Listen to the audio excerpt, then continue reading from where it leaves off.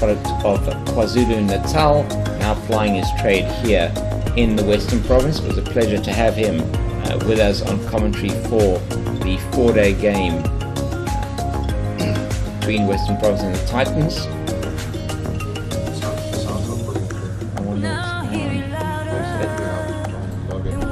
Okay. I'm sure that this is on. Blue light is live, isn't it?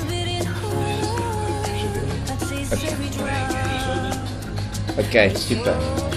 So welcome back to us here at Six Gun Grill Newlands. I believe you have we've not been getting commentary through, and so just to let you know the match situation at the moment. It is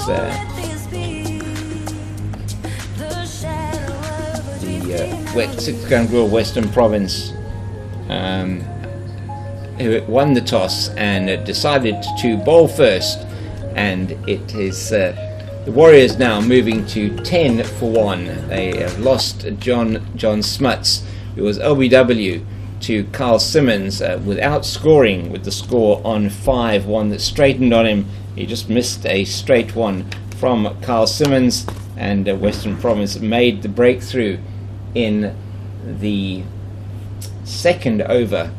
third over, should I say, with Simmons opening the bowling from the Wynberg end. He's been replaced now by Tsepo Moreki, who is bowling around the wicket to Vian Libber. Just to give you those lineups again, the Warriors batting first: Smuts, Vian Libber, Lesiben Ngwepe, Rudy second, Diego Rosier, Sinatemba, Koishale, Tristan Stubbs, Tian van Vuren, who gets his debut in List A today, Glenton Stearman, Tiwakaya Nabe and Akona Nyaka, and Western Province, Six Gun Grill Western Province, Tony Dezorzi, Richard Levy, Mo Valley, Gavin Kaplan, Daniel Smith, both Kaplan and Smith getting their List A debuts today. George Linder, let's just watch Tsepo Moreki coming towards. That's a very good delivery, and just doesn't get the edge onto that Libber, and he's walking away towards square leg just to compose himself. So back with the teams: George Linder, Mhlali Mpongwana, Kyle Simmons, Bjorn Hendricks, Tsepo Moreki, and Bashir Walters. With me here in the commentary box, David Brook, brand and sponsorship manager for Western Province. Yeah. Good to have you with us, David, and great to be able to do this commentary with you. Thank you very much to Western Province, Six Gun Grill Western Province, for organising the commentary on this Supersport YouTube channel and bringing you this one-day cup match from the beautiful Six Gun Grill Newlands. Yeah, Tsepo Moreki had a decent start. He gone for 1 boundary, but he's actually the leading wicket taker currently for Six Gun Grill Western Province. He's had a good couple of games so far, and that's what the captain will need from Tsepo. Tsepo, he's not a youngster anymore. He's 28 years old now. He's one of the more experienced bowlers in the lineup. You know, so he needs to now deliver match-winning performances for his captain. And he's hoping to do that as he's tickled off the legs by Vian Libber down to the man who is patrolling the deep square leg boundary. That is George Linder, and they go through for another single. 11 for 1 at the end of 5 overs. The first boundary of the innings coming in that over, played through the covers by Libber, and Ngwepe and Libber. Now their partnership is worth 6 runs after the loss of John Smuts for a duck earlier on today. LBW to Kyle Simmons. Bjorn Hendricks will continue from the Kelvin Grove end. And David, you're talking about experience.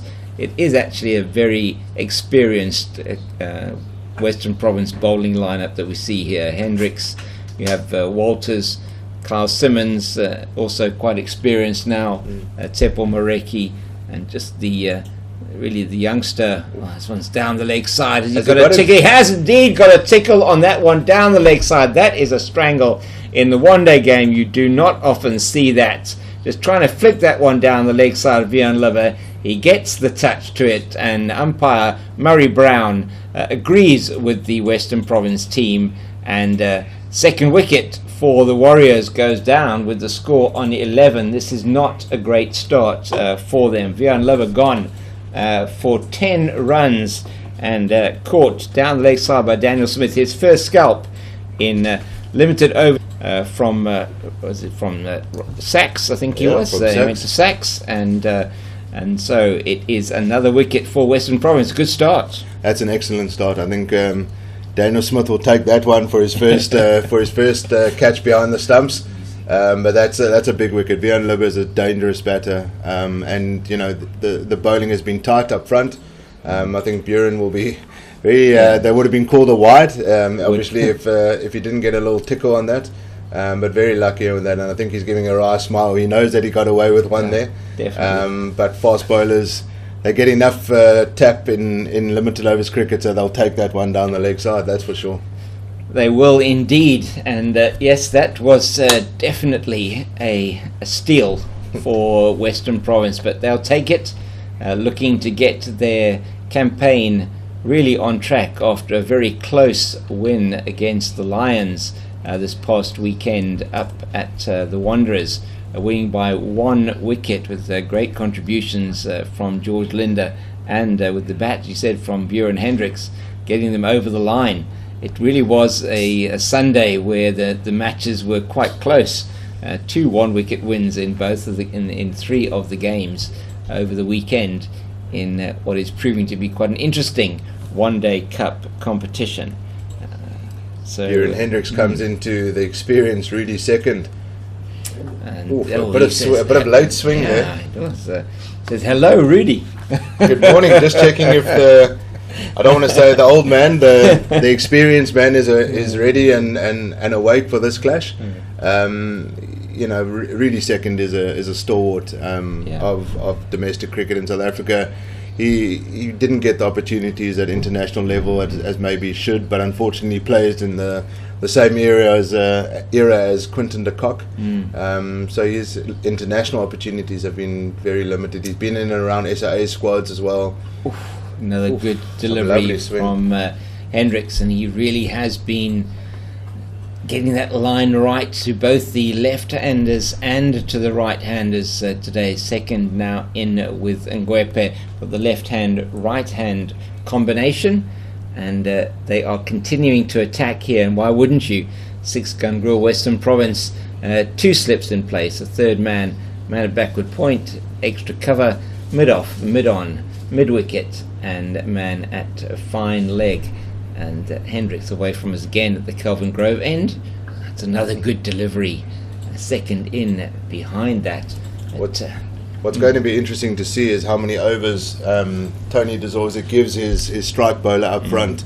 Buren Hendricks had a little bit of a hamstring injury during the recent 4-day game, which kept him out of the first game against Northwest. He was back for the Lions game.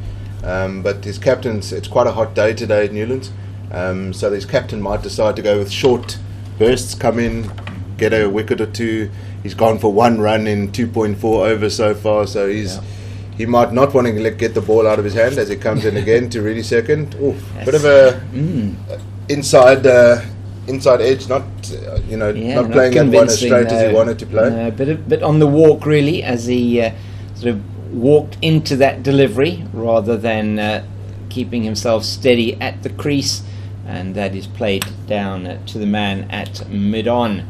And that's, is this Mo Valley here in front of us? Yes, that's Mo Valley. Yes, indeed. The hometown boy. Yeah, he's... former Warriors boy, but came home this season. There's a couple of guys in the Warriors team that have played down here. Lasiba Ngwepe is one of them. He used to play for the Cape Cobras. Again, a good delivery from Hendricks, and he finishes his 3rd over with another maiden. That's his second maiden on the trot here. He has got wicket maiden, in fact, in that instance, wicket off the first delivery of his over, and the Warriors now 11 for 2 at the end of 6 overs. Not the greatest start, looking like the power play, unless they really get going now, is not going to deliver too many runs for them. The left-handed Ngwepe will be taking strike against Tsepo Mareki, right arm. Around the wicket, he'll be coming into us from the Weinberg end, and he's bowling to a slip, a third man, backward point, cover point, a man at extra cover, mid-off, mid-on, deep backwards, deep square leg on the boundary, and a man shortish at fine leg. And that is Mpungwana, is it? Yes, at this short fine leg position. And that is exactly where he wants to bowl that ball, outside the off stump. He's got a packed offside ring field, asking the batter to try and pierce that field or go over the top to get runs in the power play. And that one is fielded at that backward point position by, who is that there? Is that Gavin Kaplan? Gavin Kaplan at backward point, indeed, at backward point. Number 5 on his back. He can't, Moreki can't stray on the leg side. He doesn't have much protection. He's got somebody on the square leg boundary. He's got George Linda on the square leg boundary there, and Tony DeZorzi at. He's lucky to get away with it. Down the leg side, and Mpungwana's at a short fine leg, and it went straight to him. It didn't get much on there. I think that hit the thigh pad, but he can't go full and on leg stump, because that's going to give Ngwepe the opportunity. Yeah, it's. Certainly this field is set for him to bowl in the channel, outside the off stump, get the batter to do the work rather than actually give him something to hit.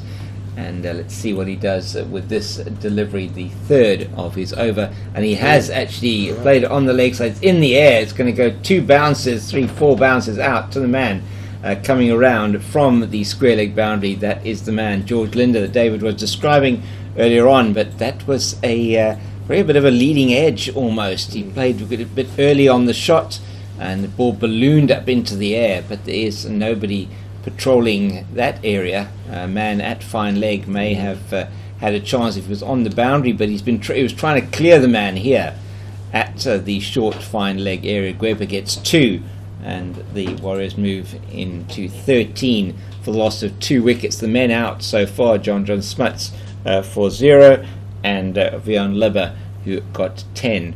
The only man so far to hit a bound. Another great delivery, and he's got him. He has got him, and that is the 3rd wicket down. Tsepo Moreki in that channel outside the off stump. Exactly what we were talking about earlier on. That is where you want to be bowling on this pitch, to the field that he's got, and that is a huge breakthrough. That's a massive wicket, and Tsepo Moreki gets one to bounce a little bit there, and just getting that's the captain's dream. When a captain sets your field, and you set your field to the off stump, you better deliver to the offside or to the offside, and that's exactly what he's done. He's got the edge of Ngwepe. Maybe teased him a little bit with a couple down leg side just to see what he was looking to do, but he got one outside off, and that's a massive. That's 3 wickets in the power play so far, which is a huge dent to the Warriors up front. It's absolutely massive. Another catch for Daniel Smith on debut, his second, first one off Buren Hendricks. This one now, Lesiba Ngwepe, who is out, caught Smith, bowled by Moreki for 3 of 13 balls, no boundaries, 21 minutes at the crease, and that partnership only 2 runs with the 3rd wicket down at 13. It really is not looking great at the moment for the Warriors. They're going to need to rebuild here, as Western Province, this experienced Western Province attack, has made huge inroads already into only the 7th over of the innings, as Diego Rosier comes to the crease. 49 matches, 49 innings, 1,228 runs, 750s, 200s. Product played previously for the Titans, down now in the Eastern Province, and plying his trade out of Abeja with the Warriors. And he will be facing Tsepo Moreki, who was excited, one must say, was really G'd up getting that wicket. That's his 7th team. Yeah, that's his 7th wicket of the tournament so far, just in the start of the 3rd match. So he's having an excellent tournament, and I think with Wayne Parnell not available, Tsepo needs to step up to the plate and needs to take on that responsibility as he comes into Rosier for his first delivery. He's now got a second slip in place. Didn't have the second slip in place. His captain's given him an extra slip now. Yeah. So short mid wicket is in place as well, just for that little mistimed shot through mid wicket. I think that's Yazin Valley there. Yeah. Who's a gun fielder. That nothing's going to get past him. No, he is We indeed. hope at least from a Western Province point of view. But Tsepo's been, he's at 1.5 overs and he's got 1 for 7 so far. And he's in again from the Weinberg end. Another very good delivery and well played there by Rosier. And that is through to the man at mid-on, and that is the captain Dezorzi. And he will be very happy with the situation so far. Warriors 13 for 3 after 7 overs. Men at the crease at the moment, Rudy second and Diego Rosier both yet to score. And that was the same for John Smuts, who was out in the 3rd over of the morning to Kyle Simmons. So I should say the afternoon. And soon to follow then, the second wicket down was Vian Lubber, caught Smith down the leg side of Bjorn Hendricks, who is going to continue from the Kelvin Grove end. And then the last wicket in the Siba Ngwepe was caught by Smith. Great delivery from Mareki outside the off stump as Hendricks just pulls out of his delivery stride. Dead ball signalled by umpire Murray Brown. And 13 for 3 after they were inserted to bat by Tony Dezorzi, the Western Province captain. It's been a very good start for Six Gun Grill Western Province on the back of a victory against the Lions following the loss in the first match, and this tournament is wide open at the moment. Yeah, there's not a lot to. There's not many games that you can lose. It's only the top 2 that go through to the final. There's no semi-finals in this tournament. The final's set to be played on April the 6th. So you don't want to be losing too many games in the tournament as a whole, let alone the first few games.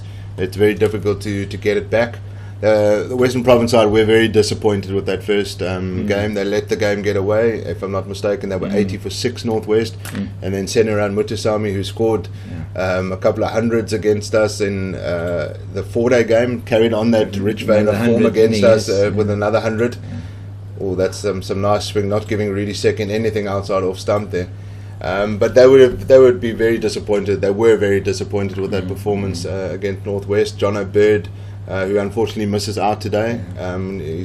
He actually had a quad injury during that innings. He soldiered on to score 116 very good runs, and fantastic to see that young man come into the fore. And people underestimate the value of the likes of Richard Levy coming in to bat with youngsters. That's what we want to see in our domestic cricket, to bring these youngsters to the fore. Bjorn Hendricks comes in once again. Rudy second. I think Rudy second is the perfect batsman for the Warriors in this position. Anchor the innings, very much in the role of a Peter Milan, where when the chips are down and your team needs you, he's the guy to batten down and anchor an innings. And in this, it's more of anchoring a recovery. They just need a partnership at the moment. Absolutely, and he'll be looking to his experienced partner, Diego Rosier, one of the journeymen, I think, of South African cricket.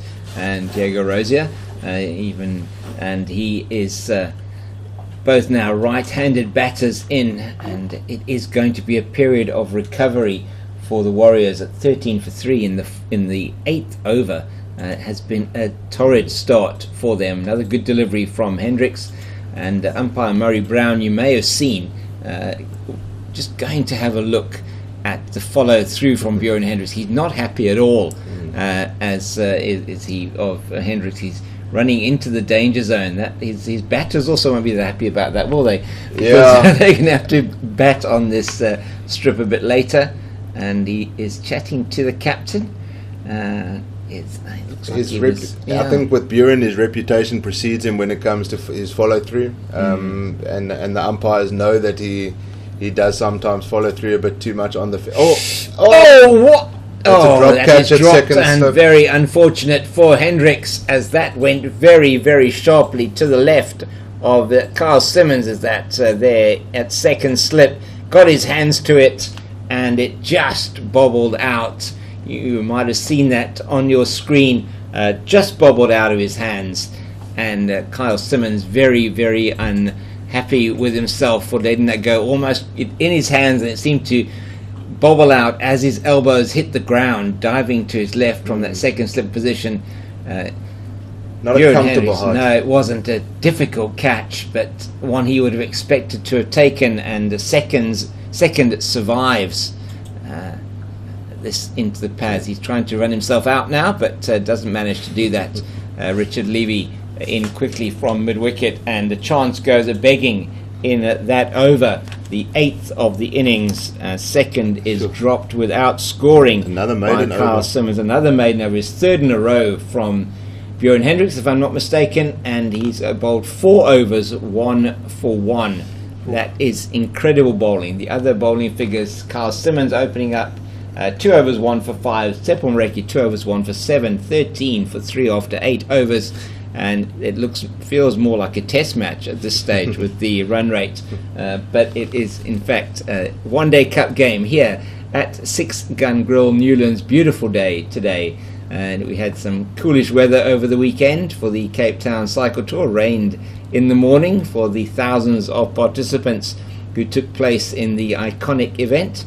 And it has been a little bit cooler the last couple of days. Cool breeze coming in from the southeast, as it is Moreki again. And this one on the line of the leg stump, just tickled around the corner by Rosie. He's off the mark. And they go to 14. Man at fine leg there doing the fielding. That is Bjorn Hendricks, who has bowled incredibly well from the Kelvin Grove end. It has been a very good start for the 6 Gun Grill Western Province team.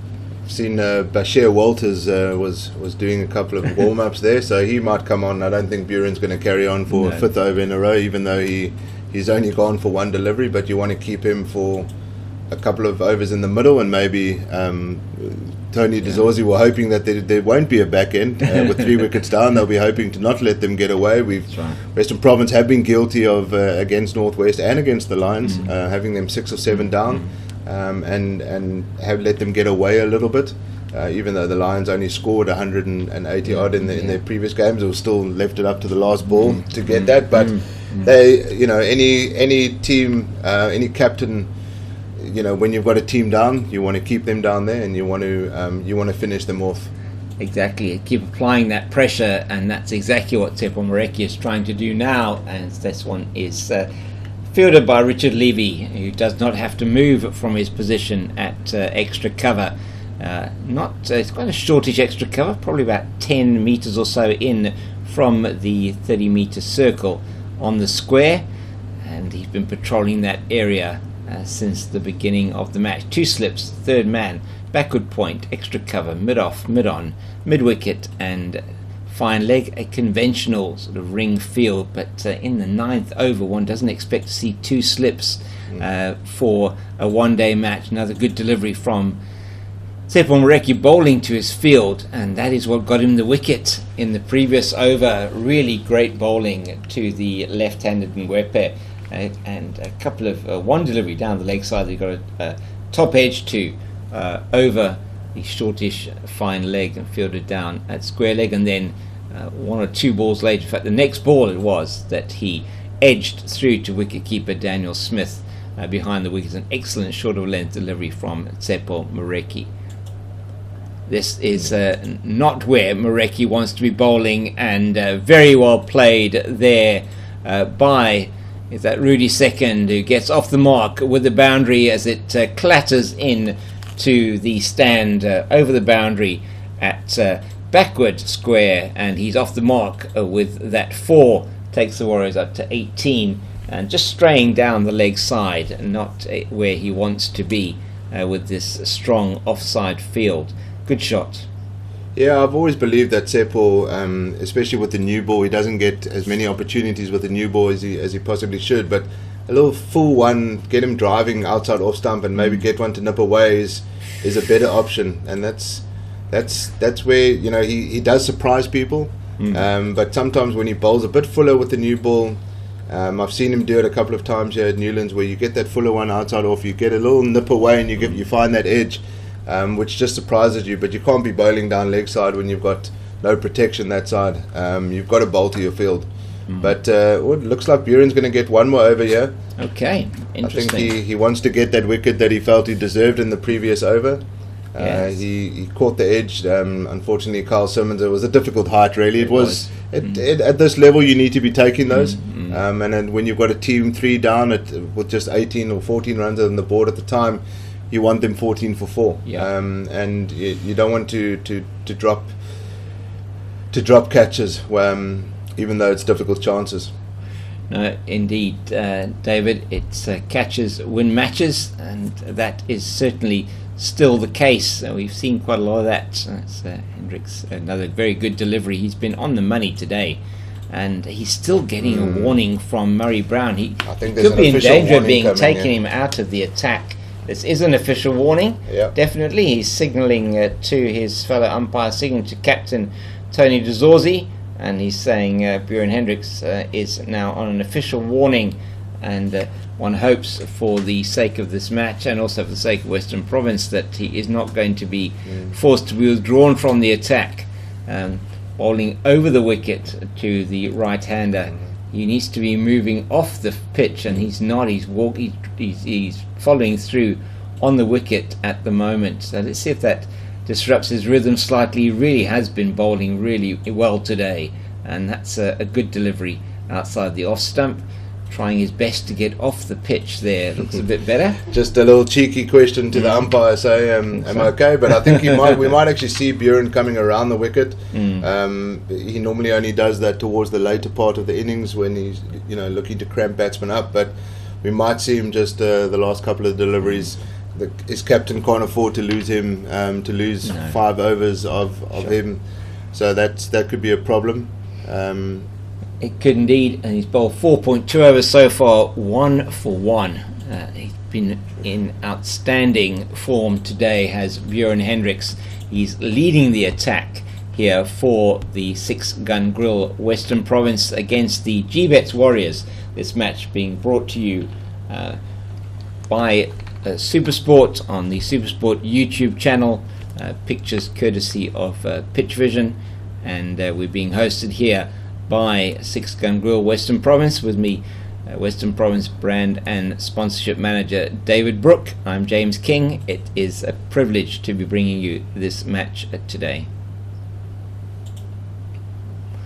And just conceding his second only run of his spell of 5 overs. It's just slightly short and into the body of Rosier, and they will go to 2 with that shot, and the score moving on to 19 in the 10th over, the last of the power play. And this is really a really low power play score for the Warriors. 19 at the moment with only 2 balls left in the first 10 overs. Björn Hendricks only going for 2 runs in this halfway through, and just over halfway through his 5th over. It's been an outstanding spell, and once again he delivers where he has been most of the deliveries in this spell, bowling a lot of the time to these 2 slips, third man, backward point, cover, mid-off, mid-on, man at a mid-wicket and a man at fine leg. He has been on the money. Diego Rosier doing a bit of gardening where Björn Hendricks is stepping on, just giving a little hint to the umpire to say just keep looking at that foot mark, but Björn Hendricks staying within the letter of the law. That's another good delivery outside the off stump, and you can see that follow through is bothering him. He will no doubt be replaced at the end of this over, likely to see either the spin of George Linder or probably Mhlali Mpongwana, one would think, perhaps from this end. Bashir Walters, maybe. There are a lot of options in the Western Province attack. 6-Gun Grill Western Province playing the first home match of the series here, the One-Day Cup, the CSA One-Day Cup Division 1 series, and umpire Harris at the Weinberg end signals the start of the second power play, and just making a note here that the score at the end of the first power play, 19 for 3, the Warriors. Captain Rudy second, and Diego Rosier at the crease, and we'll give you the story of the day's play in this over from Tsepo Moreki. Good delivery. Oh my goodness. He almost plays that one onto the stumps. That was a bit of a surprise delivery from Moreki there to Rosier. Didn't really expect that one. Almost playing it onto the stumps, but quickly realised that he could use his feet to just get that one away from those stumps. He did very well there, but again, a good delivery from Moreki. Yeah, a little bit of extra bounce, and that was what did for the Sibon Wepe earlier on. Just a really good delivery, short of length. Seems to be a patch here on the wicket here. Maybe on Bjorn Hendricks' follow through. No, it's not. It's a patch on the wicket here that is just giving him a little bit of extra bounce. So Moreki in again, and that's a very good shot. Just trying a bit too much for the length, and Rosier plays that beautifully through the offside, piercing the field between extra cover and mid-off, and that goes through for his first boundary, and he moves on to 6. With him his captain Rudy second on 4, total 23 for 3. Warriors being asked to, the GBets Warriors being asked to bat first you take first use of this pitch by the Western Province captain Tony Dezorzi, as it's Tsepo Moreki towards us again. That's a good delivery. All defence. That is the length, yes, most definitely. And it has been noticeable. Bjorn Hendricks just has been pulling his pace back from the Kelvin Grove end.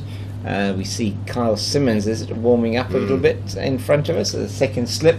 You might see him in your picture just waving his arms around. And he may be coming into bowl again. He was successful as the opening bowler. 2 overs that he bowled, 1 for 5. Simmons in his first spell. Moreki in again. That's another good shot outside the off stump, on the up, through the offside. And that goes to the cover point boundary. It's a glorious shot from Rosier. Stand and deliver. My goodness. I think with the start here that Western Province have had, they've only got 2 guys on the boundaries. They've kept the attacking field. They want to keep attacking, even though they can have more fielders out on the boundary. They are moving George Linder out now to the cover boundary. Yeah. Just for that fuller one that Tsepo's been guilty of the first couple of the first 2 boundaries of this over so far, but he'll be looking for a. Dezorzi won't mind a couple of shots being played. They're going to have to play some shots. They have to keep the scoreboard moving. Do indeed, and he doesn't need to play that one outside the off stump, and goes through to Smith, the wicket keeper, who is on debut today along with Gavin Kaplan for 6 Gun Grill Western Province. For the GBets Warriors, Tian van Vieren on debut for them, and we'll go through the lineups again with you. We'll give you some view of the day's play so far in a few minutes' time. That's Tsepo Moreki that is coming in towards us again from the Weinberg end. He's bowling to Diego Rosier. Good delivery again. And so 2 wayward deliveries or in that over that got punished through the offside by Rosier, who has moved into double figures and scored 27 for 3 after 11. That was a productive over for the GBets Warriors, 8 off it, and Tsepo Moreki 4 overs, 1 for 20. Mkhalali Mpongwana getting the nod from his captain. He's been a really good bowler for Western Province this season. He spiked himself during the one in the semi-finals of the T20 Challenge, which ruled him out of the 4-day game. But he's back now, and he's a big player for this team. He's an all-rounder, and he's in white ball cricket. He's on the money. He's wicket to wicket. He's a very tall boy, very powerful boy. Still growing from a muscle point of view, but he is an accurate bowler. He doesn't go for too many runs, and I think this is what his captain needs right now, because he needs his bowler to keep the run rate low. They can't let the batsman get away with. So number 47, Mkhalali Mpongwana, starts off with a Yorker length delivery, and that is really a good delivery to begin with to the Warriors captain, Rudy Second. Still a slip in place for Mpongwana. Once a slip, third man, backward point, extra cover, man on the deep cover boundary, sort of forward of point. Wants the deep point boundary, mid off, mid on, deep backward square, or deep square leg, should I say, and a man at long leg. And second is going to be facing his second delivery from Mpongwana. This is full, but he misses out on a full toss outside the off stump, and that goes straight to Richard Levy, who is patrolling the covers in at extra cover, and there will be no run. Interesting field position there with George Linda on the not on the square leg boundary, maybe 5 meters in from the boundary. Michlali Mpongwana does bowl a good slow ball bouncer, which can surprise a batsman. So that, I think, what they're setting up here, we might see that in this first over. Mpongwana again, that's another full delivery. Also, almost identical result out to the man at extra cover, and there is no run, and not played with any kind of force. So, Michlali Mpongwana, product of the Western Cape Sports School, as is another one member of the squad, which is Luando Tuaku, who is not playing today. But Tuaku, part of the under-17 Western Province team, together with Jonathan Bird, the same vintage as Jonathan Bird. So some good youngsters coming through in the Western Province ranks, and one of them is behind the stumps today, Daniel Smith. That ball went out to the man at deep square leg. That is George Linda, and he's been patrolling the deep. Another run to Rudy Second, and the first one off the bowling of Mpongwana. Tall man, Mpongwana, tall, lean, nice action. Very much in the mould of his one of his heroes, Jason Holder, former West Indies captain. Yeah. It's a lovely delivery, wicket to wicket, not giving anything away to Diego Rosier there. And it really is. It's been a good start for Six Gun Grill Western Province. 13 for 3 were the GBets Warriors in the 8th over, with Sepo Moreki picking up that third wicketless even weapon. Before that, John Smith's gone without scoring to Carl Simmons at only the third over. It was 5 for 1, and then 11 for 2 as Vian Libber was caught behind down the leg side, a real strangle. This one goes down to the man at fine leg, and that is Moreki down there, is it? It's Bash Walters. Sorry, Bash Walters down there. Sepo Moreki is at fine leg. The two fast bowlers patrolling there, and that's the end of the over.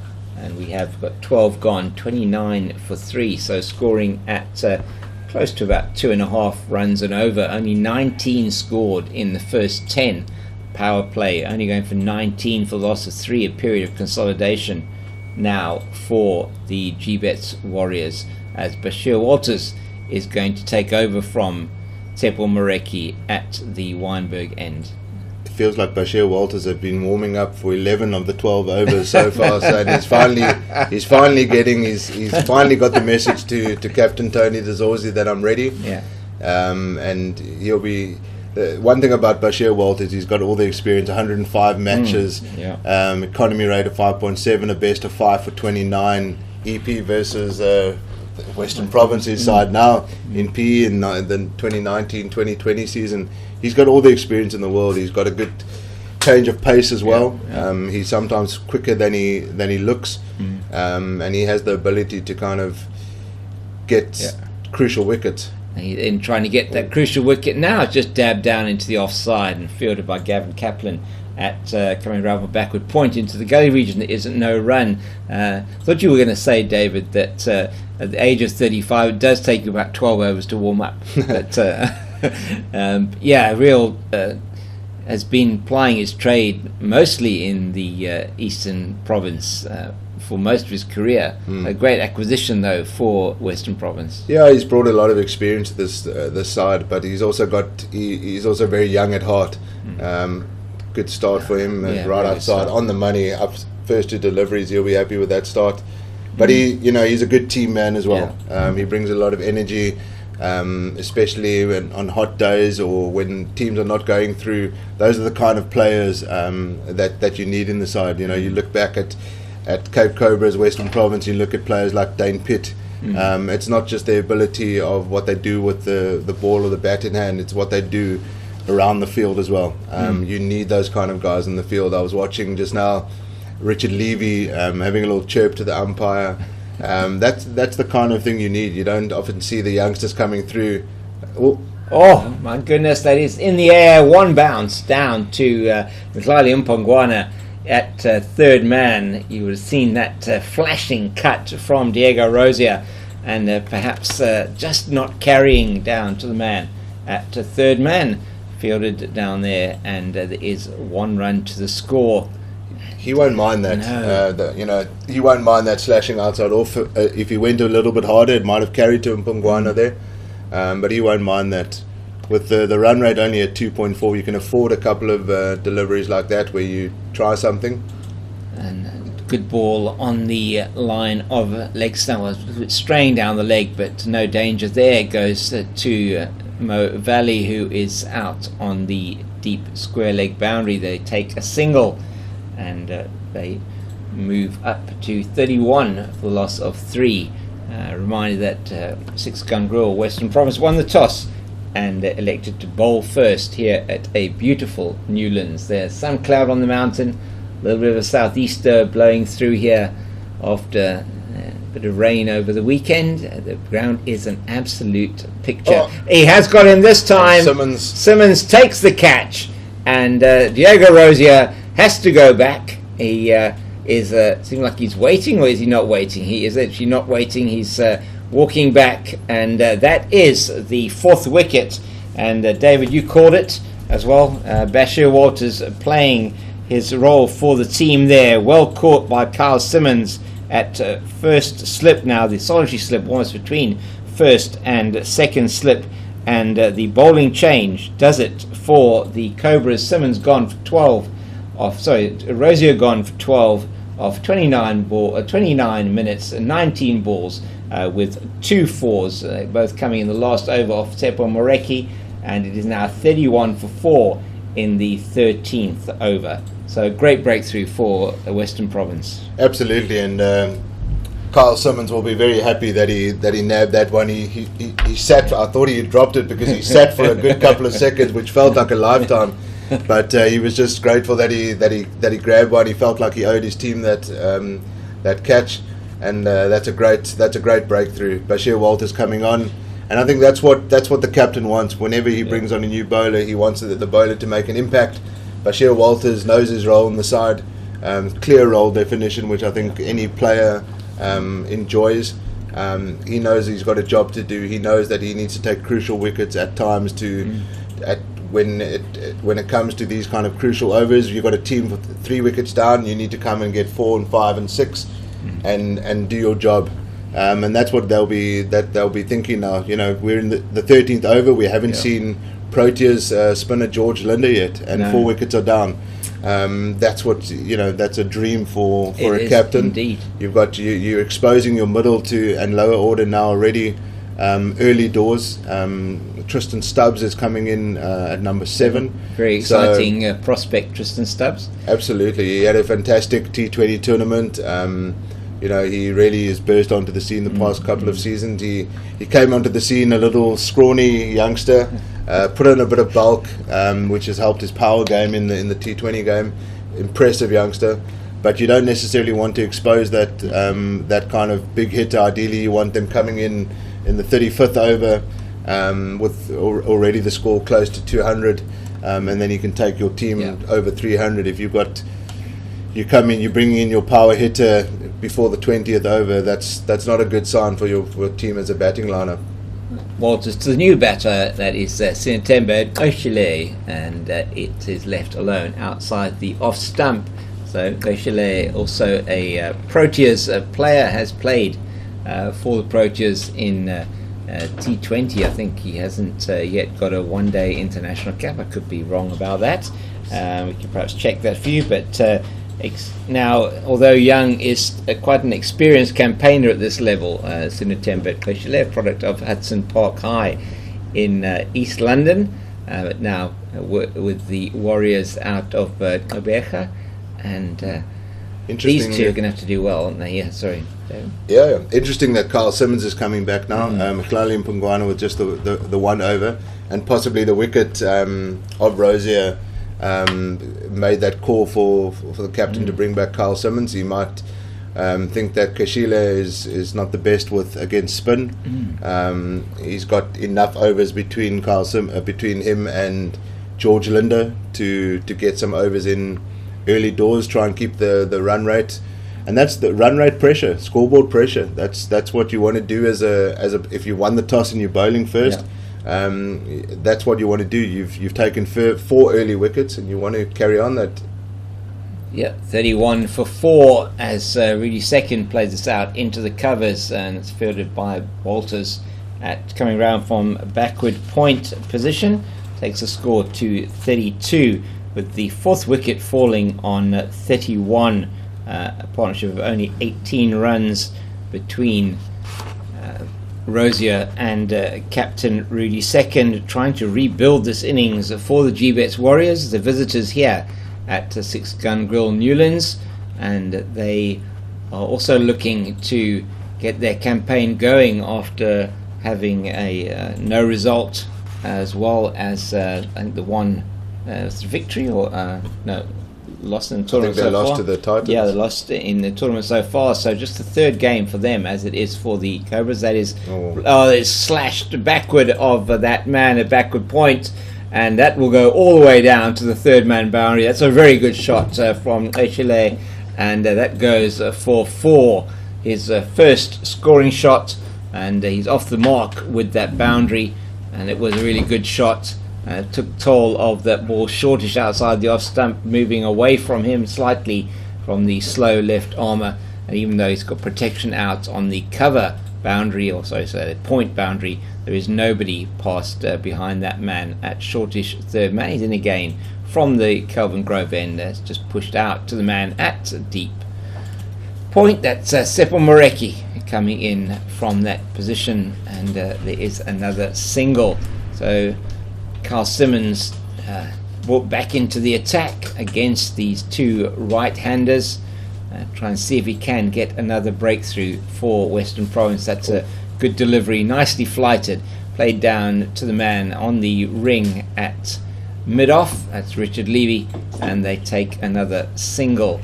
So there is a slip, a shortish 3rd man, point, extra cover, mid-off, mid-on, mid-wicket, deep square leg, and a man at shortish at 45 on the leg side. That's a very good delivery, and Koshile is forward and played into the mid-wicket region where fielding is done by Walters.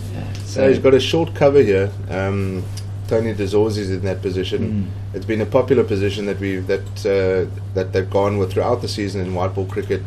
Very successful in the T20 tournament with Junaid Dawood and Wayne Parnell at short cover, as Kashila just knocks it onto the leg side for 1, and that's the end of Simmons' over. 3 overs, 1 for 13, and 2 overs before the drinks break. They will take probably in the 16th over, 39 for 4. Yeah, so that is a very good start here by Six Gun Grill Western Province. 39 for 4, as David was saying. The men to go. John Smuts, who was out without scoring, Vian Libber for 10, Stephen Graper for 3, and more recently Diego Rosier in Bashir Walters' first over for 12. The fall of wickets, 1 for 5, 2 for 11, 3 for 13, and 4 for 31. It's now 39 for 4 after 14. Captain Rudy Second is at the crease with his wicketkeeper, Sinutemba Koshile, who's just defending that to Gavin Kaplan out into the offside. And there is no run as Richard Levy bowls the ball to the man at mid-off. He's going to return it to the bowler. And we are getting close to the drinks break. At the drinks break we will have a little bit of a commentary change, or we may have it before then. We'll just give you a summary of the play so far at the drinks break. It's a beautiful day here in Cape Town. David, a little bit cooler breeze in the mornings. Yeah, a little bit. It was a little bit cooler. I had the long sleeve top on today. That is a short delivery outside off, and Kweshile just plays that down nicely, keeps it down to George Linder on the cover boundary. But it's good to see crowds back. There's some smatterings of crowds that are here already. Fully vaccinated supporters. Under 12s are allowed into the ground now, which is fantastic. We encourage people to come out.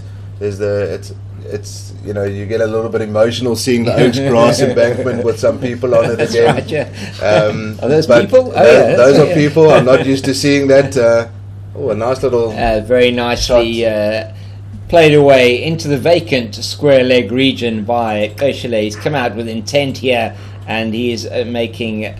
statement of intent as he plays that out that was Captain Rudy's second. Apologies there. Played that beautifully into the leg side, given the opportunity. Was one straying down leg by Bashir Walters. Yeah, Rudy's second's been around to know. He knows his field. He knows where he can score runs. That wasn't really on the leg side necessarily, but he knew that there was a gap there, and at that pace, it wasn't difficult to get that down to the square leg boundary. But talking about the fans back, it's wonderful to see fans back. We've been crying out for it. Cricket South Africa have been lobbying government. Currently, we permitted to have 2,000 fully vaccinated supporters at the grounds. So we encourage people to come down. We have a next home game as Bashir Walters comes in again.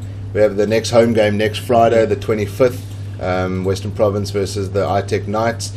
If I'm not mistaken, it's the start of the school, end of the school term. It is indeed, which might be a good way to get your parents to come down and come and enjoy a day at Six Gun Grill Newlands.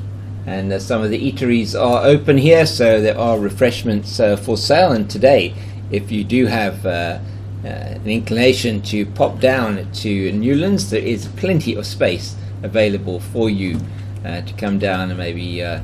After work, or you have the children at home, cricket mad youngsters who might want to come down this evening and watch some of the cricket for a little while.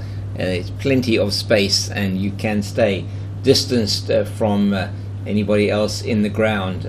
Smattering of spectators in the famous railway stand out, and also under the Oaks, as David has already said, on the embankment, a favourite place for many to watch cricket here at Newlands. A beautiful view of the mountain. Gavin Kaplan does the fielding at backward point, and that will be no run for Rudy second. End of the Bashir Walters over. That's 15 gone, and it is drinks, gentlemen, say the umpires, and we are going to just give you a bit of a summary of what has happened so far, and then I think we're due for a commentary change here, and we'll have I think Khalid will be joining me. Yeah, that's right. Okay. Nasri Alexander will be joining me in commentary, and David's going to take a little bit of a break, and we'll be bringing you more of the action as it happens here at Six Gun Grill News. Thank you very much, David, as always, for your insights. Look forward to welcoming you back a little bit later and to take over from me. And so story of the day's play so far, with the score at the moment on 44 for the loss of 4 after 15 overs, is that Six Gun Grill Western Province. As a welcome Nasri Alexander here into the commentary box with me. I'm James King. It's a pleasure to be here with you from Six Gun Grill Newlands today. Welcome, Nasri. Good afternoon, James. Lovely to be here. Lovely day at Newlands. See the Western Province boys have made a very good start into the contest. I think Captain Tony Dezozi and the team has maybe taken some momentum from that last ball. Heroics, shall we say, from Buren Hendricks. But it is amazing what that sort of game can do for the side. And just 2 days later, it looks like they've, like I said, carried that momentum into this first innings at Newlands. and it is indeed was a momentous victory for the Cobras against the Lions. A very good Lions outfit, one must say. Sisanda Magala has been in outstanding form. Once again on Sunday, he was really good for the Lions, and but equal to that task were the Six Gun Grill Western Province, and really throwing the tournament wide open, perhaps in a game that ultimately it didn't look like they were going to win. So that was really good for them from that point of view. The Warriors looking for their first win in the tournament after a no result and a loss. And just to, as they go through the cards for you, so 44-4 it is. John Smuts out in the third over, LBW to Simmons, one straightening on him from the left arm spinner who opened the bowling with Bjorn Hendricks, and it was for 3 and 31 for 4. Diego Rosier in Bashir Walters' first over, caught well by Kyle Simmons at the solitary slip, and it is the same Kyle Simmons that is going to be continuing the attack from the Kelvin Grove end, and this experienced, very experienced, it must be said, Western Province attack, and slightly outside the off stump, man at backward point, comes around, it's Mo Valley, I think that is, at backward point, and they take a single. Echele getting another run, 45 for 4. So Nasri, it's been a good performance from Western Province. Oh no, 100%. A very good performance. I think everything Tony Dezosa has touched regarding his field placings and so on, the ball just seemed to go to hand all the time. Yeah, he kept the slip in, didn't he? Which was really interesting, as Simmons gets played down the ground by Rudy Second. Fielding done on the boundary by Mpongwana. They're through for the single. Kept the slip in for Bashir Walters, and it proved that really to be the right call with that edge from Rosier, even after the power play was the first power play was concluded. It's been good bowling all round. Opened up with Simmons together with Hendricks. Hendricks, you impressed with today? Oh, very impressed. I think Bjorn Hendricks, always when he comes back to domestic cricket, he puts in the numbers, you know, right. And that's why he's on a national contract. Yeah, yeah. You know, so sometimes people actually forget that he's on a national he is contract. on a national contract. Yeah, so he comes down to domestic cricket and he actually puts in the numbers. Yeah, so a very good performance. He did today, outstanding performance in his 5 overs, only 2 runs conceded and the single wicket that he took. As Simmons finishes that over, a much better one for him, and they only took, I think, 3 off that over, with a single out to deep point and then one into the leg side region, and now it will be Bashir Walters again from the Weinberg end. Always good to have Nasri here in the commentary box with me and giving his insights, particularly into the cricket here in the Western Province. So he knows a lot about the cricket, particularly at grassroots level here in the Western Province. It'd be good to chat to you a bit more about that. It's a good delivery outside the off stump here by Bashir Walters, left alone by Second, who's going to have to rebuild this innings for the Warriors. Yeah, most definitely, James. I think the Warriors will be looking for, especially these two, to bat, I think, to the 40 or to the 45th over. They have one of the most exciting players in South Africa. Yeah. That really shone in the T20 Challenge. Tristan Stubbs. I think half of the fans that came in here today came to watch Tristan Stubbs. Yeah. And they won't get a chance to see him yet because that is just played to Gavin Kaplan at backward point. So field is for Bashir Walters, 2 Rudy Second. We still have a man at slip. We have a man at third man. A backward point, man on the point boundary, Richard Levy in at extra cover, mid-off, mid-on, mid-wicket, and a man at long leg, still no man out deep square, which is where Rudy Second played that delightful pull in the last over to get a boundary. It's Walters again, and oh my goodness, that was close to the edge of Second's bat as he just really hung his bat out. It certainly wasn't like the practice shot that he played afterwards, which was far more in line than the shot he played originally. Oh no, it just looks like there's just still something in that wicket. The ball is in the 17th over. Yeah. But you also know that at least 2 balls. Yes, that's right. That you play with. So this one in the 9th over. over. Yeah, exactly. So the ball's not feeling due. So good maths there straight away from Nasri. And pulled around the corner, but it's going straight down to the man at a long leg. That is Tsepo Moreki. And they take the single, easy single, and not quite as well directed as Bashir Walters would have liked into the body of second, and he was just able to pull it round. Just on Tristan Stubbs, James. It's a bit surprising that he batted as low as number 7 in the 50 over cricket. I think the Warriors used him in the floating role in the T20 competition, and for his own development, so to say, it would be good to see him coming in a position like this to actually bat time first. But let's see. I mean, the Warriors clearly see him in a finishing role in the 50 over format. I mean, and today perhaps looking to their experienced, this experienced pair. I mean, far more experienced to get them through this period where they're 4 down for a loss of 4 down 49. That's going to be the 50 up for the Warriors as O'Shea plays that down to Linda at a deep point through the point regions. The end of the over as well, 17 gone, 50 up, just shy of 3 runs per over at the moment for the Warriors with 4 down. And and it has been a rocky start for the GBets Warriors. They slumped to 13 for 3 before a slight recovery by Rosier, and second got them to 31. This partnership now worth 19, 50 off 102 balls in 80 minutes.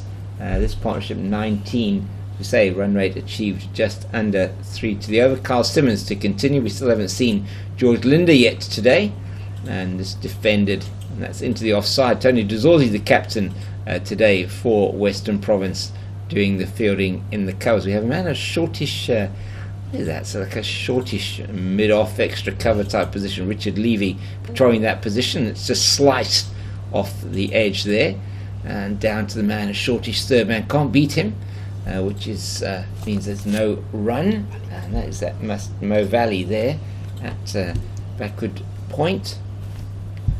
More like a shortish third man, and that's to Mo Valley again on the bounce, this time from O'Shea. Seems to be getting a little bit frustrated. Wants to get that ball off the square into the boundary, trying to cut the short ball. O'Shea is a naturally attacking player. He is, isn't he? Yes. Doesn't have to be bogged down at the crease.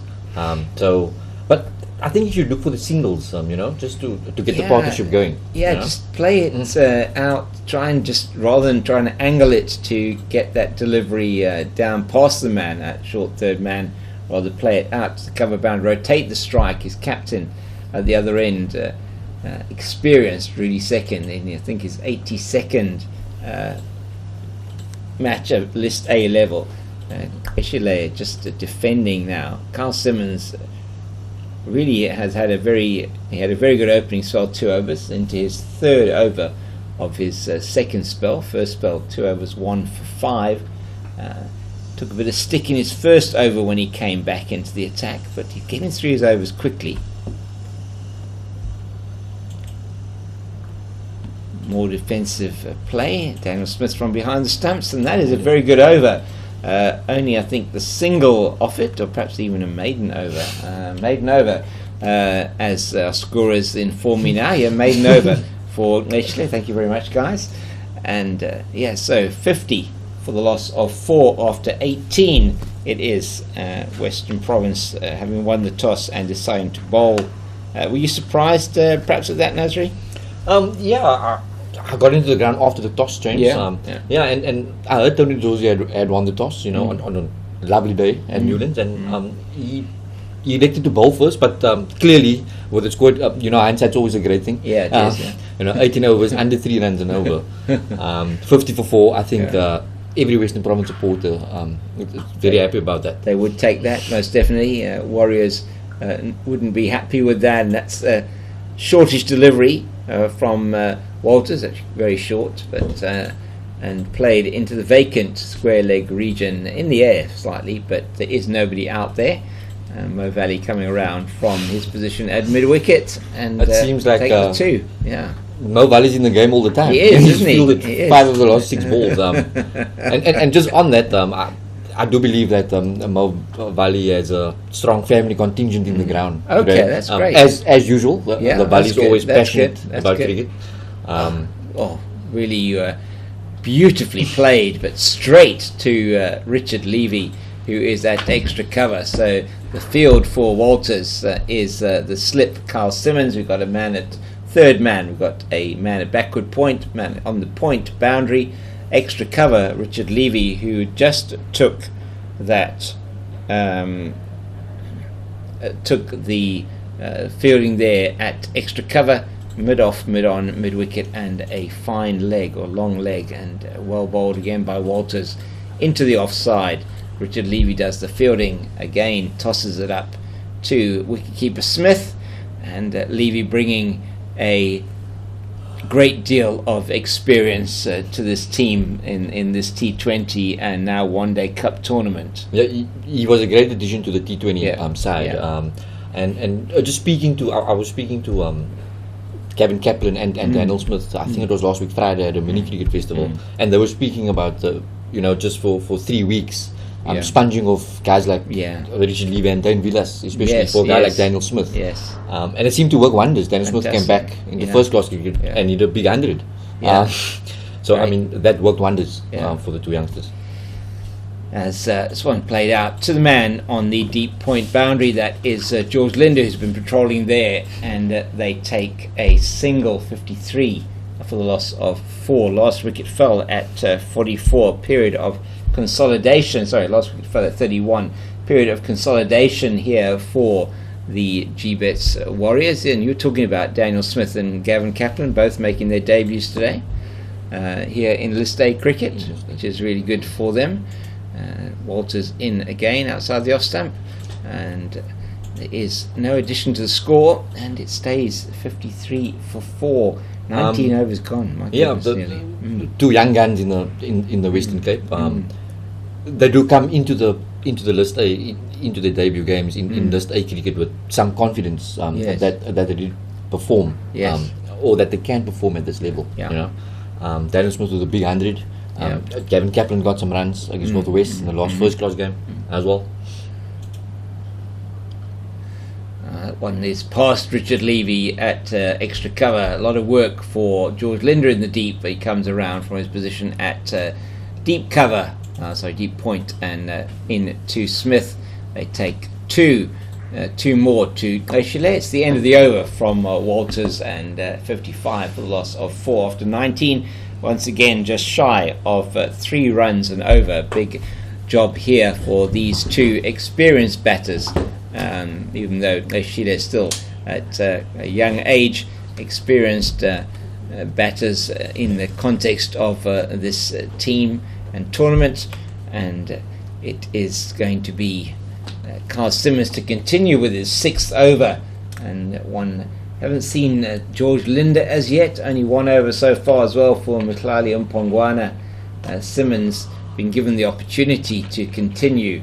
5 overs, 1 for 17. Other bowling figures: Bjorn Hendricks, 5 overs, 1 for 2. Yes, you heard me. Amazing figures. 5 overs, 1 for 2, including that 3 maidens on the trot from overs 2 to 4.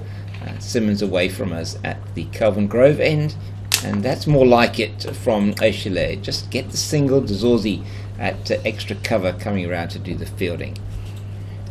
I'm just looking around the ground, Jim. It seems like quite a few people coming in. At least 20. I mean, sorry. But just how nice is it after 2 years? It's lovely to see people on the grass banks. A few people sitting in the railway stand. Yeah, very nice. I just, as I was coming in, the Southwestern District's call side. Got them outside, and they were all keen to come absorb some good cricket, come maybe learn. Fantastic. A thing or 2. It's always good to have the youngsters in at the ground watching some of their heroes. They're starting a 3-day game tomorrow against the Western Province call side. All right, good. here at Newlands, perhaps. We're not sure. Three-day game at Newlands, Southwestern Districts and the Western Province called start tomorrow. From Newlands. That's great. It's actually a week of fun festival cricket at Newlands because, like I said, the call start the 3-day game, and then on Sunday it's the club finals. There's 3 games in a row. Wonderful. Right here on the pitch, we're more in front of us, as this is just dabbed down into the offside by second, and the change to the field here. Slipper's out now, gone into a sort of shortish third man, still a backward point man on the cover boundary, mid-off, long off, a mid-off, man at mid-wicket, deep square leg on the boundary, and a man at shortish 45 on the leg side. You can only see on your screen the wicketkeeper, bowler and the batters. Trying to just give you an idea of the field as that goes to the man at backward point. That is Gavin Kaplan, I think it is there. Yes, it is indeed. And quickly onto that, the youngster, 24-year-old youngster, product, I think he's 24. Let me have a look there. Yeah. Is indeed scorer John giving me the nod that he is indeed 24. I did some homework on this last night. Gavin Kaplan on his debut, and product of Rondebosch Boys High. He is so close by here. Yeah. Okay. Another Rondebosch product. So interesting split. Had a look at some of the schools that some of the youngsters here, and that's another good delivery from Walters. Cuts Keshile in half there, and doesn't quite manage to get the edge. And that's good news for the GBets Warriors, who've been under the cosh here against Western Province here. 6th Gangrel Western Province at this beautiful Newlands ground. They have performed really well today. 57 for 4 are the visitors from Gqeberha, and that is actually my hometown here in South Africa. Another one that he did. It was bat onto pad or arm down into the ground, and Smith does the fielding at wicketkeeper. Another good delivery from Walters.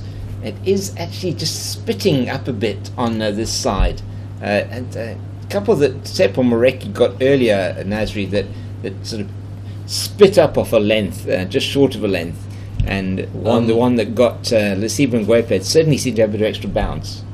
It just seems like Bashir Walters is into a really good spell. He is. Yeah, he's hitting an area it seems, and there again, good delivery.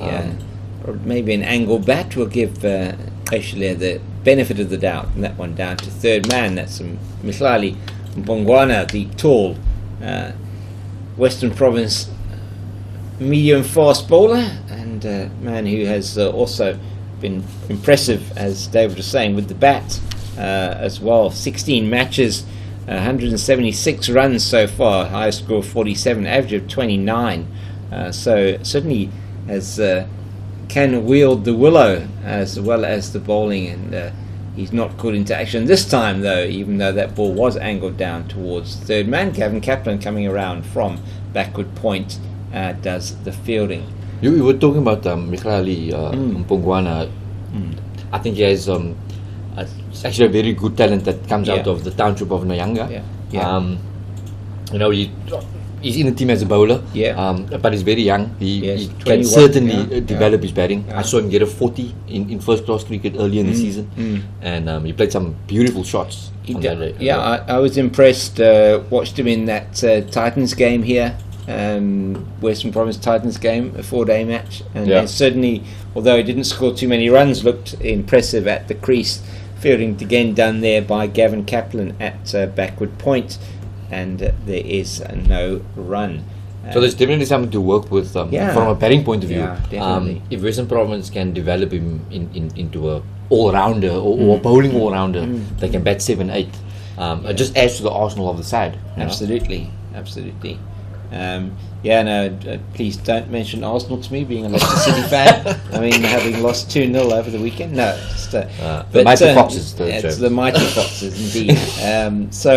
It's absolutely right. You want to develop the youngsters, get those youngsters coming through. A couple of the youngsters as well in the Warriors team.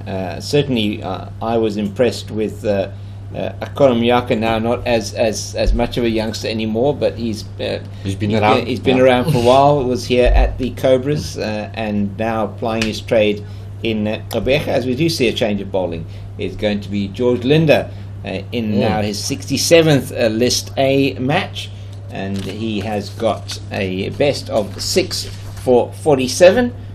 He will probably take that today if he could, but I don't think he's going to get that. And as I say, in his 67th match, he has taken 89 wickets and at an average of 29.82, economy rate 5.3, strike rate a wicket every 33.6 deliveries, and he's taken 2 4-wicket hauls and 2 5-wicket hauls in List A cricket.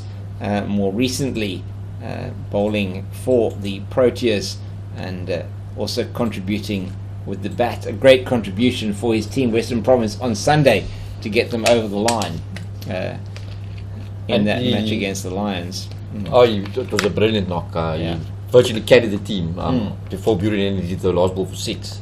But what a good platform for a Proteas left-arm spinner to come on to bowl. Absolutely. If you would ask a spinner, when do you want to bowl? I think this would be the perfect opportunity. 58 for 4 in the 22nd over. So huge pressure on the Warriors, GBets Warriors lineup here. Captain Rudy Second and Sintemba Oshile to score runs, and they're up against a quality bowler. A bowling attack that has so far been quality. 2 Proteas players in that bowling attack, and some impressive bowling as well from Bashir Walters and Tsepo Moreki, Carl Simmons, as it's Linda again. All defence is Oshile, and he's giving nothing away at the moment. The Proteas left arm spinner.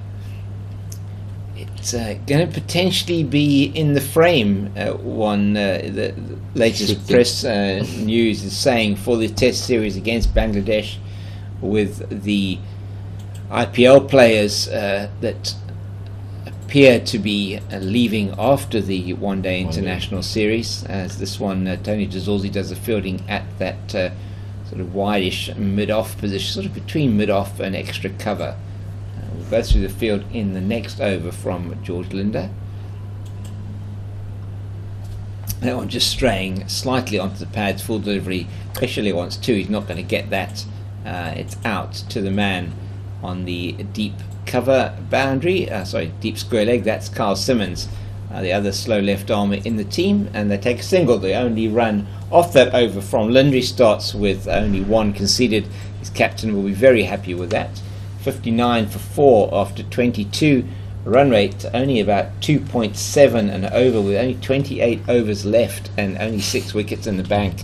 This is not at this stage looking good for these GBets Warriors. The only good part about it is that these two have got a partnership of 28. Yeah, and still developing. They're still building. The pitch is still doing some. Still has something in it. But just speaking of George Linder, James, you were speaking about the Test series. Just the good ball from Bashir Walters. That's the line, isn't it? Outside that off stump. Seems like it can't get off that line. No, it can't. It's very good line and length at the moment, short of a length, and it is bouncing. You might see that on your screen if you're watching it. It's just getting an element of spite from Patch on that wicket. It looks like the crack that was there for the Test match. Against India. Maybe it was. Maybe it is that crack. That was indeed a quite a Test match. Brilliant Test match. Game against India here at 6 Gangrel Newlands. South Africa winning the series against India, and then drawing the series against New Zealand in New Zealand after a disastrous first Test, coming back and winning the second Test. South Africa now not having drawn a Test for nearly 5 years. 36 shows you what mindset the team is in. Absolutely. They're either terrible or they got the other extreme. They're very good. is slashed away down to the man at third man. Great fielding by Michlali Umpongwana off your screen, but he dived across to his right, tumbling stop, got back up quickly and hurled it in to Daniel Smith, and some good fielding. And if those Southwestern Districts youngsters are in the ground having a look at that, a really good example as they're there with their green caps out on the railway stand side. A good example of great athleticism from the Western Province fast bowler. Walters into the middle of his over outside the off stump, and good delivery. I can't remember any wides yet from the Western Province bowling attack. They've been very good, very disciplined, very good, and, very straight. Yeah, nods from the scorers here. No wides as yet, so that's it's very great good. To have the scorers here. Yeah, it is very good to have the scorers here, just giving us when we are unsure of ourselves, just to give the nod or the wink or the that's it. So we'll have to get. Good to get that information. Another good delivery, good line. Just coming back to George Linder, he wasn't on the tour to New Zealand. No. Simon Harmer was selected. Yes. George got married. That's right. I believe so. Yeah. I believe he got married. That's good reason why he wouldn't go on tour. Good reason. And then he also got some. He hasn't played that much because he has been in the Proteas bio squad, yes, Yes. But he got some good game time in the T20 challenge, in the CSA T20 challenge, and now in the one day competition. So it's a nice bumper from Walters to finish off his over. That is the end of his 6 over 1 for 17. It's been an impressive spell from the journeyman paceman for Western Province.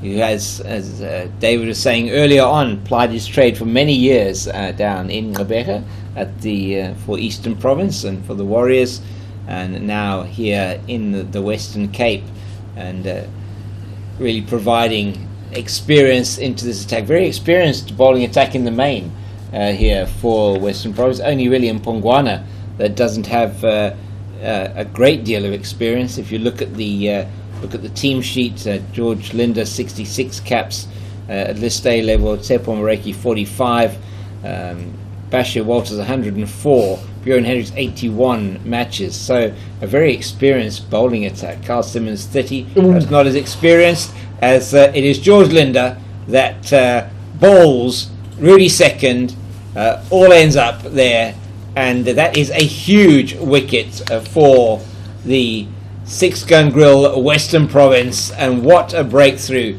coming with a score on 61, and that is a sight for sore eyes, isn't it, if you're a spinner? My goodness, really made a mess of those stumps, did George Linder.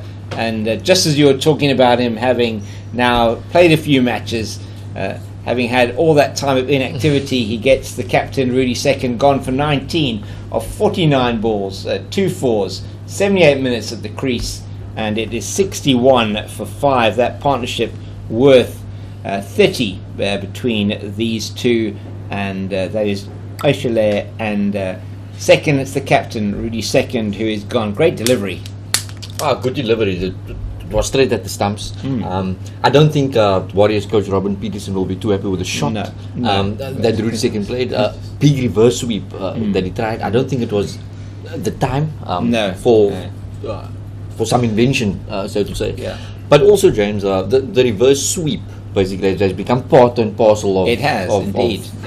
The shots of play, and I do know players practice these the reverse sweeps as much as the cover drive, for example. So maybe not too harsh, but it's not a good look if your stumps go flying.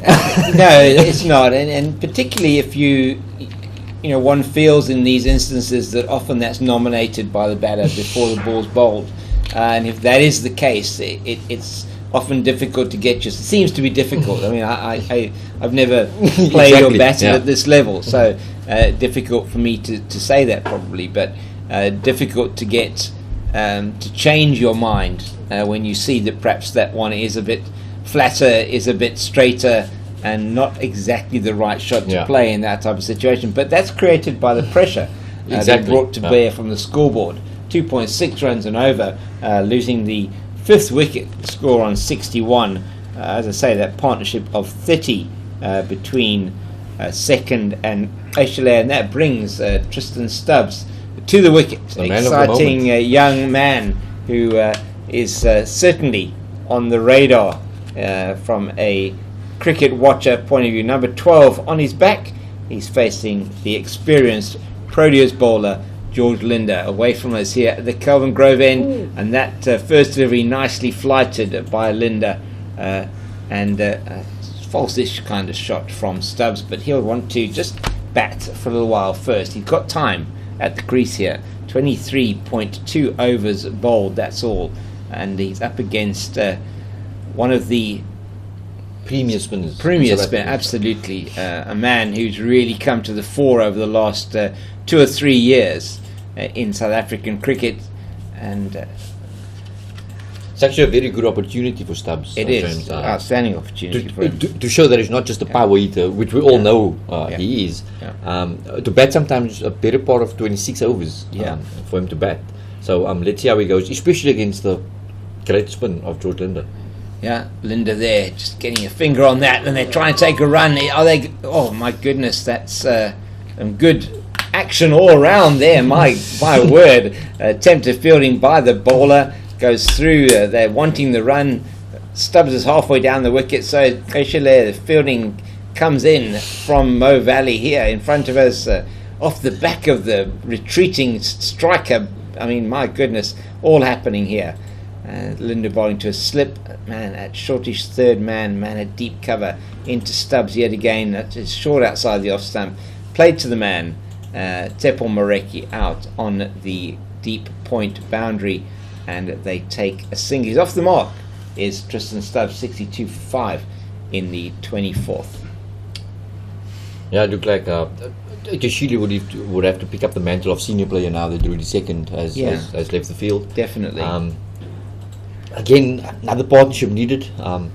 They need to bat to at least 40 overs, I would say. Well, yeah, these two most certainly need to bat this out, and runs at this stage are not the premium. It's just they need runs, but they need to keep their wickets, and that is a very good over from George Linder. Yet another over going for only 1, and in that the wicket of captain Rudy Second of the GBets Warriors bowled, comprehensively bowled, trying to reverse sweep George Linder off the first ball of the over, and it was not the right shot to play under the circumstances. He was put in by the scoreboard pressure from the Western Province team. It's going to be a change of bowling now from the Wynberg end. It's going to be the youngster Mhlali Mpongwana, 21-year-old product of Western Cape Sports Schools. Made his debut in 2019 at List A level, and has been a regular feature in the team. Western Province. Yes, for the Western Province semi-pro team. But definitely a good prospect for the future. Definitely a good prospect. Yes. Speaking to the people, just in and around Western Province cricket, they have high hopes for him. I don't know if that's added pressure, and I know that his hero is Jason Holder. Yeah. Okay, it's Mpongwana in again, and he's tried to mould his game on Jason Holder type, cricketer that bowls him. It's a very good player to mould your game on. He is indeed, I must say. Yeah. But yeah, I mean, if he can keep developing, just keep playing, all formats as well, he will definitely good prospect for the future.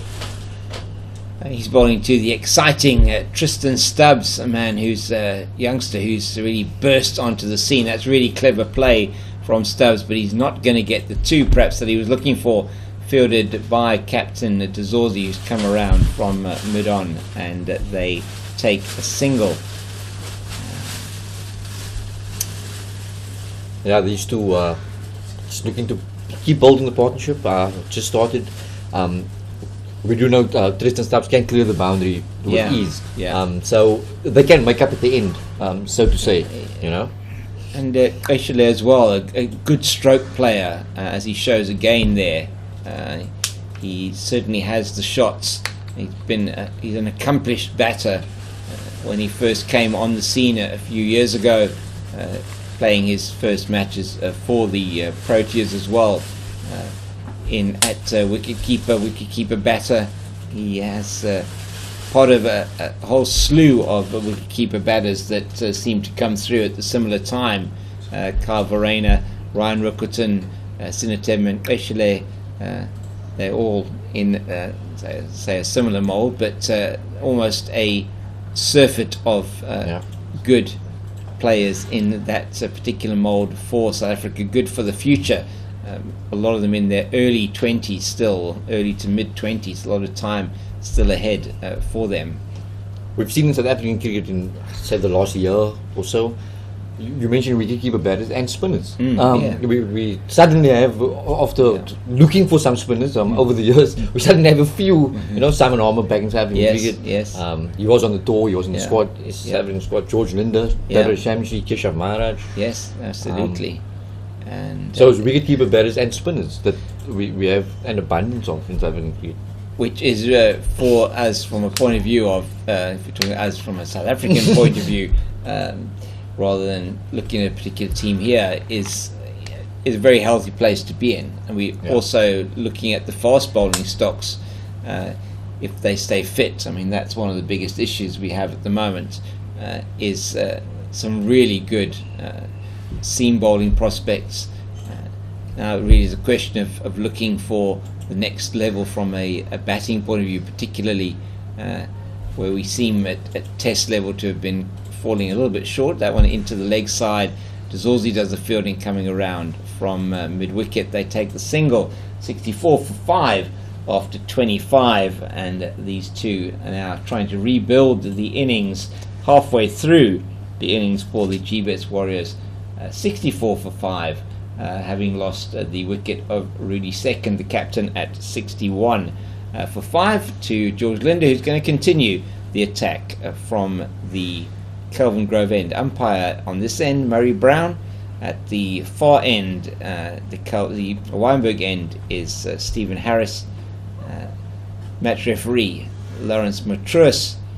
The umpires, the officials here. I'm not sure who the third umpire is.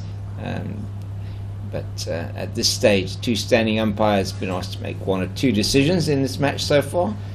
That seems to all have gone to plan so far. Just cut backward a point. Good fielding by, is that Gavin Kaplan there? Gavin Kaplan. At backward point. Does some good fielding already, the youngster. And in his first List A match for Western Province, Linder only 2 runs off his first 2 overs. Nkeshile will be wanting to get him away at some stage, but he's been far too tight, bowling wise. Been difficult to get away. Not a lot of turn on offer, but George Linder is very accurate. He's just hovering around that off the middle stump, and he's making the batsman do something. As we saw with the reverse sweep, and that pressure has actually got to the batters, to the Warriors batters this afternoon. This one on the full played out to the man at deep square leg. That's Carl Simmons patrolling the boundary, so he's replaced George Linder. The bowler was out there for most of the time now, in at the crease bowling. Field is a man at 45 on the leg side, fine leg, a man deep square leg, mid wicket, mid off, long off, extra cover, deep point. Man now at backward point, Gavin Kaplan, who does the fielding. That single there for Tristan Stubbs, and a man at deep point, Tsepo Moreki, and at 45 that is I think Mklali Mpongwana to 45, a third man. That's a shortish on the edge of the circle. Linder in again from the Kelvin Grove end. Nice amount of air. Another single quickly taken. Good running by these two. Nkeshile calling his partner through quickly for the run. That's a very good single, James. It is a good single. And I think we should see more of that. If they can go 3-4 runs and over from here. You know, like we said, Tristan Stubbs is a power hitter. He can make up at the back end of the innings. But he has to be there. Yeah, first, exactly. You know? Just knock it around for a few overs. The bowling is very good. The pitch is obviously given some assistance also. So just knock it around. See where the gaps are, and just take it from there. So a slight change to the field there when they brought a man in at the cover point position just for the last ball of the over, and then put the man at deep point, almost a deep backward point, but no addition to the score. Faster one from George Linder, and score is now 67 for 5 after 26. 3 off that over from Linder. He's bowled 3 overs, 1 for 5. Other bowling figures with Mtlali Mpongwana 2 overs, 0 for 4. Simmons, Carl Simmons 6 overs, 1 for 19. Hendricks, Bjorn Hendricks 5 overs, 1 for 2. Yes, 5 overs, 1 for 2. Seppo Moreki 4 overs, 1 for 20, and Bashir Walter 6 overs, 1 for 17. It's Mpongwana to Bashile, and he plays that one down to the man at mid-off. And Mpongwana, the only bowler from a 6-gun grill Western Province yet to get a wicket. They've been shared the 5 wickets across 5 of the 6 bowlers that have been used so far, and a lot of those bowlers getting scalps in either their first or second over at the crease. Of bowling changes from captain Tony Dzorzi have been quite effective today. It's Oshile on strike. Mpongwana, nice full delivery, defence, all defence. It's been a lot of defending by the Warriors, GBets Warriors batters today, and not too many shots in anger. Like we said earlier, I think every bowling change and every field position change that Tony Dzorzi has made has turned to gold. It worked for him most definitely. It's great to be a captain in this position. It is, 27th over. Seems to be easy. Yeah, it does, yes. So 27th over, he's still got a slip in place. He won't come into play this time. That's down to the man at deep long leg. That's Bashir Walters coming in from that position, and they take the single. So scorecard for the Warriors, in case you're just joining us, John Smith out without scoring. Vian Lubber 10, Lesiban Gwepe 3, Rudy Second 19, Diego Rosier 12, wickets falling at score at 5, 11, 13, 31 and 61. 19 for 3 was the score at the end of the power play, and at the moment at the crease we have exciting prospect Tristan Stubbs together with his teammate Sinatemba Oshile, and they will be trying to rebuild the innings between now and, as Nazri Alexander says, probably into the 40 overs and beyond mark, where they can then use the power hitting of Stubbs to get the Warriors to a decent total. I think that's key, James. Just take some time out of the game, basically, and just try and build a partnership. Knock a few singles around. Take it deep. It's no point you try and look for boundaries and you're all out in 35 overs. No. So with half the team sitting back in the pavilion already, these two are capable. Very capable batters. Knock it around for a few overs, and like I said, Tristan Stubbs has shown already that he has the power game at the back end to clear the ropes and get the Warriors to a decent total. Probably these two, the last real recognised batters in the Warriors lineup, and Stubbs there just trying to flick that one into the leg side, perhaps just getting ahead of himself a bit much there, as he is just playing it into the leg side, and there is no run. And we're going to be having a bit of a commentary change soon, and we shall hopefully be having Zaire Adams will be coming in to join us. The esteemed, yes, and that would be really great to have him on air here with us here at the beautiful 6-gun grill Newlands, the mountain off Table Mountain Range off to our right hand side, and to our left hand side here the Oaks, and beyond that the leafy suburbs of the southern suburbs of Cape Town, as George Linder's fourth over starts with no run. It also seems like one or two more people have trickled in onto the Oaks, James. They have indeed, under the Oaks. Seems like a decent showing. It does. It's the first game where we have spectators back for almost 2 years here at Six Gun Grill Newlands. Just a reminder that you can come through to the ground, bring your vaccination certificate, proof of vaccine, and please come down and join us here at Six Gun Grill Newlands. This game is first one where spectators have been allowed back into the ground. 2,000 people is the capacity. There is plenty of space and plenty of opportunity to come down and watch some live cricket from one of the most picturesque grounds in the world, one of the best places to watch cricket anywhere. I think the people in South Africa are sick of us saying that Newlands is the picturesque ground in the world. No, they are. but it is, and I have to. I haven't played out to deep cover. I mean, St George's Park is my home, a spiritual home for me of cricket, but it doesn't really compare from a beauty point of view. I mean, even Buffalo Park, where I spent a few years in East London, very pretty ground. Nothing compares, James. Newlands is the best. I mean, I think there is no doubt. The cricket lovers up country, just the Wanderers gets in the conversation, and they and do, so on. and that is hit hard by Stubbs, but straight to the man at extra cover. That's the captain, Tony DeZorzi. That must have stung their hands.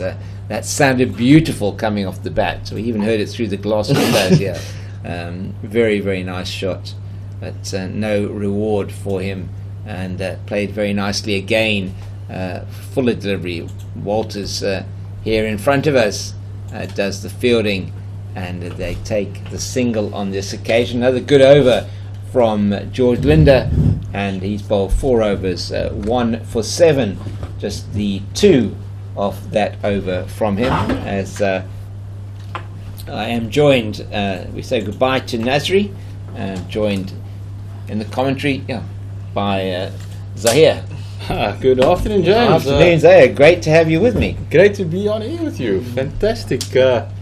A sunny day at Newlands with spectators. Who would have thought? Spectator people. There are people.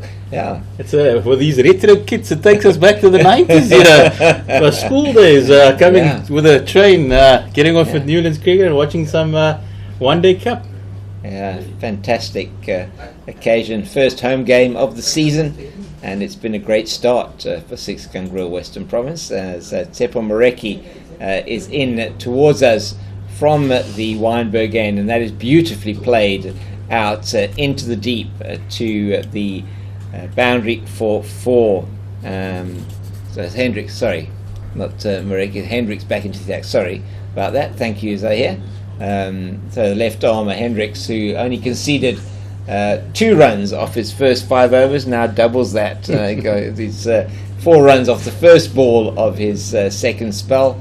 A very good spell here from the Kelvin Grove end to begin with. 5 overs, 1 for 2. That was outstanding. Stubbs, though, just that loosener from him taking full toll of that one. And that one, it was an interesting way of getting it away from your stumps.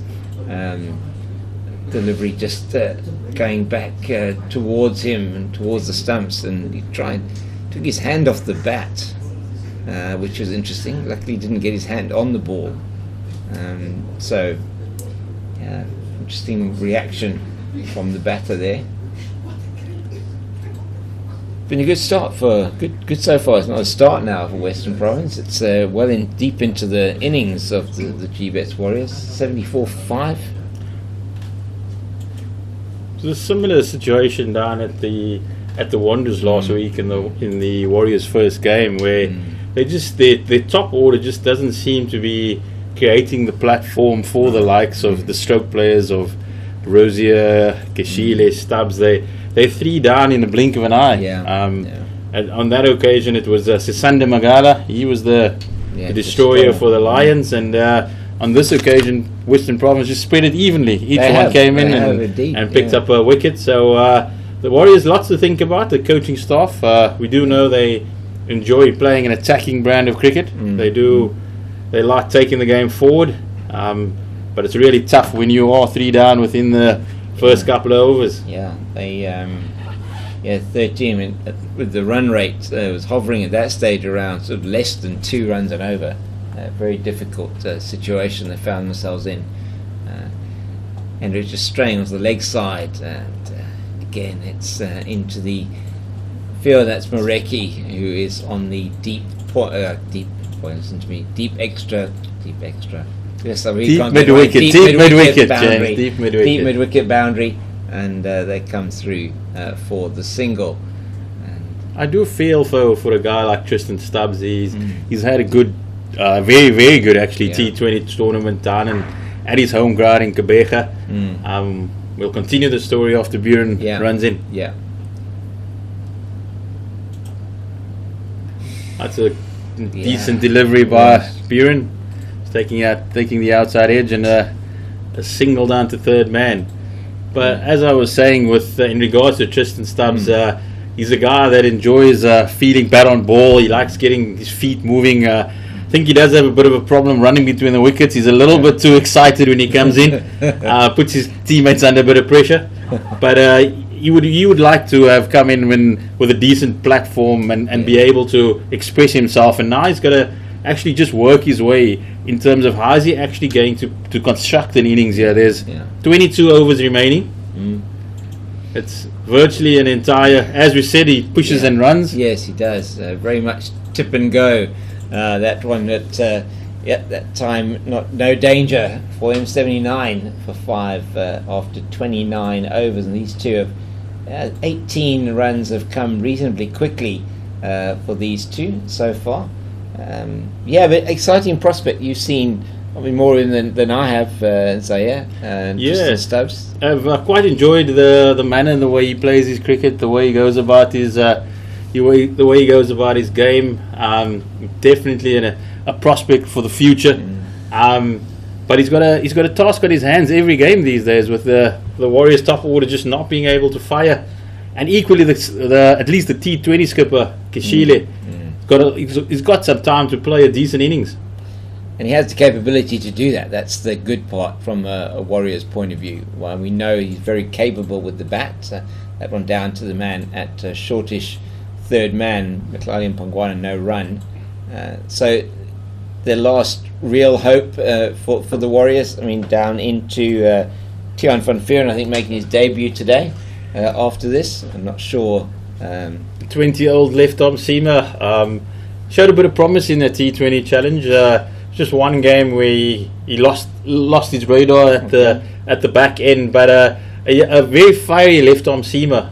They seem to breed them down there in the Eastern Cape. They seem to, don't they? Yeah, it's bring them through and certainly or import them as well. But they have the homeboy, as that one just played past Linda down to Walters at long off. They take the single. Akona Mnyaka, of course, from who did play some time down here in the West Cape, back in his home province, or back in the Eastern Cape, playing for them today. Another good left arm seamer. And Marco Jansen, product of the Northwest, who's been playing for the GBets Warriors, and South Africa really burst onto the scene in the last couple of years, youngster as well. So we've got some good fast bowling, young left arm fast bowling stocks out there. George Linder, he gets ready to bowl. Yeah, he's been good so far. 4.4 overs, 1 for 8. It's nicely cut though. Actually, he's been trying for that most of the day, not able to though pierce the field. Moreki coming around very quickly on the boundary from the deep backward point region, and prevents any thought of 2.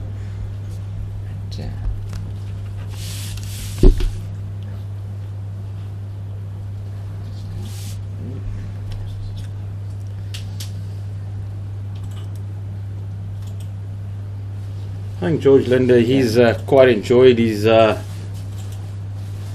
Yeah, that's actually the end of the over, though. It's 81 for 5 after 30 overs. But George Linder's just enjoyed the time back in the blue and white. He's been travelling with the Proteas for a while. And we've got a change in commentary right now. We've got David Brook, the Western Province brand manager. He steps in for James and he'll join us for a bit. Just back to George Linder, though. He's enjoyed his time in the blue and white again.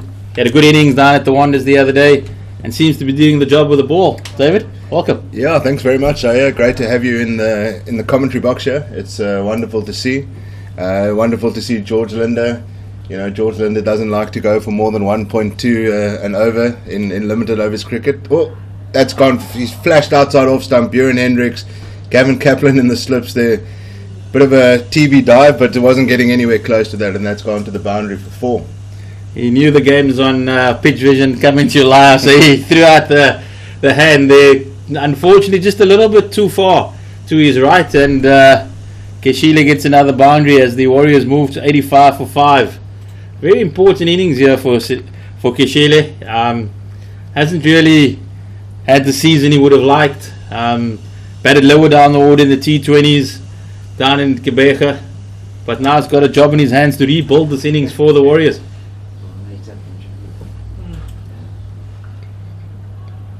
That's a bit fuller from Buren Hendricks. An important little couple of overs here coming up from Buren Hendricks. Tony DeZorzi would want him to break this partnership. It's 24.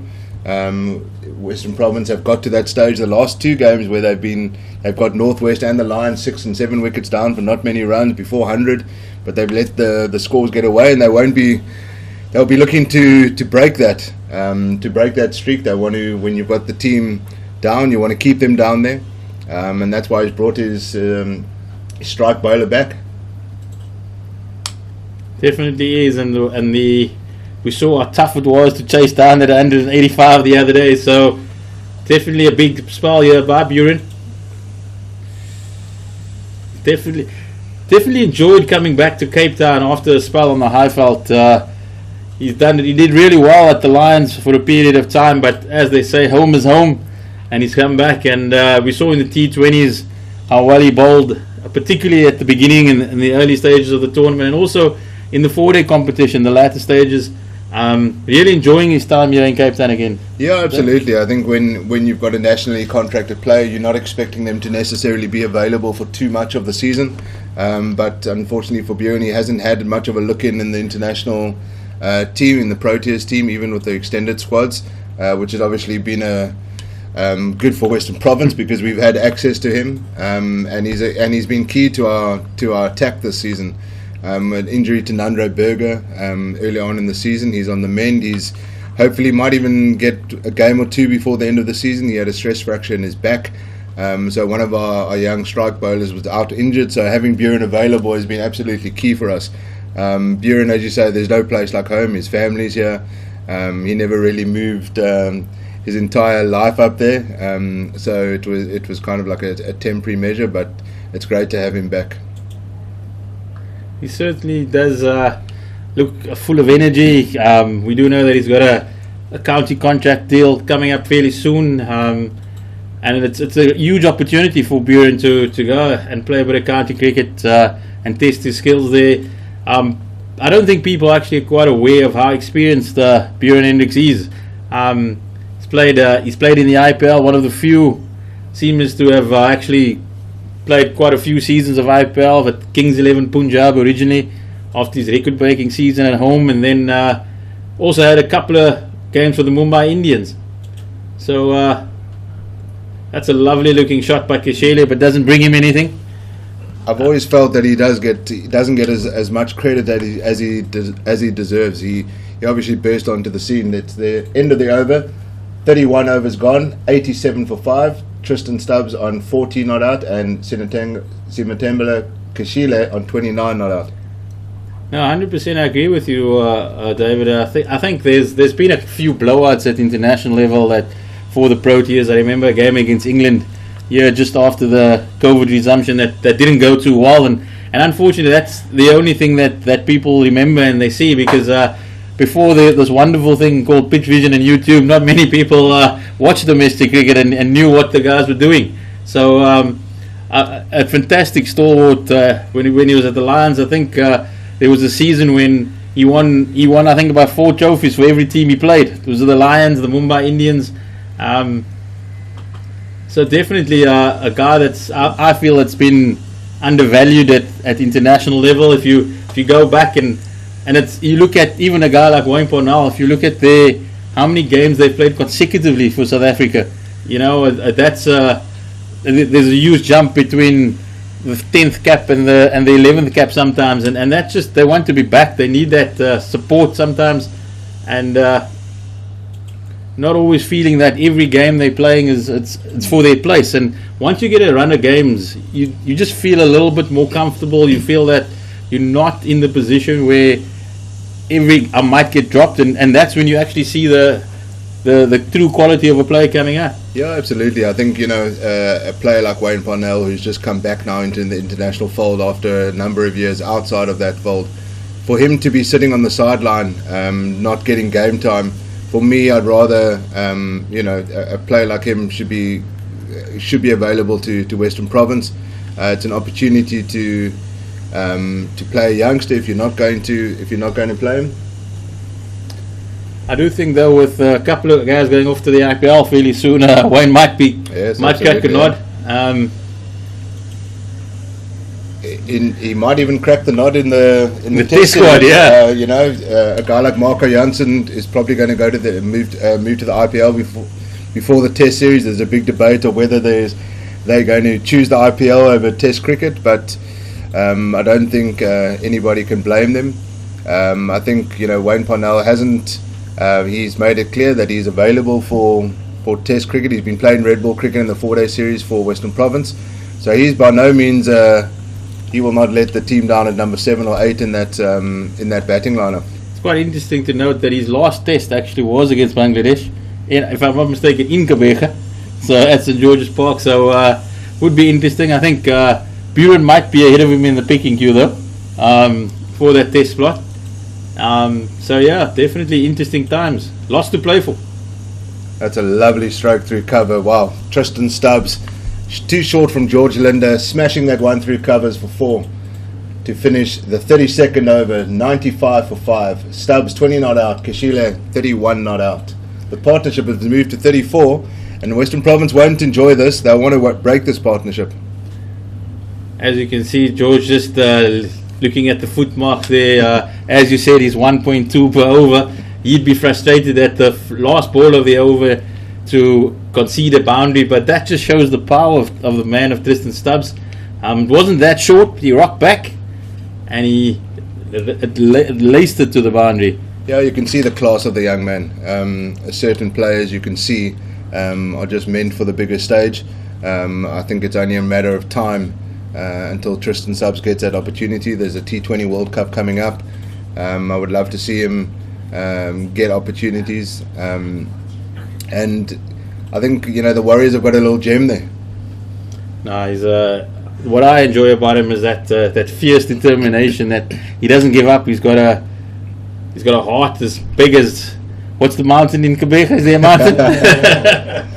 St George's Park. St George's Park. The lady's slipper. Just as you go. Tsepo Moreki back into the attack now. That's a decent first delivery from Tsepo. I've been quite happy for Tsepo. It's been a tough little campaign for Tsepo this season, but a nice start to the one day competition last week. I always thought that the longer format of the white ball cricket is his best format of the game. Yeah, I remember him arriving here in Cape Town from the academy and the emerging side, SA emerging side, and had that ability to swing the ball at night, particularly. Yeah, absolutely. I've always believed that Tsepo's best line is a little bit fuller. He can sometimes stray onto too straight and gets whipped away on the leg side. But I still believe that, especially with the new ball and as you say, 50 over cricket, I've always believed that it's his best form of the game. A little bit fuller, trying to get that nick at outside off. I think that's his best line. And at the moment, he's one of the strike bowlers for us. With Wayne Parnell missing in this match, he's got a huge responsibility today. He's done the job so far. He's the leading wicket taker in the tournament for Western Province so far. Oh, that's a nice delivery there. I think they're just squaring Keshile up there, almost finding the leading edge. And that's what he's always been able to do. He just gets the ball to nip away a little bit. The white ball, just seen him often get people caught at slip, caught in the covers. And he's a little bit quicker than you actually think. Yeah, absolutely. He has that ability. In that emerging team, Shukri Conrad was the coach of that emerging team, if I'm not mistaken. He's always rated Tsepo as he's bowled him. He's bowled him. That is absolute jaffa there by Tsepo Moreki. We just said, he has that ability to take it away. And look at that. Squared him up beautifully. It pitched on middle and it hit off. I think he's going to want to have a clip of this. He wants a clip of this on YouTube. He's going to... I know he does enjoy an Instagram status. I think it might go there because that was a beautiful delivery from Tsepo Moreki. That again is one of those fuller deliveries which I've always believed is his best line. That honestly is the best delivery that I've seen him bowl. In all of the 10 years he's been I think there was a bit of that. shock from his side even that nipped like that, and that was an incredible delivery, and that's taken us to drinks. On the drinks break, Sinetemba Keshile caught Smith, bowled Moreki for 31 runs, 66 balls including 2 fours, and he was there for 79 minutes.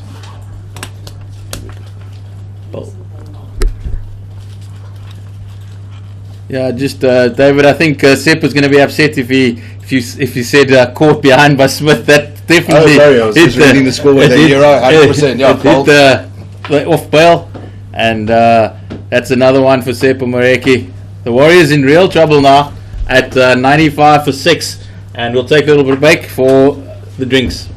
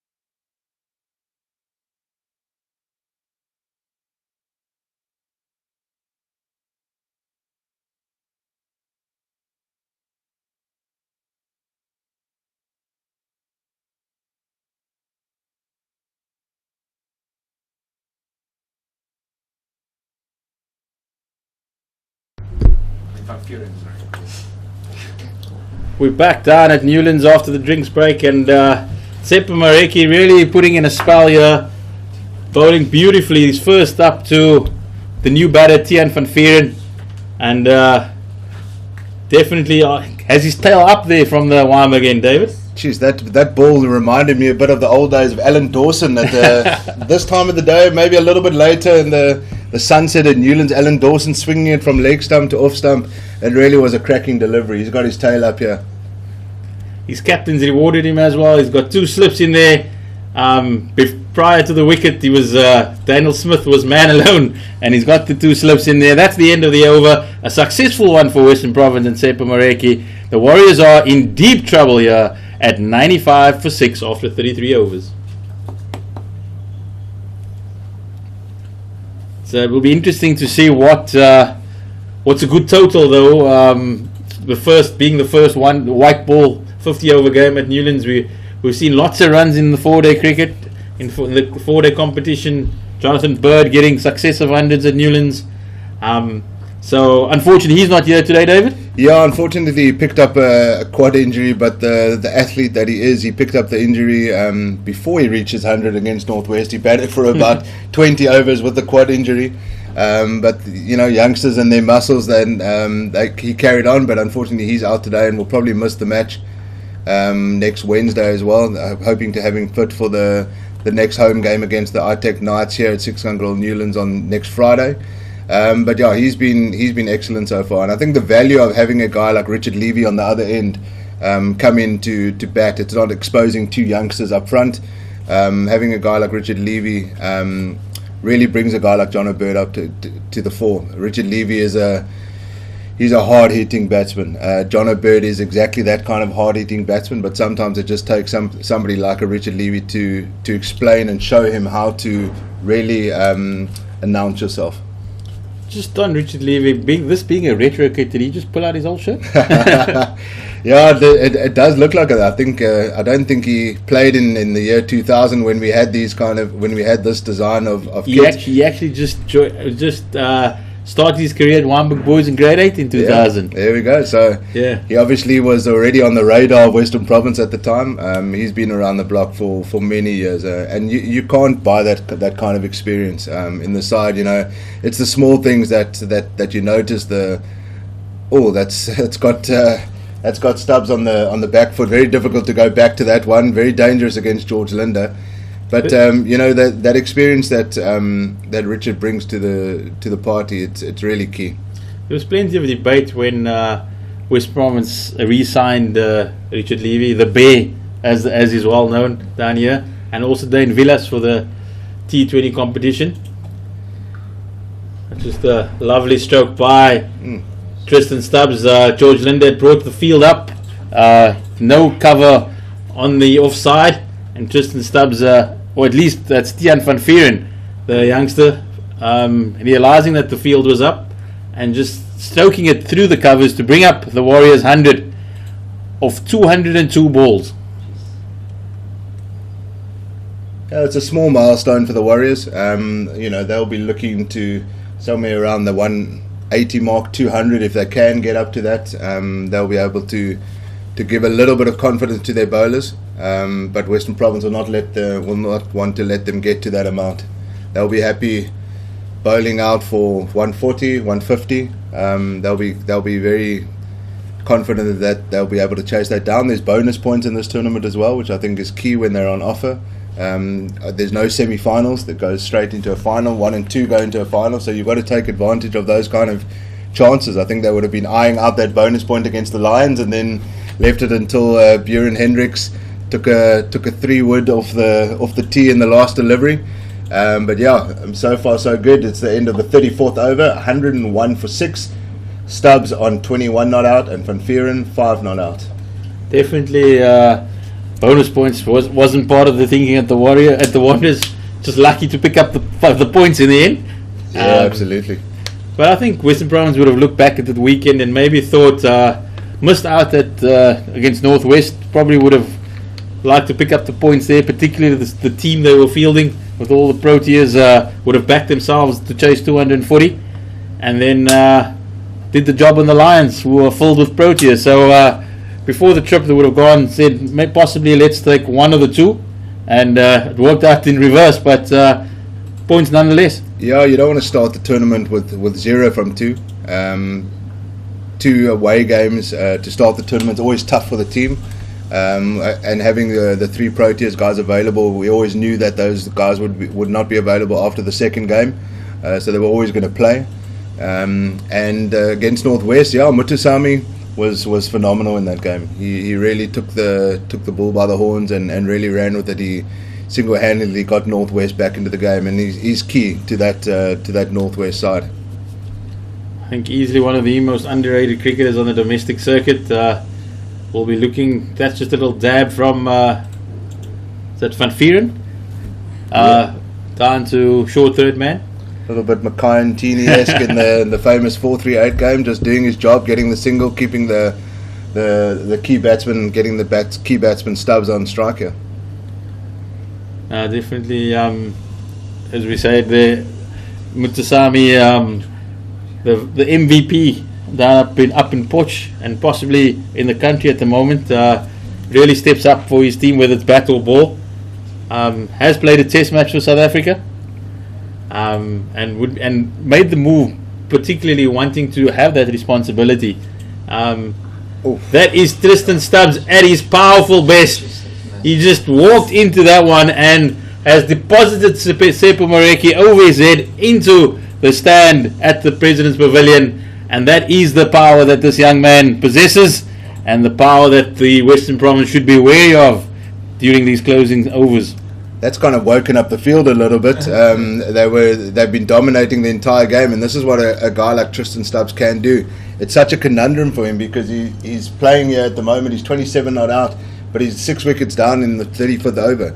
So when do you launch? When do you start attacking? He knows he doesn't have much below Tiaan van Vieren, so he's got to kind of take the bull by the horns. When the opportunity arises, go for that boundary ball.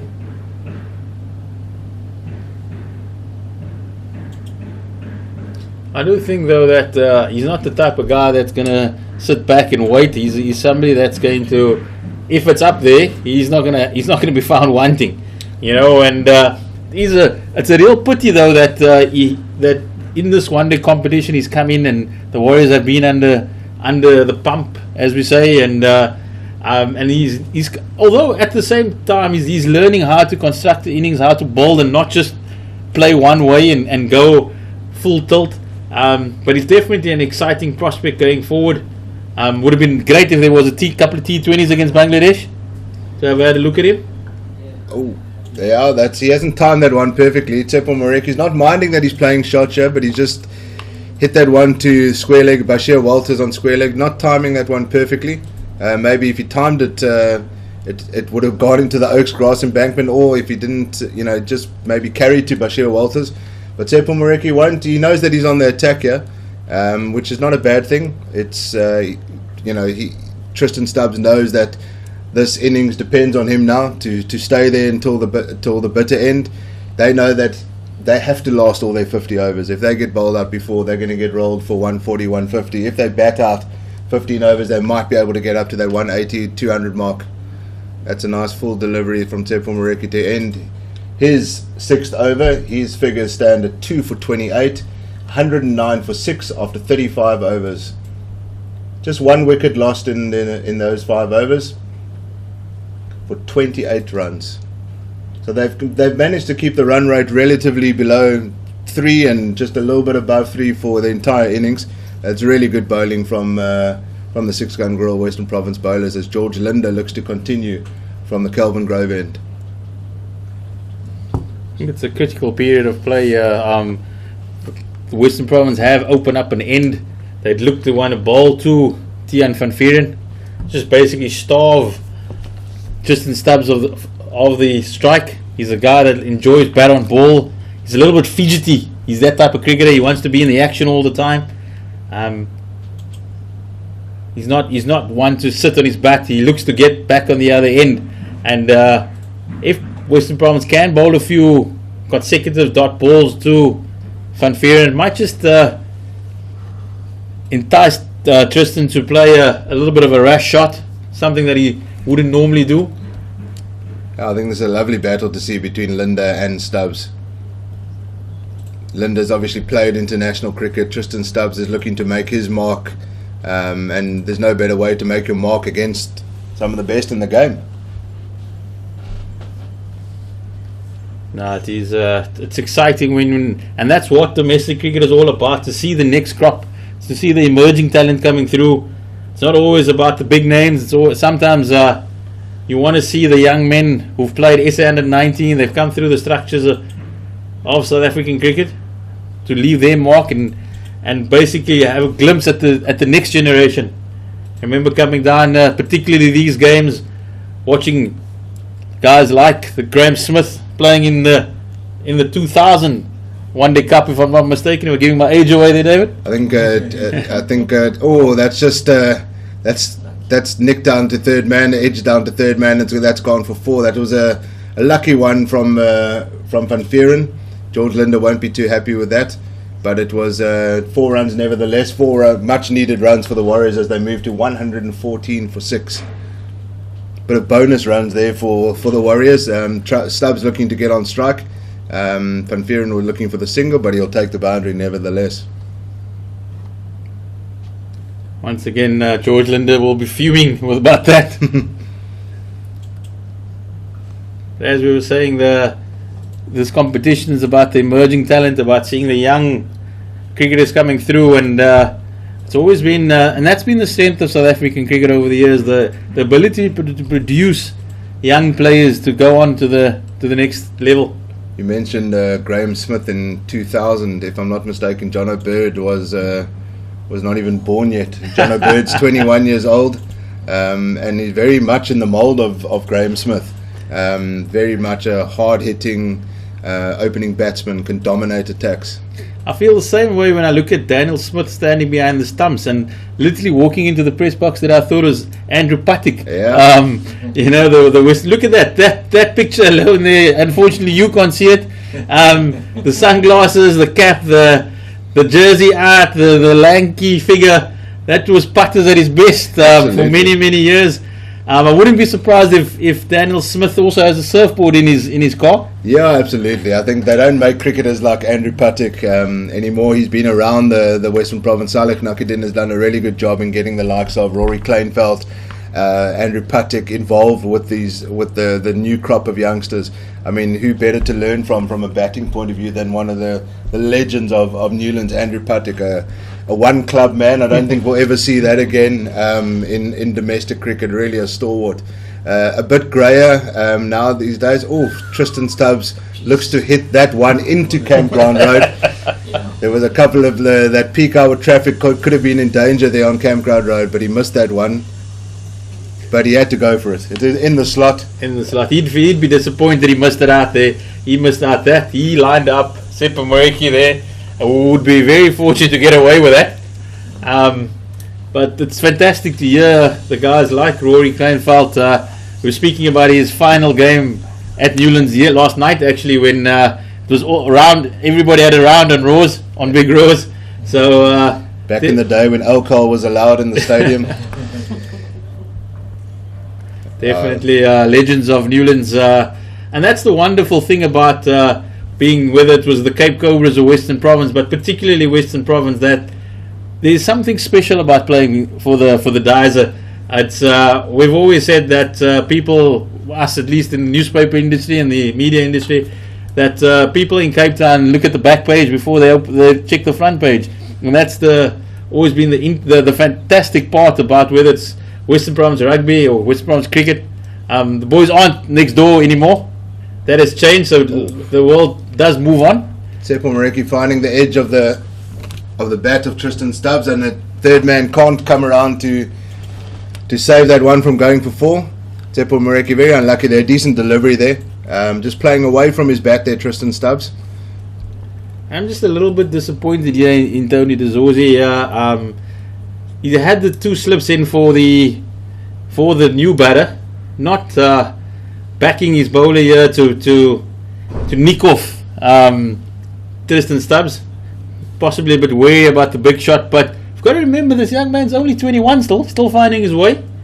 So maybe just a little bit of pressure with a couple of slips in place wouldn't do any harm. You've got to you not that. That is a fantastic slow delivery from Sepa Moreki, and Tristan Stubbs hits one straight to Bjorn Hendricks at mid-off, and he is absolutely livid with himself. That was really well bowled, Sepa Moreki. Sepa Mareki, really the star of this Western Province side today. He's continuing his good form. He's got 3 for 32 now. And he gets the massive wicket of Tristan Stubbs, who's gone for 33 or 38 balls. And he's, in the context of the innings, the Warriors 118 for 7. That could possibly be the difference between chasing a total of 180 to something around 140 here. So, massive wicket by Sepa Mareki. That's, I think, really good captaincy as well from Tony Dezorzi to keep Sepa on. Sepa's one of the fittest guys on the side. He's got a huge engine, and he can run in and bowl all day, and that's exactly what he's done here. He's a rhythm bowler as well. That kind of rhythm bowler, you need to just bowl him. He's not the kind of bowler like somebody that can come on for 2 overs, bowl you at Anrich Nokia can bowl 2 or 3 overs at 145 clicks. Sepa Mareki is a rhythm bowler. He wants to be bowling. He can bowl all day, every day.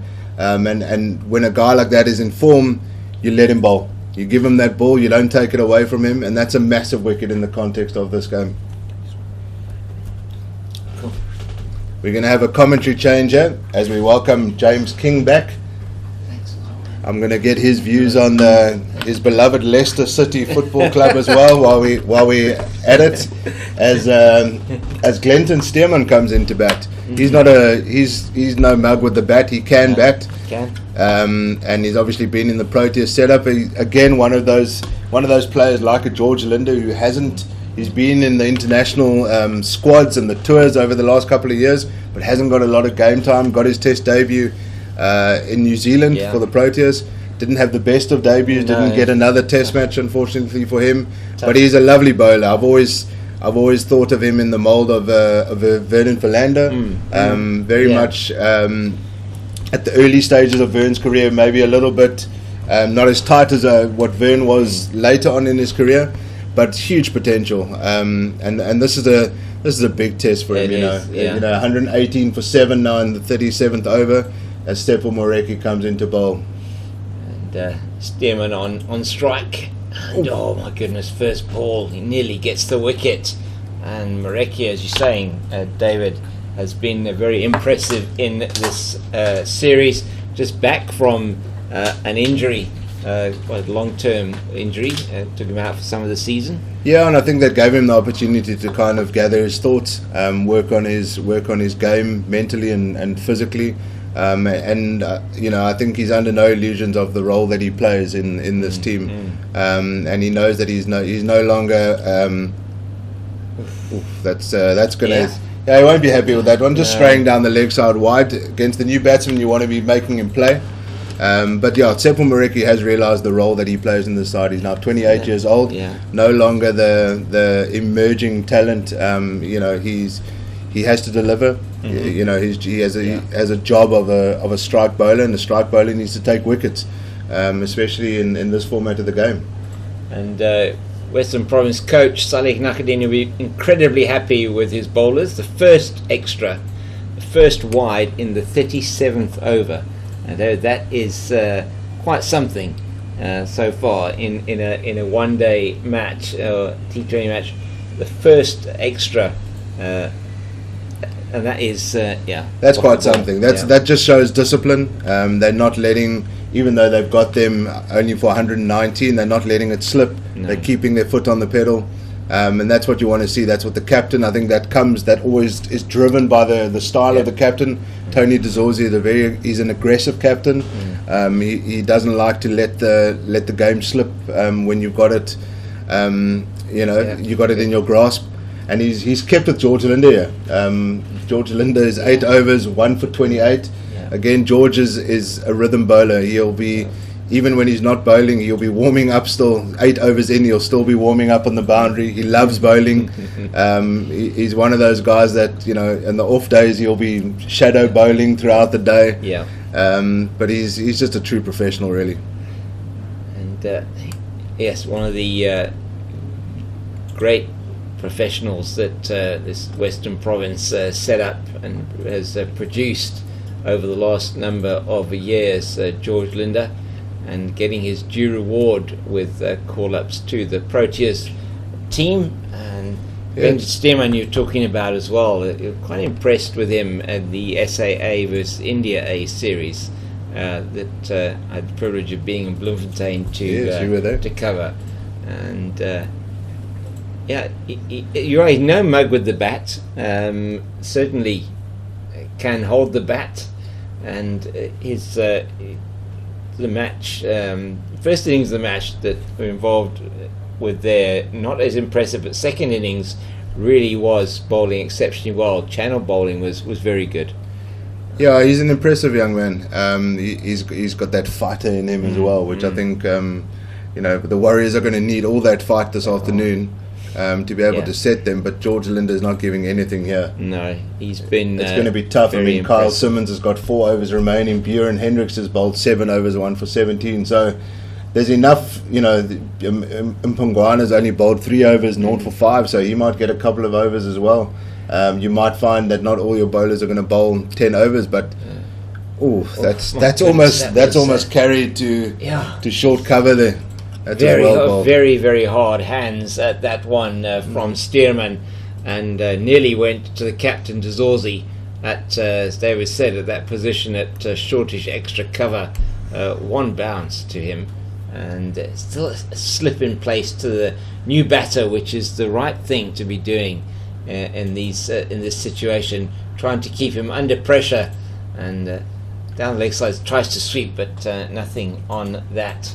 And George Linder successful in his, I think it was his second over, getting the wicket of Rudy Second, who frustratedly was trying to reverse sweep him. So not the best shot to play at that stage of the game. I think the Warriors needed Second. It was a perfect opportunity for him to anchor the innings, back through the innings, and take his team to a decent score to try and defend. Yeah, and he would have been upset with himself, no doubt. Sepon Moreki is going to continue, unsurprisingly.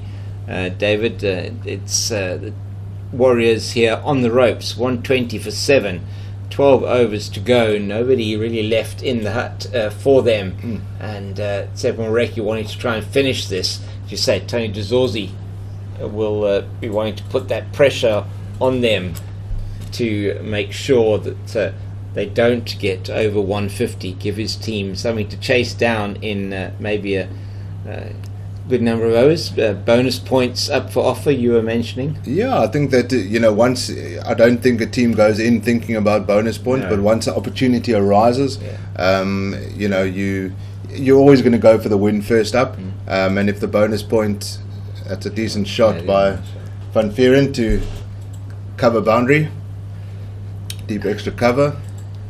Just the one out there to the man at that deep extra cover, and the slip now will come in for the new batter Stearman. So we'll have a slip, a third man, backward point, man on the cover, extra cover point boundary, extra cover, mid-off, mid-on, mid-wicket, a man at fine leg. So 6-3 offside, leg side field. The attack, the line of attack clear here from Sepon Moreki outside that off stump. He's been so good today, and as you say, in the series so far for Western Province, the best bowler. Yeah, he's been the most expensive bowler in the context of the innings, just going for a bit over 4 and over, but that's okay. He's taken 3 wickets, and he's been able to, because of the score not getting away with it, he's able to attack a little bit more. For a bowler like that, captain's not too bothered about the run rate. If he goes for and there again he's got the false shot from the batter Stearman, but it's over the wicket-keeper's head, down to the boundary for 4 runs directly beneath us here, and it is not what the batter would have wanted necessarily, but has it hit him on the head, did it? Yeah, he's actually hit him on the helmet. Oh my and goodness, sorry. Concussion protocols state that you must inspect the helmet, and if it's taken a knock, that you must replace it. So the Warriors physio is on. I thought he top edged that. I thought so too. To be honest, of his helmet, my goodness, that is not good at all for Stearman, and we'll definitely get a replacement helmet, as well as checking out, say, from the physio there, having a look to see how he's doing. Let me get my my binoculars onto that while that.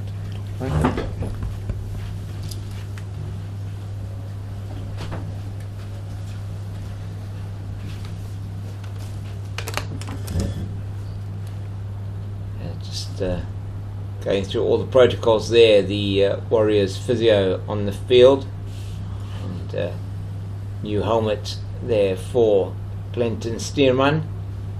It should be a new helmet, and he's going to be coming back out to bat. So he got the all clear from the physio. Wore that one on his badge, it looks like. Seppo Morecki, who is generating a bit of pace here, and has got 3 wickets for 34 in his 8th over.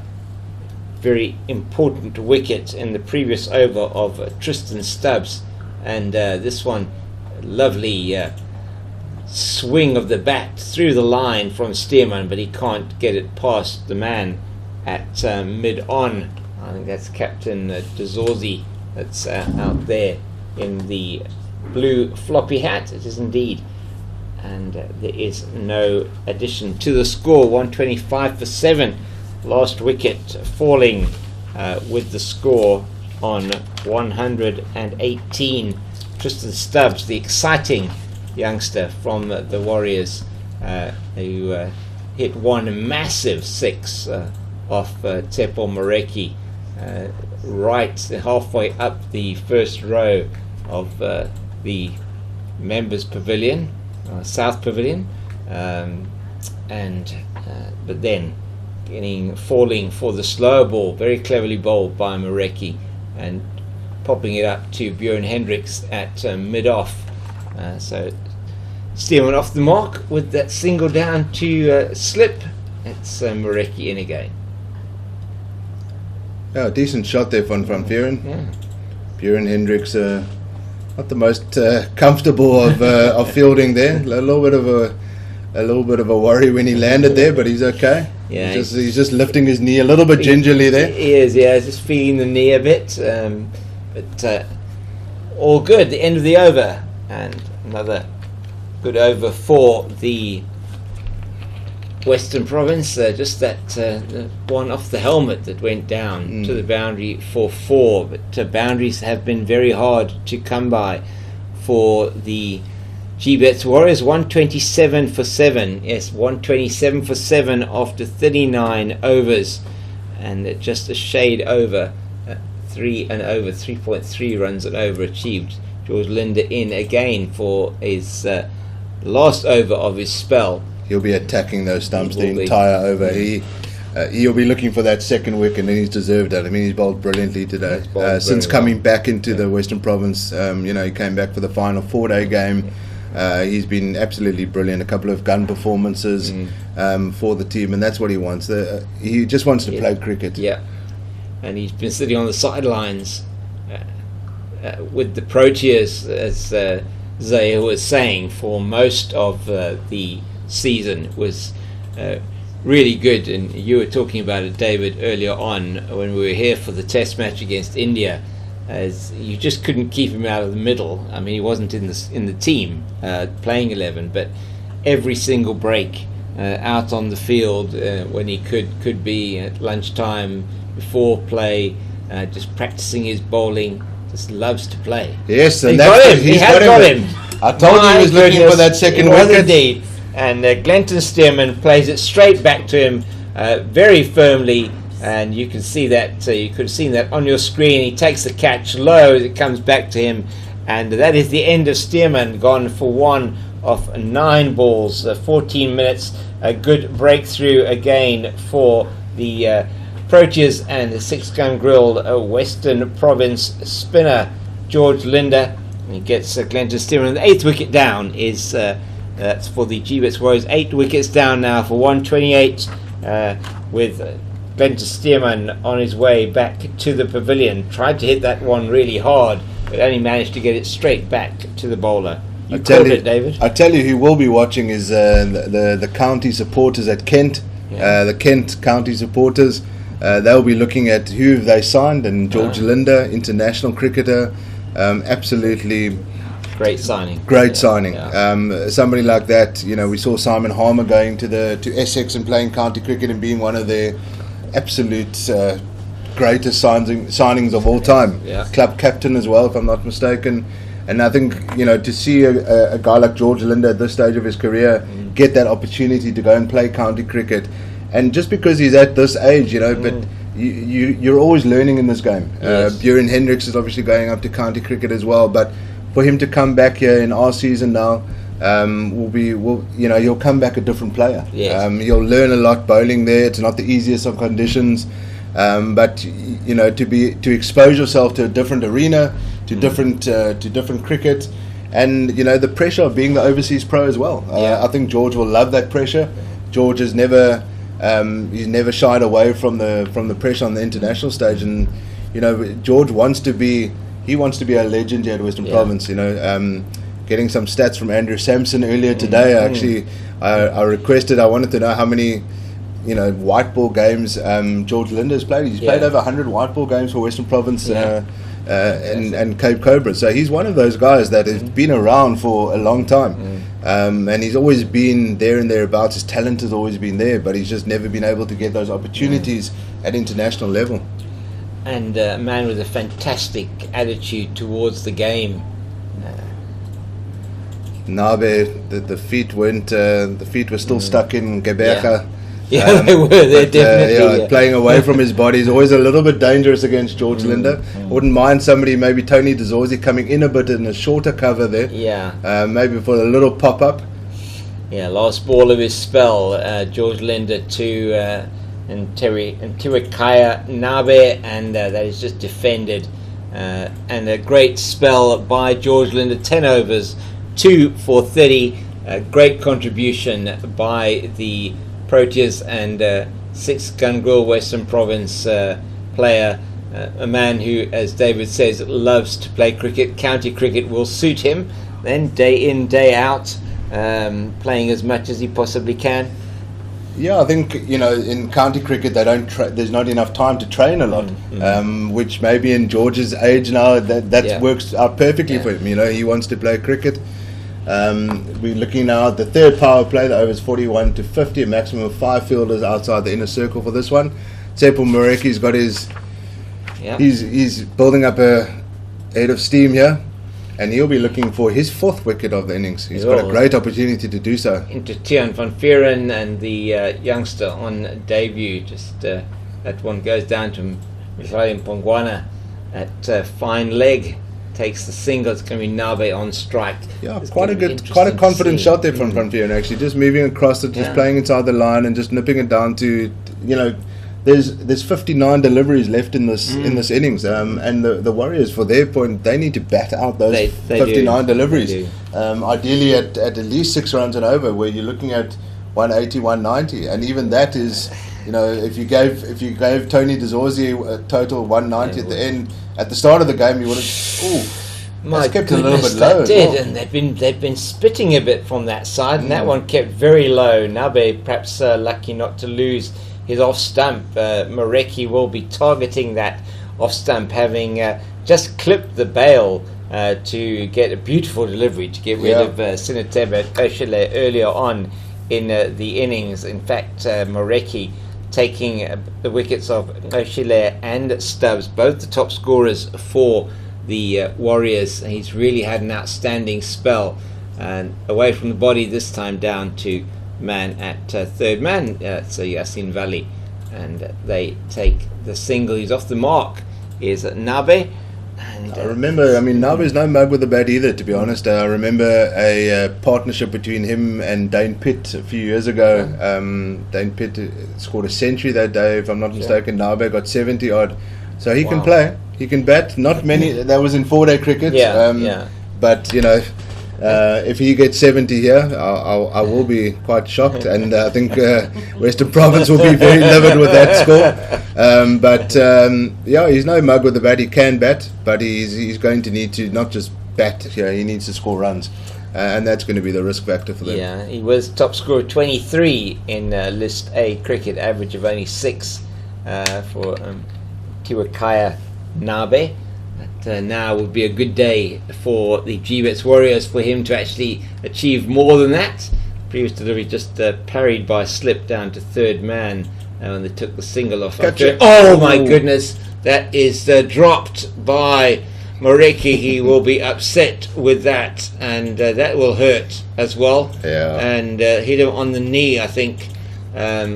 He didn't quite manage to catch that one off his own ball and came back quickly at him from the batter. I think Tsepo's his follow through is very busy, and it's for him it's a very difficult. It's very difficult to him. That more hit him rather than a mischance. He couldn't really get out the way there, but he'll be. I want to try and get the played out into the cover. He upset with himself once again. Tsepo Moreki, he didn't take that catch. Looking at the 9th wicket, it would have been his 4th wicket in this spell.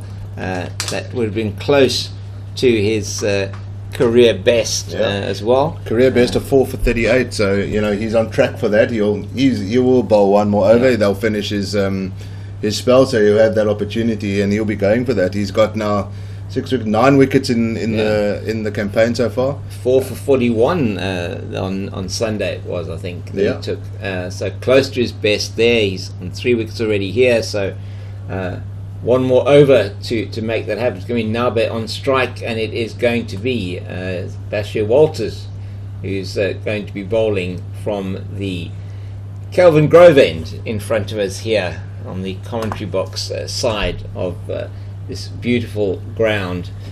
We might see some cutters here, some change-ups.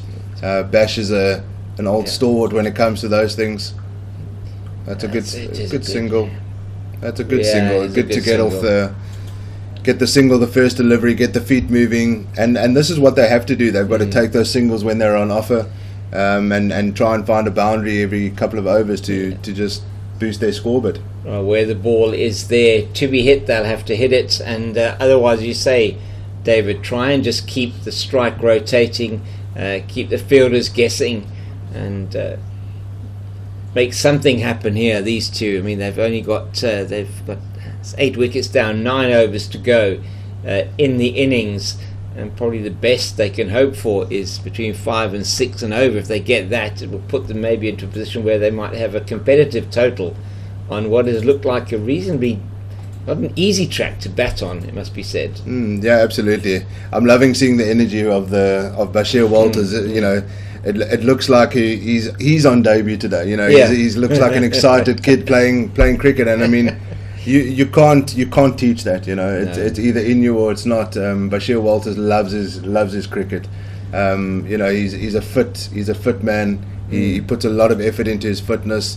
Besides for the Cook Sister Sundays, so he loves his, but he makes up, he makes provision for that in his diet and in his fitness plan. But he's really just one of those guys that the captain's going to throw him the ball when it's a hot afternoon. Needs to kind of bowl team out at 4 o'clock in the afternoon, and here he is now. And he has certainly this bowling effort from him. 6.3 overs, 1 for 19 so far. Very impressive in his first spell.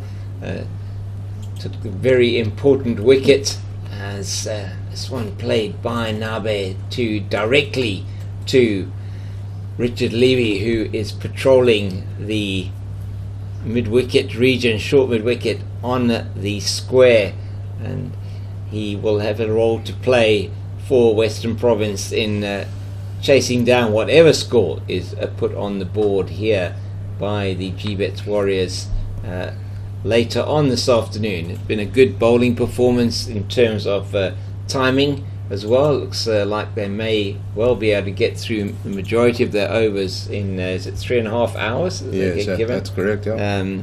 Still 8 overs and 1 ball to be bowled, and 8 wickets having fallen. And we'll give you the story of the day if you're having just joined us, maybe at the end of this over. But it's great to have here with me in the commentary box David Brooke, Brandon Sponsorship Manager here at Six Gun Grill Western Province. Oh, that's just lovely little single down to third man from Nabe. Nicely played, and nothing wrong with that. Keep the scoreboard ticking along. That's what they need to do. They can't really take any chances. Only one man left in the hut, Akona Mnyaka. Just try and keep the singles going. Bat out the 50 overs. 100%. You've got 8 overs left. That's 48 deliveries. You want to be at least scoring 50 runs from that. That takes you up to a total of 185. Something to bowl at. I mean, we saw the other day the Lions setting a similar score and taking it to the last ball. So you never know. You never judge a pitch until both teams have batted on it. The Warriors bowling lineup is a solid bowling lineup. We might see John Smuts, opening up similar to how Carl Simmons opened up today. Tsepo Moreki with his final over, 3 for 40. He'll be attacking the stumps, no doubt, and away from the body into Yasin Valley there at backward point. There's no run. We've got a slip, a third man, backward point, man on the cover point boundary, extra cover, mid-off, mid-on. Man at deep square leg and man at long leg. So it's been very much for most of the match. It's been for Tsepo Moreki as well, 6-3 or a 5-4 offside leg side field. Oh, that is in the that air. Could be his fourth wicket of the innings. Down to somebody is underneath it. It's Mpoli Mklaudi Mpongwane takes the catch off the top edge from the batter. It is Nabe, and it is the fourth wicket for Tsepo Moreki. Take a bow, young man. He'll be looking for a 5 for one would think within the last 4 balls that he has to bowl. Absolutely. That was a top edge. That was a short delivery. Nabe knew Nabe had to go for it. He was going to get tempted. A number 10 batsman always going to go for it. Nabe was removed from 4 runs. He was there for 13 balls, 12 minutes, and the Warriors lose their 9th wicket, 135 for 9. Tian van Vuuren has been decent on his debut here. He's 17 not out, and he's just going to have to go for it now, really. He is. Akona Manyaka, he's not going to do too much damage to the scoreboard, with respect. And Tsepo Moreki has been absolutely brilliant this entire tournament so far, really. So now would be the leading wicket taker. Not sure obviously what's happening in the rest of the matches around the countryside, but at this stage, for this particular series, he has been outstanding for the 6-gun grill Western Province team. Good catch there on the boundary by Mklaudi Mpongwane. I was a little bit concerned there because Mpongwane didn't look like he was moving that quickly to the ball, but he's a tall, lanky young lad, and he got a couple of late strides in and took it very comfortably in the end. Deceptively fast across the field. He gets across those last few yards very quickly. Tsepo Moreki will be going for his career best figures in limited overs cricket, in List A cricket. His career best is 4 for 38, so he's really on track to, unless something drastic happens. Tian van Vuuren crossed. If I'm not mistaken, this rule has changed forward. From October this year, 2022, there will no longer the new batter will be coming in at the crease and will not be. The law has changed or will be changed. So Van Vuuren is on strike to Moreki into the pads, and he's going to refuse the single. Interesting. Goes down to George Lindard on the deep square boundary. So Tian van Vuuren, like an old seasoned pro on his debut. Yeah, came inside the line there, but quickly identified that he's going to need to bat to most of these deliveries coming up, to try and get past the 150 mark now. Tsepo Moreki is 4 for 40 from 9.3 overs. He's going to go give it horns now the next 3 deliveries. Oh, that's a good shot though, and just set up a little bit for him, and he plays through the line, and it goes down to the boundary behind the bowler's arm. For that 4, and he took that one on, didn't he? But it was slap down the ground. That was an old school slap down the ground. It was a slap, But nevertheless, he has to go for it now. There's nothing to lose now from his side of things. Tsepo Moreki won't mind that. He might be able to get a top edge in the next couple of deliveries. We might see a little bit of a cutter from Tsepo. His confidence is up. Most definitely. 2 balls to go in his spell. He's looking for his career best figures. Never taken a fifer in List A cricket in his career so far. George Linder on that square leg boundary might come into play. Looking for the single. They're not going to take it. Mo Valley, one of the best fielders in the Western Province team, around very quickly from his position at backward point. Interesting to see if they do bring the field in at all here. It doesn't look like they're going to do that for the last ball of the over. I think he's going to go short ball. George Linder on that square leg boundary, one of the best fielders around. He's waiting. He's waiting. I don't know what he's warming up for. He's done with his 10. He's finished his bowling. He's finished his bowling. Maybe he's on the cool down. And it is the short ball, and he goes underneath it, and that is going to mean that Akonamyak is exposed now for the first ball of the next over. Embraces all round for Tsepo Moreki, Richard Levy, wicketkeeper Daniel Smith, and everybody just giving him the congratulations that he deserves. 4 wickets for the young man, 4 for 44 in his 10 overs, 1 maiden, and really picking up the key wickets in his spell of Kashile and Stubbs, more recently the wicket of Nabe, and right up at the top of the innings a great delivery to get Ngwepe out, caught behind by Smith. It's going to be Walters into Akona Amyaka. Yeah, it's 10 wickets now in the 3 matches for Tsepo Moreki. Fantastic. His coach will be absolutely delighted with that. He's one of those players that, he's been around for a while, and to get these kind of results, I remember a few seasons ago he was up there at the top of the wicket taking standings in the One Day Cup competition. If I'm not mistaken, him and Junior Dala were the top 2 at the time. But it's fantastic to see. I know personally he's worked hard on his game. Slow bouncer there. There hasn't been too much bounce from this side, but Bashir Walter showing all his experience there, bringing all the tricks out of the book.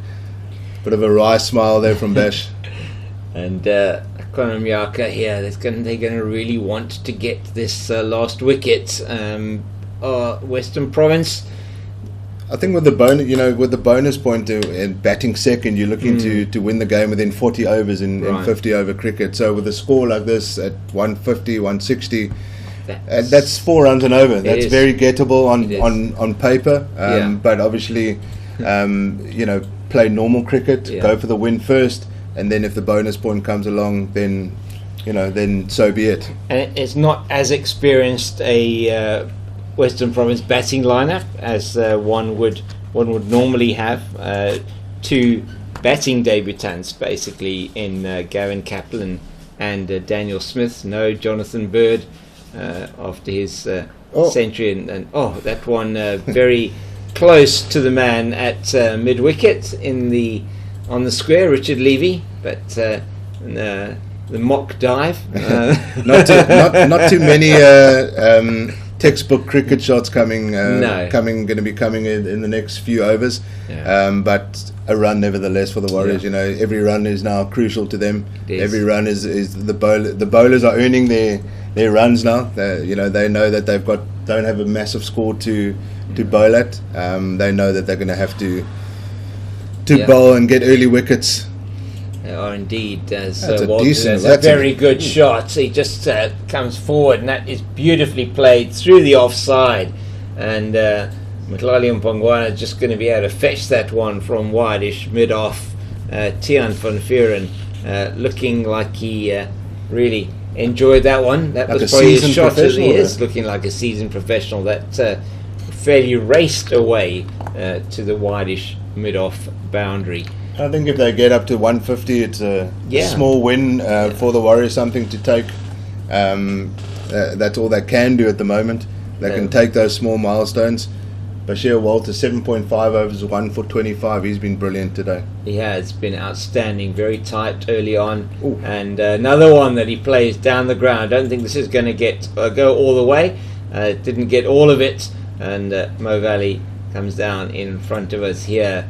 and the fields. They take 2, and Tiaan van Vuuren really does. He's taken the I think fight to Western Province here. He has to do that, doesn't he? I think it looks like Björn Hendricks is going to come back. He's bowled 7 overs, 1 for 17. I think Tony de Zorzi, the captain, is signaling to him, the cap comes off, and Björn's coming back into the attack. Absolutely spot on timing for Björn to come in. It looks like between Mpungwana, Simmons and Walters, they're going to get the 20 overs out of those 3 bowlers there, and then Björn will look to bowl through. They're hoping not to bowl through. No, definitely. Björn will be quite happy with 7.1, 2 for 17 if that was the case. I'm just looking at the wicketkeeper and the slip. Normally the experienced players, the combined age of those 2 youngsters at wicketkeeper and slip would be the current age of, I think, Andrew Patek. Yes, somewhere around there. So it's lovely to see. It's fantastic to see those. That's a lovely little slower cutter from Björn Hendricks. It's lovely to see the guys. I always believe in confidence. Sometimes you. Presence in the field is something that you can't teach. No. And I believe that these youngsters, they look like they belong. They look like seasoned professionals. They're confident but not arrogant. No. They are good players, and the best time to bring those youngsters in is when you've got the experience around them. Absolutely right, and there's plenty of that in the Western Province team. The 2 youngsters that David is talking about, Daniel Smith and Gavin Kaplan, 21 and 24 years old respectively, both on debut in their List A careers, both having made their first class debuts earlier in the season, and having done well in that match versus the Titans, and continuing to do well throughout the season. Daniel Smith coming in as wicket-keeper in place of Carverena. I think that almost carries to Carl Simmons there at short cover. Akona Manyaka. Björn Hendricks coming around the wicket. He had a little bit of trouble with his follow through from the Kelvin Grove end early on. Got an official warning, but he normally comes around the wicket towards the end of the innings. Which he's doing now, and it's a difficult angle for a number 11 to be able to get away, and that almost carried to Carl Simmons there at short cover. I wouldn't mind seeing him come in a little bit more closer, maybe. Yes, I mean, if Mnyaka is going to get it over his head, good luck to him. Absolutely. That goes down to Mo Valley at point. Dot balls are not no, so 4 balls off this over so far, 4 dots, and Mnyaka just surviving at the moment, not able to pierce the field. It'd be interesting to see what Hendricks does for the last 2 deliveries. Is he going to target the stumps, or is he going to put one in shorter? I wouldn't mind seeing a little slower ball bouncer. Tsepo Moreki on the, if I'm not mistaken, on the square leg boundary there might come into play. He's gone fuller there, and he's just returned it again. A dot ball. This is phenomenal bowling in the 45th over. Incredible. No run so far this over. It really is. This is exactly what you're looking for from your strike bowler. This would be his 4th maiden over in this spell if he does bowl this last delivery. Unlikely that Tiaan van Vuuren is going to want a run here, and it has been really outstanding. As you say, David, looking at his career stats from an economy point of view. He's got an overall list A stat of 5.73. There was a little bit of a shorter one. They're not taking the single, and that's a maiden over in the 45th over. That's 146 for 9. Mnyaka not out 1. Van Vuuren 27 not out. Björn Hendricks 8 overs, 1 for 17. That's just incredible. That is incredible, and that on the back of his first spell, 5 overs. 1 wicket for 2 runs. That's it was an incredible opening spell from Björn Hendricks. A lot of that, a lot of what the trouble that the Warriors were in first up was due to the fact that he bowled such an incredible opening spell. At one stage, 13 for loss of 3 were the Warriors, having been put into bat by captain Tony DeZorzi of the Six Gun Grill Western Province, and it is, as David said, they're 9 down. Western Province looking for that final wicket. Just 18 runs in that 5-over stint there between the 40th and the 45th over. Yeah. So that's exactly, that is spot on. That is better than spot on, really. Oh, a fuller delivery. Oh my goodness! Could that go to the boundary? No, it's not. Like it. Buren Hendricks doing the work, and Van Vieren will get 2. Down to Buren Hendricks. Buren Hendricks not enjoying that little work that he had to do there after his bowling over, but nevertheless 2 more runs added to the score as they trickle along towards the 150 mark. They do, and it's one doubts that is going to be enough, but as you say, cricket is a funny game, and this wicket has not necessarily performed how we perhaps would have expected it to.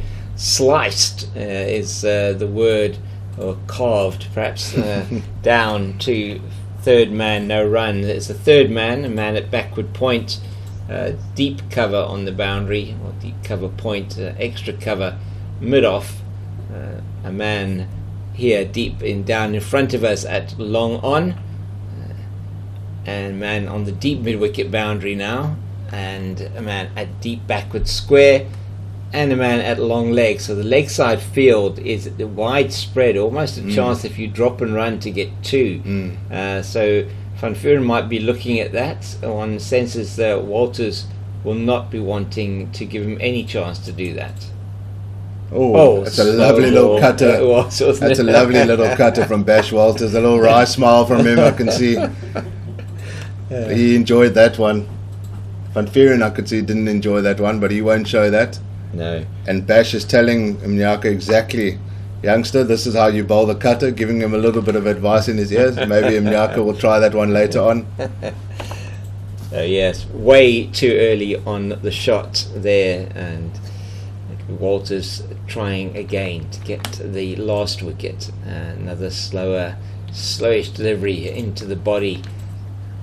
The problem you have when you're not taking the single is that your score is not moving. It's either boundary, exactly, and it's not like he's going for the boundary. No. So if you're going to bat out the overs, and you need to score runs as well. It's not just about survival now. You have to score runs, whether you go out in the 49th over or the 47th. You've got to be able to score runs, as many as possible. And it has been a problem for the Warriors throughout the innings. It looks like he's only going to get the 1 here. He will expose the Mnyaka to 1 delivery of Walters. Walters probably attacking the stumps, one feels, of Mnyaka for this last delivery. And we'll see what happens.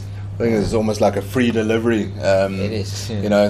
If it's there to be hit, go for it. Try not to go out, but if it's there to be hit, if you get a boundary, it's bonus. It is. And then Van Vieren would be on strike for the next over. I think we might see Bash, bowl out his 10 overs. We will I think probably looking will, at that. yeah. It's. He goes for it, but it doesn't get past the inner circle. Mclali Mpungwana does the fielding at mid-off, and that's a great over there from Bashir Walters. 9 overs, 1 for 30. As the score moves to 149 for 9 after 46 overs. And just batting at 3.2 runs to the over. It doesn't look like a 3.2 runs per over wicket.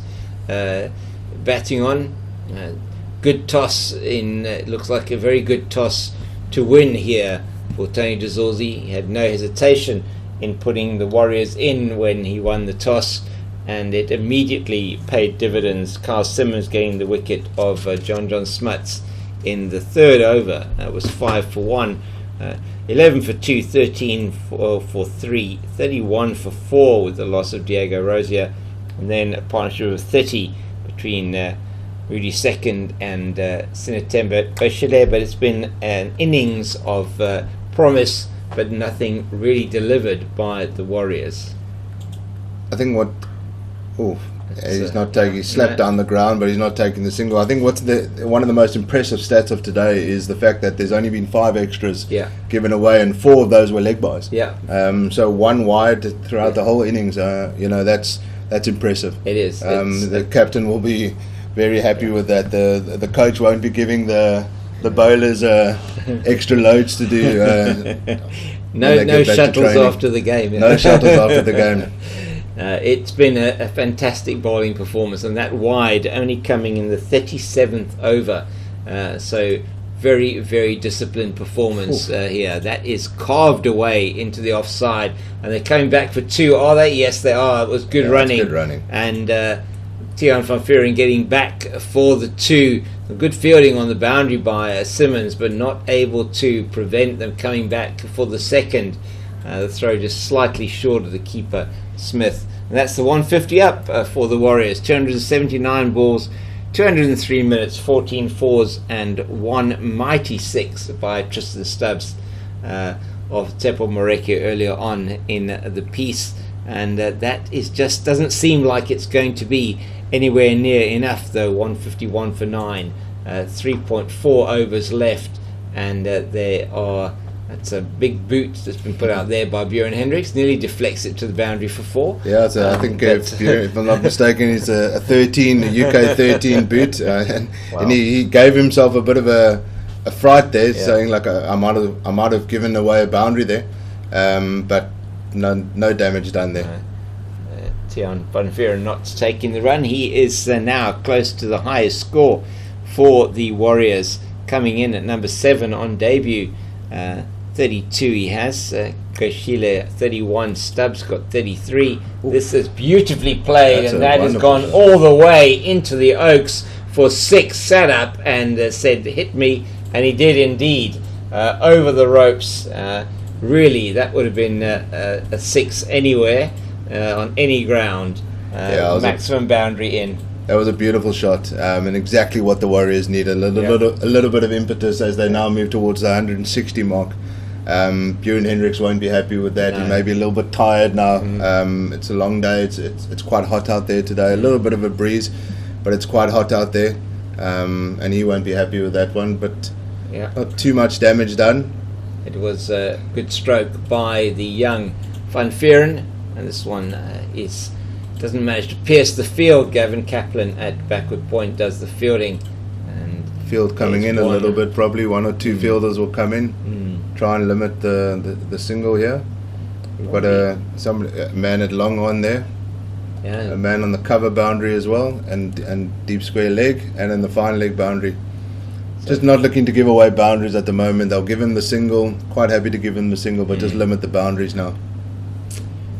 Hendricks towards us from the Wynberg end, and that's played very nicely out into the cover region, and they're going to come back for the 2nd, and only the 2 there, which means he's exposed Amnyaka again to the attack, and it will be, I think, Bashir Walters to continue. As you said, David, he's going to finish off. He's bowled 947, and Tiaan van Vuuren has gone to 40 on debut in List A cricket. He's got the highest score for the Warriors, coming in at number 7. A good innings by him, good hand played by him, an excellent 6 in that last over. Walter's going to be into Amnyaka. They don't want him off strike. And that's played. That's gone through Mpungwana there. That is not great fielding from the youngster. Down in front of us at mid-off, straight through the hands and down to the boundary for 4, and Amnyaka goes to 5 with that shot. 163 for 9. This partnership now 28 for the last wicket. That will not please Western Province captain Tony de Zorzi at all. And it comes down to momentum as well. You know, if they finish their innings strong here, you never know. Quick half an hour break. Bashir Walters will be looking to wrap up here because they don't want to get to the that's well bowled. Amnyaka's still playing the shot, even though he's walked away from his wickets. But nice delivery there from Bash Walters. If they get to the 50th over, they're going to either Mkhlali Mpungwana or Carl Simmons is going to have to bowl that 50th over. You know, they were hoping to bank on Bjorn Hendricks and Bash Walters wrapping up this innings before the 50th over, and that obviously still can happen. But if they get to the 50th over, the Warriors have a chance to, they'll go hard in that final over. They will. That's just edged down to off the inside of the bat down to the ban at fine leg. That is Björn Hendricks, who ambles across to his right to field. They take the single. It'll be Van Vuuren on strike, and he'll be eyeing nothing more than scoring as many runs as possible. The thought of a milestone of 50 is not, I don't think, anywhere near in his mind at the moment. Just about getting runs. Gavin Kaplan moves over to the long on boundary. Yeah, that's a slower delivery, and that's going to be 2 bounces down to the man at deep mid wicket. That is the captain, Tony Gisoldi. They don't take the run, so we have 4 men on the boundary on the leg side. 5 are allowed out in this power play period. The other one is at a deep point. We have a man at 45, a third man on the edge of the circle, backward point on the edge of the circle, man at extra cover on the edge of the circle, mid off on the edge of the circle.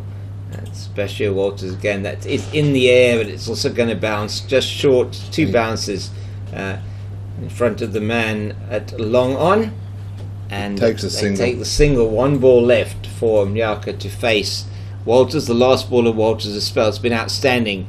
As David was saying earlier, 1 for 36 in his 9.5 overs. Yeah, he's been brilliant today. To get 10 overs out of the big man, top class effort from him. He's still running in from the Kelvin Grove end. Well bowled, and yes, interestingly posing there defended. For the pitch vision cameras there. Corner Manyaka saying to me, Brookie, I can actually bat here. He's a confident young man. I've got a lot of time for Corner Manyaka. A lovely guy, played down here at the Cape Cobras. Yep. He'll be enjoying this little spell of batting here. That's Bashir Walters, 10 overs, 1 for 36, including 3 fours, no no-balls, no wides. Brilliant spell of bowling. Yeah, been outstanding bowling from the old young man. That's a good way of putting it, old young man, absolutely.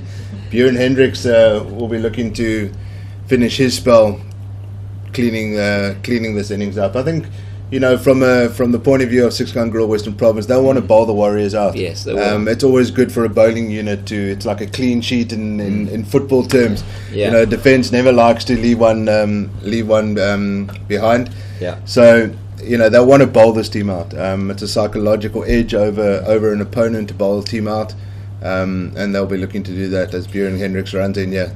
And that's down to the man on the edge of the circle at extra cover. Richard Levy does the fielding. They don't take the run.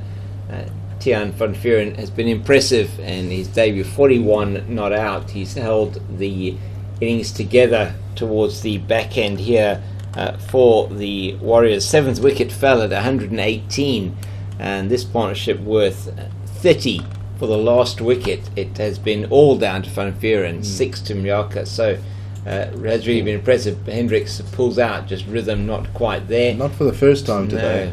No. And early in the innings when he got called for a warning for running on, that can have an effect. He's obviously he's had a bit of a hamstring injury as well. The past couple of weeks, so that'll be a little bit on his mind as well. But he needs to just get through his final deliveries. We might see him off the field for the final. I mean, he's now an all-rounder in his terms, so he'll be looking at playing a role with the bat. The captain will be hoping that they don't get down to Björn Hendricks again when they come into bat. That is going to be the second wide of the innings. Just that one slipped. Yeah, that doesn't help his cause when you need to now bowl an extra delivery. It's only the second wide of the innings, and trying to what are you trying to do there? Maybe bowl the Yorker length. That wide outside off stump Yorker is very effective in T20 cricket. Yeah. It just slipped. Don't want to try too much here. 5 balls left in his spell. He's looking a bit tired, as you said, David. And that again is another wide outside the off stump. Wonder why he's dispensed with what's been working for the rest of the day.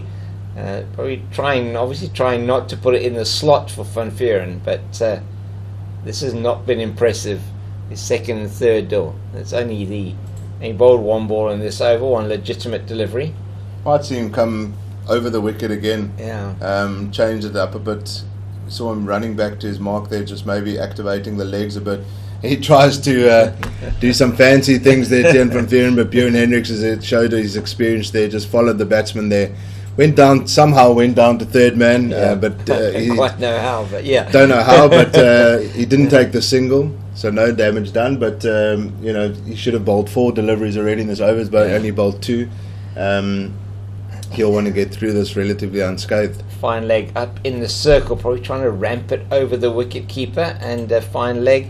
And this one he plays. That one is way out of the ground. That is a massive 6 over the bowler's head and virtually into the members' pavilion. That's his not quite his 50 as yet, but he is heading towards that 50. What a huge 6 that was, third of the innings, and his second innings. Tian van Vuren is giving a target to bowl at. David, that 180 now looks highly possible. Yes, absolutely. That was an incredible shot. Very similar to Tristan Stubbs' shot earlier on when he hit Tsepo Moreki for a 6. But it does look like Buren. That's a better delivery. That's what he was looking for, I think, earlier in the over when those wides. He's got protection out on the offside boundary, so that's exactly what he's looking at. Give the guy the single. But that was an incredible shot there from Van Vuren. He's played really well. He's really protected the strike well as well. He's done well. Yeah, this is partnership of 38 is really frustrating. And it's those small little psychological wins. When you've got a small score that you'll clutch at anything really. You'll take that if you get up to 180 when you thought you were going to get another one. And that, I think, that's a wicket. He's got the edge. He has got the edge. Yes, he stands, but he has got the edge. We thought we heard quite a loud nick on the ball and trying to play that one through the offside. And yes, so that is the end of the innings of the Warriors. Ends on 48.5 overs. Unfortunately for Tian van Vuren, out for 47 of 49 balls. By far the standout innings of the match for the Warriors. He's held the back end together. Partnership between these two was that 43 that David described, and that really was a very good partnership by Nyaka and Van Vuren. Van Vuren eventually out for 47, caught behind, trying to play the wide one into the cover region. And so the Warriors end on 173, all out. And just to run through the scorecard and bowling figures for you, it was JJ Smith, LBW Simmons for no score. Libba, second man to go, scoring 11. Court Smith bowled Hendricks a steal down the leg side for Hendricks, and then Lasib Ngwepe. Court Smith bowled Moreki, good delivery outside the off stump. He got 3. It was then 13 for the loss of 3 wickets. Fourth man to go, Diego Rosier, caught by Simmons at a slip off the bowling of Walters for 12. 31 for 4. Rudy second with the fifth man to go, 61 for 5, and then 95 for 6. Koshile, 118 for 7 Stubbs back in the pavilion. Stearman went to score 128. Nabev at the score 135, and final wicket to fall. Van Vuren, who got a well played top score 47, caught by the wicketkeeper Smith, bowled by Hendricks, and ended on 178. The score for the Warriors. We're going to take a 30-minute break for the interval between the two innings. The heavy roller is out for Six Gun Grill Western Province. They'll be chasing 179 to win their third match of the campaign, and it will be their second win. The Warriors, looking for their first win, are looking to bowl them out before they get to that total. We'll be back.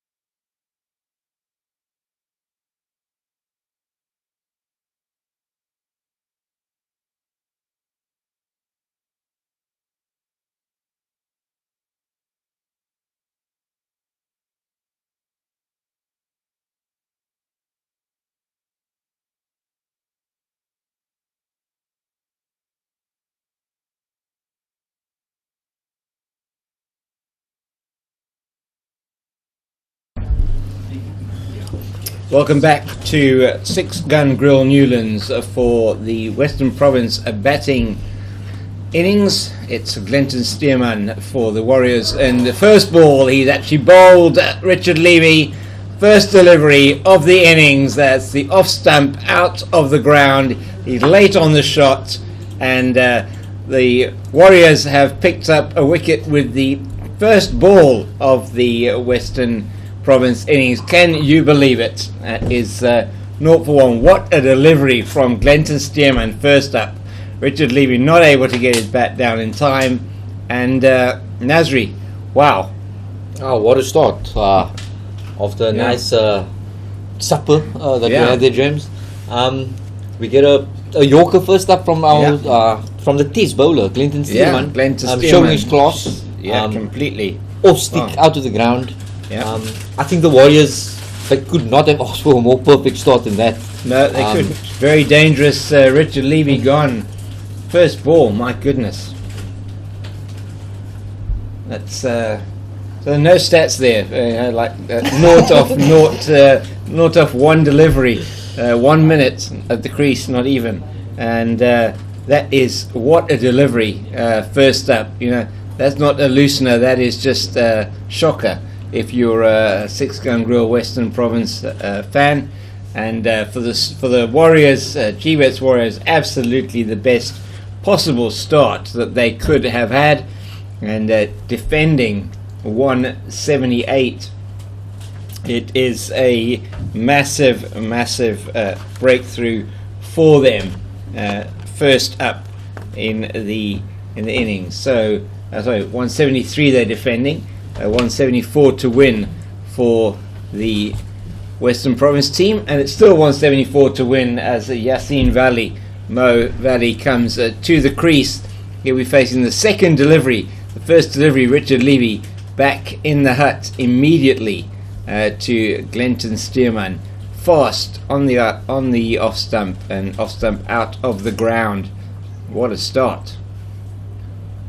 And towards us then from the Wynberg end, Glenton Stearman, another fast delivery defended by Valley, and there isn't a run there. So could not have asked for a better start. When you're defending 174, you could not have asked for a better start. And as you say, the test bowler Glenton Stearman making his debut for South Africa in New Zealand, a part of that squad, and he's now come in and made a difference right up front for the Warriors. Just down on the leg side. So just field then for Stearman is he's got two slips. He's got a third man, a man at point, extra cover, mid-off, mid-on, mid-wicket, and a fine leg. Very standard 6-3 offside, leg side field. James, we were speaking about momentum earlier. That's right. The Warriors would have taken a lot out of Tiaan van Vieren's finish to the innings. They would. Incredible finish to the innings. 47 for the young man on debut. That is fielded there in the mid-wicket region by Tristan Stubbs, and there is no run. So, and then now getting a wicket off the first ball, momentum certainly already with the Warriors in this innings. It was interesting. I mean, the pitch. Well, that one didn't really pitch, did it? The one that bowled him. It was more the pace. He was surprised, I think, by the pace and just accuracy, direction of the delivery. Another good delivery from Glenton Stearman.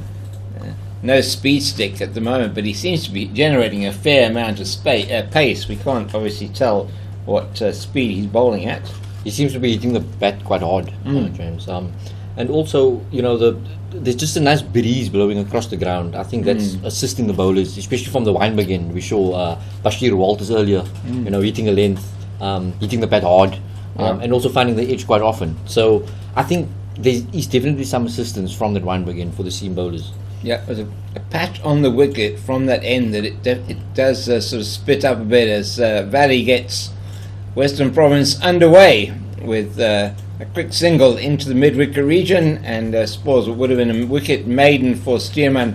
One off the over, 1 for 1 at the end of 1. So all the ones, Nelson, in terms of overs, wickets and runs, we have at the moment here at 6 gun Grill Newlands.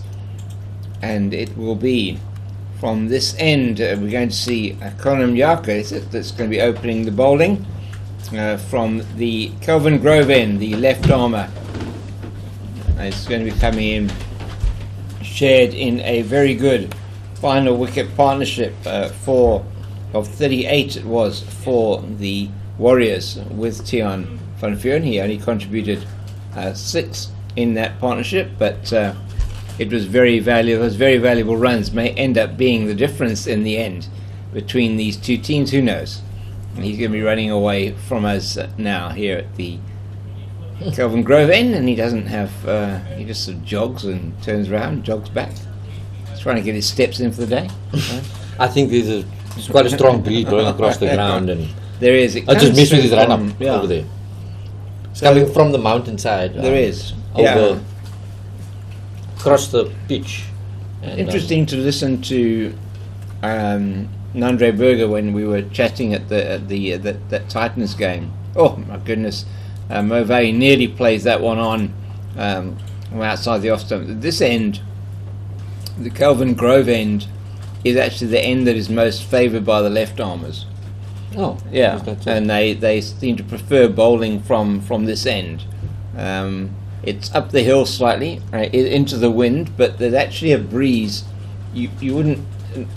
Well, when you have the large stand that prevents the southeaster coming through almost onto the field, but you have the wind coming from around the railway, around the main south pavilion on the railway side, and it that should just seems help to with the give them shape. some assistance. With the shape. Yeah, so he said he doesn't know what it is, but the left armers seem to enjoy bowling from this side. And there's a number of left armers in the Western Province team, and in this Warriors team also 2 left armers apparently, Van Vuren and also Mjaka. So it's going to be interesting. That is interesting. A good chat with Nandri that you had in that Titans game, and let's see as the innings develops, as the balls get older as well, just how and what shape they will get. Mjaka into Valley. That's a good shot outside the off stump, and that will go away towards the boundary, but it is retrieved there on its way to the boundary. That only gets through for the 2. Just trying to see who is out there in the field for the Warriors, and that is number 23 on his back. I can't actually see who that is. Could be Vian Libber. That's that Libber, yeah. Lugo Diego Rosier, and it was Stubbs who actually dived away to Isvian Libber. Thank you very much. And one of the better fielders in the Warriors side. Oh, he got him. Plays it, flashing outside the off stump. Mo Valley caught at second slip, and the Western 6 gun Grill Western Province are in all sorts of trouble here. 3 for the loss of 2 wickets. Not sure who caught that one. Vian Liver caught that at second slip. A very, very good catch by the second slip, coming in at the right sort of height for him. And the Warriors are on fire here. Western Province in as much trouble, in fact worse trouble than they were in their innings at the top of the order. And the experienced Mo Valley is out for 3. Score now 3 for 2 in the second over. The captain, I think, yet to face a delivery, and standing at the other end, looking at the carnage that's happened around him. As the debutant Gavin Kaplan will come to the crease. What a start, Nasri. Brilliant start from the Warriors. Like we said, they really have taken that momentum that Tian van Vuren gave them at the end of the batting innings, and they've brought it into the bowling side. I was just watching him, just before they started the innings in the warm-ups. They were enthusiastic, going about their work, fielding, drills, bowlers, and it showed. No looseness first up. it's been by Steerman outstanding. And Miyaka. So they've just been rewarded for the start to this with 2 quick wickets, and the 6-run goal Western Province in deep trouble. Absolutely, all sorts of trouble, as they say in the classics. And it's Gavin Kaplan, his first delivery in List A cricket. He just defends back to the bowler now. It's going to be interesting to see how Western Province now deal with this particular crisis that they're in. The Warriors, remember, in their innings, there were 13 for 3 at one stage, 11 for 2, 13 for 3, only 19 for 3 at the end of the power play. One is looking at something similar, perhaps, from a Western Province point of view.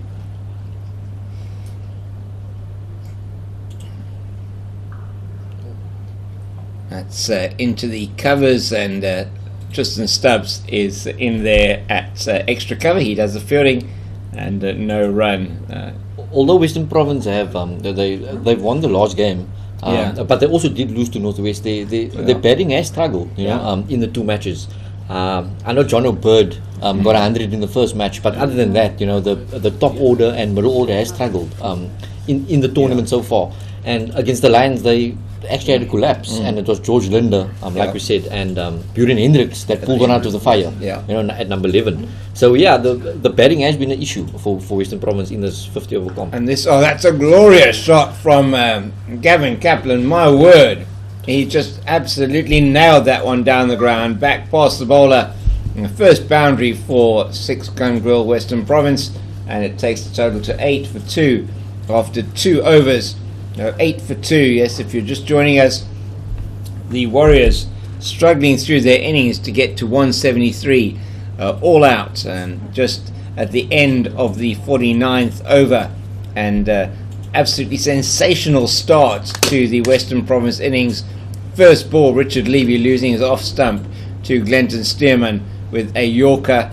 And then in the second over, now Akana Miyaka getting Yassine Valley caught at second slip by Vian Liver off the bowling, as I say, of Akana Miyaka. And Tony DeZorzi will now face his first delivery with left-hander. First delivery of the innings in the third over. For him on the third over. Stearman into him. That's a good delivery again from the Proteas paceman. I think the Western Province captain has been standing on the other side, just watching the carnage happen from one end. But also, for someone like Gavin Kaplan, that boundary should settle him, right down, and just give him some confidence. He does take some form, some good form with the Willow into this encounter after some runs in the last 4-day match for Western Province. So let's see how he does today. Promising youngsters, DeZorzi. That one goes out to the man at backward point, and we'll try and give you an idea of who the fielders are in those positions. That is 23. That's Stubbs, is it? Lubber, number 27 at second slip. John Smuts at first slip, number 21. It's not Diego Rosier, is it? No. Stubbs is in the covers as well. So we have 2 slips, third man. Backward point, Stearman in towards us. Oh my goodness. DeZorzi has a full go at that, doesn't he? My goodness. I think if we had to edge that, it would have flown I think so. over the slips. But it's interesting approach, the way Western Province is approaching this innings. They seem to be going hard at the ball. Mohamed Yasin Bali, a wide flashing blade, early in the innings, faced not a lot of balls. No, 3 deliveries for his 3. Chased the wide one. He did. Easily could have left it, and got in his iron first. But it does seem to be an attacking approach from the Western Province batters. Most certainly. And DeZorzi, that's a good delivery from Stearman. And he just gets in behind it. And there is no addition to the score. And that is, Diego Rosier at backward point. We've got Tristan Stubbs at extra cover. Captain Rudy Second is at mid-off to the left-hander, and got the men patrolling on the leg side. We'll give you those fielders now, as it's Stearman coming towards us another good delivery and played down the ground, but there is no run for Dazorzi, and fielded there by the captain Rudy Second. Throws it into the keeper Oshile, and no run there. In the mid-wicket position, we have Ngwepe and there at mid-on is Ntakaya Nabe. As Nabe, yes. Mterekaya Nabe at mid-on, and then Akana Nyaka here in at third man, and down in front of us at fine leg we have Tiaan van Vuuren. We've got that very good 47 to get the Warriors close to one could well be a competitive score, actually. 173. The way they've started the bowling innings, I think that 47 could be the crucial knock of the game. Could indeed be the crucial knock of the game. And interesting to see that the top scores for the Warriors coming from batters 6, 7 and 8. 5, 6 and 7 for them. That was actually batters 6, 7 and 8. I do apologise. So fascinating stuff here. First up, a lovely play by Kaplan once again. It's on the legs from Nyaka. Is that one going to go all the way? It isn't. It's cut off by the man. Fine leg running around, and they get 2. That's Stearman coming around there in the shadow of the railway stand, and lovely to see Nasri at the 30-minute dinner break between the two innings. The youngsters on the field playing cricket. Wasn't that took great? Us back, yeah, that was really great. Did you see youngsters running on the hollow turf of That's Newlands, right. That's right. Took us back in an era, in a pre-COVID era, as Nyaka. It's a beautiful shot from Kaplan, and that is over-pitched on his legs, and that Van Vuuren's going to get nowhere near that one. Another 4, and he moves into double figures. He's on 10. The score 14 for 2. They're in a hurry. Either way, either losing wickets or scoring runs at the moment. Western Province, 6-gun grill. Western Province. It's a beautiful shot though, on drive, past the diving, mid-on. I think Gavin Kaplan came in with and he showed some intent. Yes. He's hit the ball in the middle of the bat, basically every delivery that is faced, And they've immediately dispensed with the second slip because of that. Nyaka just over pitching there. So leg stump off volley and put away by Kaplan. And that's again well played, but it is misfielded by the captain second at mid-off, but they don't go through for the misfield. As everybody knows, you don't run on a misfield. Do not run on a misfield. No, we were taught that when we were 7 years old. That's right. Any youngsters listening, you don't run on a misfield. Very dangerous to do that. So, remembering that, Gavin Kaplan. And they don't take the single. So he's on 10. Captain Dazorzi is yet to get off the mark, and it is 14 for the loss of 2. Much better delivery from Nyaka. And he knows this ground well. Spent a few seasons at the Cobras under Ashwell Prince.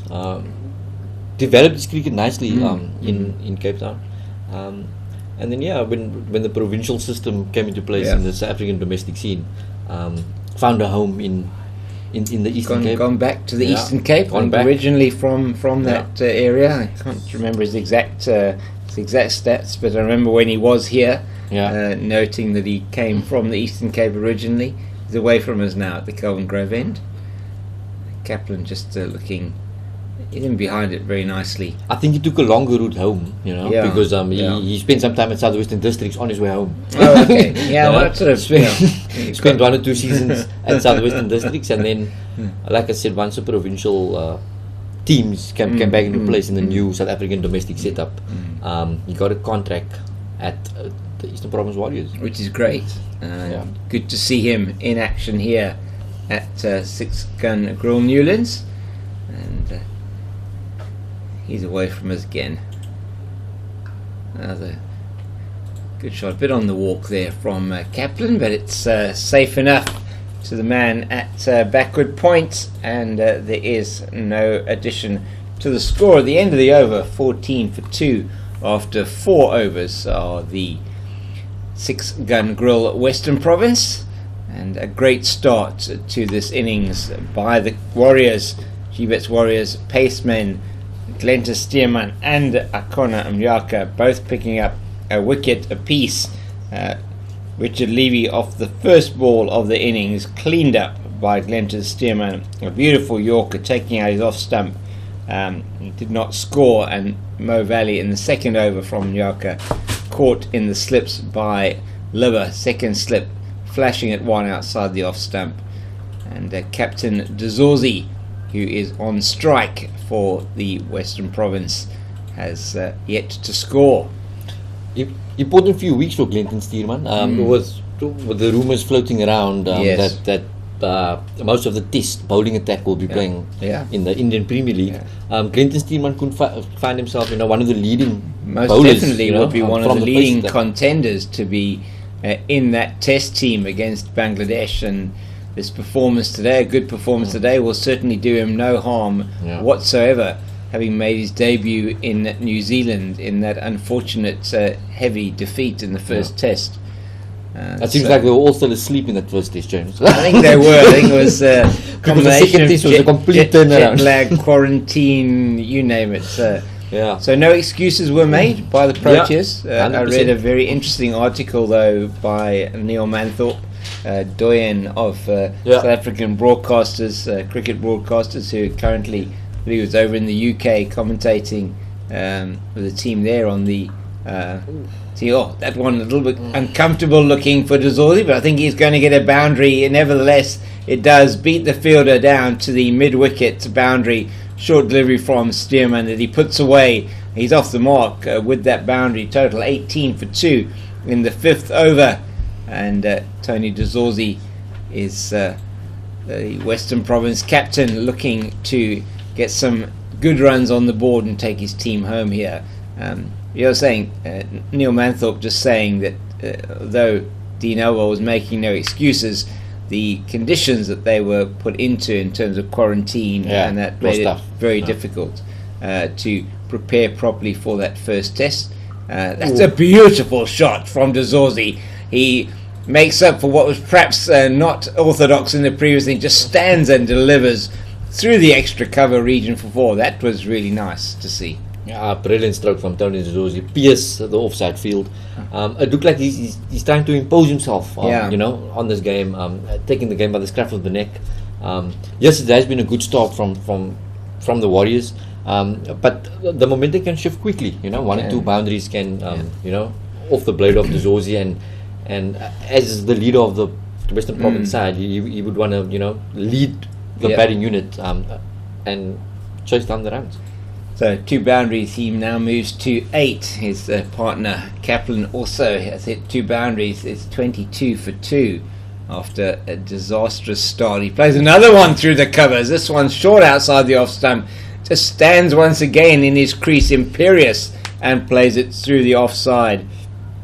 That's the 3rd boundary of 3 consecutive deliveries, and retrieval there is the only hope for Tristan Stubbs from his extra cover position, and Dezorzi moves to 12 with that shot. The score into the 20s, 26, well into the 20s now, 26 for 2 in the 5th over. Stearman just having gone for 3 boundaries on the trot. He's in for the last ball. He's over around the wicket to Dezorzi, and a few words to say maybe, and that is fielded by Liver, I think that is, and he's going to be running back down towards that Van Veeren, running down towards us here. Is Liver, and looks like it's going to be Tiaan Van Veeren who is going to be bowling the 6th over of the innings. Going to take over from Akona Mnyaka, another left armour from the Kelvin Grove end. Exactly, unsurprisingly, from the Kelvin Grove end. I think they've done their homework then. I think so. They've either been either Nandre Berger is trying to contrick on every other team now. I'm just joking. No, it's certainly, I mean, backed up by what his fellow fast bowler Tepo Moreki was saying. Both of them at the time were injured. Yeah. And it was great to have them both on air with us at that time. And Andre just telling us about how something about bowling up the hill from the Kelvin Grove end. So interesting, as it's Tiaan van Vuuren into us again. He squares Gavin Kaplan up. That's a bit of a leading edge out into the cover region. Fielding is done there by Rosier at backward point. He's accompanied by Tristan Stubbs. It's extra cover, but a mid-off, a mid-on, extra mid-wicket, man forward a square on the leg side, fine leg, and a third man that accompany the solitary slip. It's a 5-4 offside leg side field. Beautifully played by Kaplan into the offside again. It might beat everybody. It does. Three fielders converge on it on the offside, but Stubbs, Rosier, and the man from fine leg, that is Glenton Stearman, are not going to get to that. Another boundary takes the score to 30 for 2 in the 6th over. 144 to win for the Western Province team. They are batting now at just under 6 runs to the over. They really have been going for their shots. The ball's there to be hit. They are certainly looking to hit it. There's a shortish cover point now. It's an interesting position they brought in for that delivery outside the off stump. Kaplan defending back down the pitch. Left hand, right hand combination in for Western Province at the moment. I think the Warriors captain Rudy Second has seen how strong, just in a few balls, how strong Gavin Kaplan is square of the wicket. Yes. Especially on the offside. On the offside. And that man, in between cover point and extra cover. It just has a short, short point. Yeah, it's a short point. It is. It is a short point. Yes. Interesting position. It is actually very rare to see. I think guys that's gone down to the third man region is a man on the boundary there. Glenton Stearman is patrolling that area, and that's not Stearman. That is Nabe patrolling that area, and they take one, and that will bring Zorzi on strike at the Wynberg end for the first time, and Tiaan van Vuuren, who's taken over from Connor Umnyaka. Sensational start, if you're just joining us, sensational start to the 6-gun grill Western Province innings with Richard Levy getting a first ball Yorker from Glenton Stearman, losing his off stump, and huge setback. And the following over, Yasin Valley caught a second slip, good delivery from Van Vuuren, just over the top of off stump, left on length more than anything else by De Zorzi. It looks like Van Vuuren, he can get some decent pace. Yeah, it does. Out of this wicket. Looking good. That was some good carry through to Kashide behind the stumps, and he just has something about him. He got some run to the bat. He did. He looked very good with the bat. Hit the ball hard. Yeah, and he bowls fast. So he does. Very good cricketer.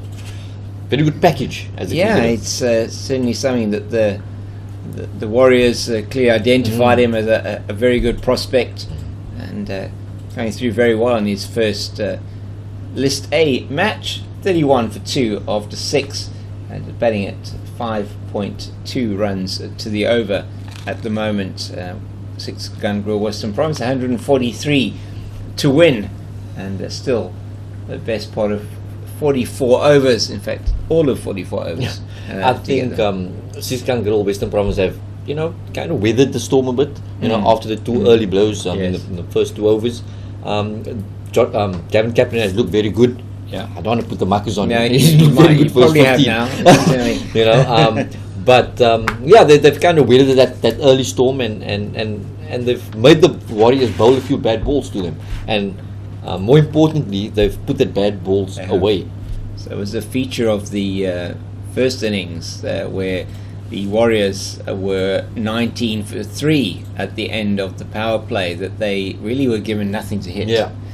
Buren Hendricks' first 5 overs only went for 2 runs. He took that 1 wicket with incredible opening spell from the Proteas paceman, and his counterpart in the Warriors lineup, Glenton Stearman, yet another Proteas paceman, has taken that one sensational wicket, and he's got 1 for 13 in his 4th over. And this is better from Stearman and from the Warriors, just short of a length outside the off stump, nothing to hit, and try and make sure they don't, the batters here don't get away from them. Before the blink of an eye, could be 60 for 2 if they do. Yeah. And already the partnership 28. I think Stearman is a better, he has more confidence bowling to right-handers. Yeah. And that's how the wicket of Richard Levy came. Just in his previous over, he went for 3 boundaries against Tony De Zorzi. But he's much better against right-handers. His shape, his angle, and just where he comes from, down the hill from the line again. Yeah. He's much better to the right-handers, and it will be a test for young captain facing the test bowler. Yeah. So let's see how they go during the innings. Gavin Kaplan, a product of Rondebosch Boys High here in the Western Cape, one of the renowned cricket schools. And that is not where he wants to be bowling, on his legs. And as you said, Nasri, earlier on, he is very strong. Great pickup there from him. Vacant square leg region. That's gone down for yet another boundary to Kaplan. That I think now his 4th boundary in his innings. He's on 19. The partnership 32-35 for the loss of 2 after the early loss of Levy and Valley. And Stearman just straying onto the legs. He really did whip that beautifully into the leg side. He'll want to keep that ball exactly there outside the off stump. No, Gavin Kaplan, like I said earlier, he's taken to senior professional cricket like a duck to water. It just seems like he belongs at this level. From that first game against the Titans, when we watched him, they were in a lot of trouble there, Western Province. Yes. Once again, chasing a very big young score, side. a very, very young side, which got even younger, in fact, for the match against the Warriors the following week in Gqeberha. Struggled through that part of the 4-day season, certainly when the Proteas were either away on one-day international duty, or a number of them also with the SAA team, and then with the SA team versus India. So good comeback in the T20 series for Western Province, getting to the semi-finals, and now here hoping for a good run in the one-day cup series, as are the Warriors, who perhaps had a disappointing season for them in the T20 side. They actually lost out in the 4-day comp on the last match, on the last round of fixtures. Their game, you can't change the weather. No, you can't. But the game in Bloemfontein rained out. Yeah. And they were in prime position to win the comp. And that's on the legs of De Zorzi. He should get 2 here. He calls his partner back for the second, as there's a misfield out in the deep, and just a slight misfield, but that in this instance, that Stubbs out there does give them the chance to come back for the second. And in our commentary box we have the sun streaming in from over the mountain. It will not be too long. Catching us, James. It is actually catching us. We're getting caught by the sun.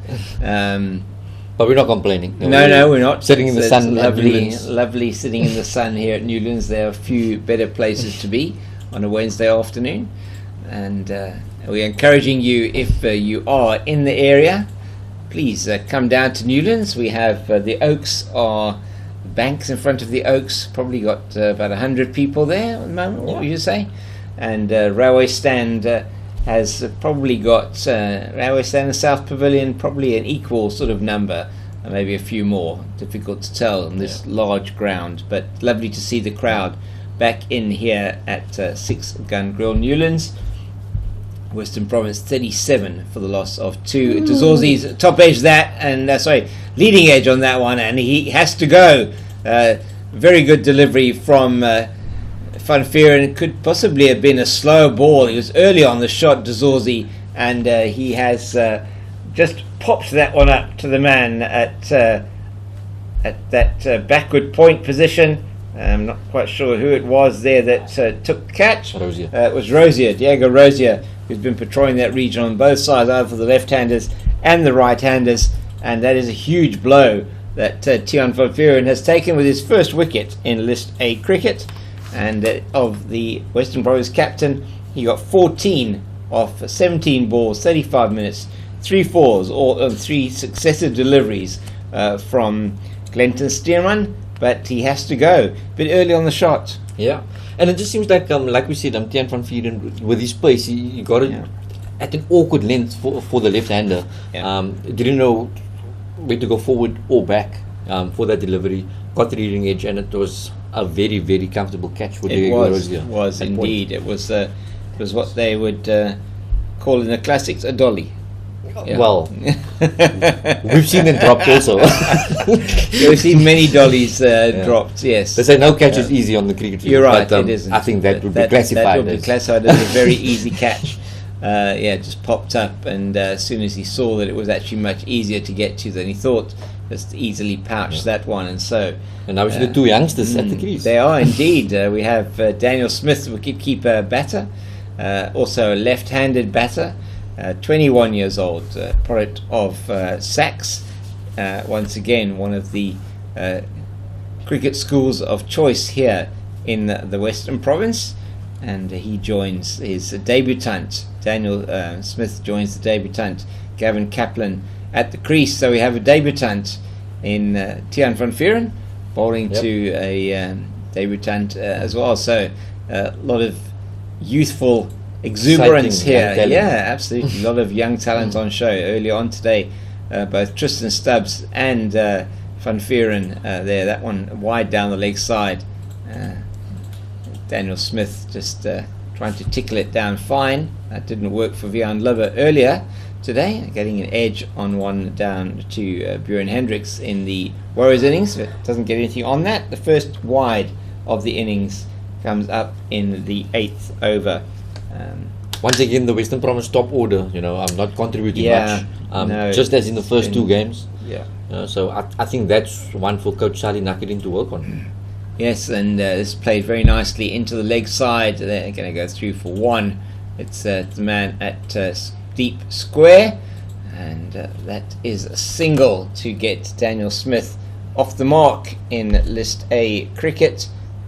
Down to, I think that's Tristan Stubbs. It was indeed Stubbs who was down there at that position on the square leg boundary. Now the right-handed Gavin Kaplan and Tiaan van Vuuren is going to be changing his line of attack. He's going to be bowling around the wicket from the Kelvin Grove end to the right-hander.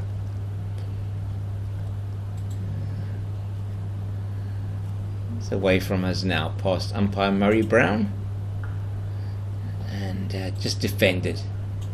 That goes to Vian Liver, who is fielding at mid-wicket, number 27.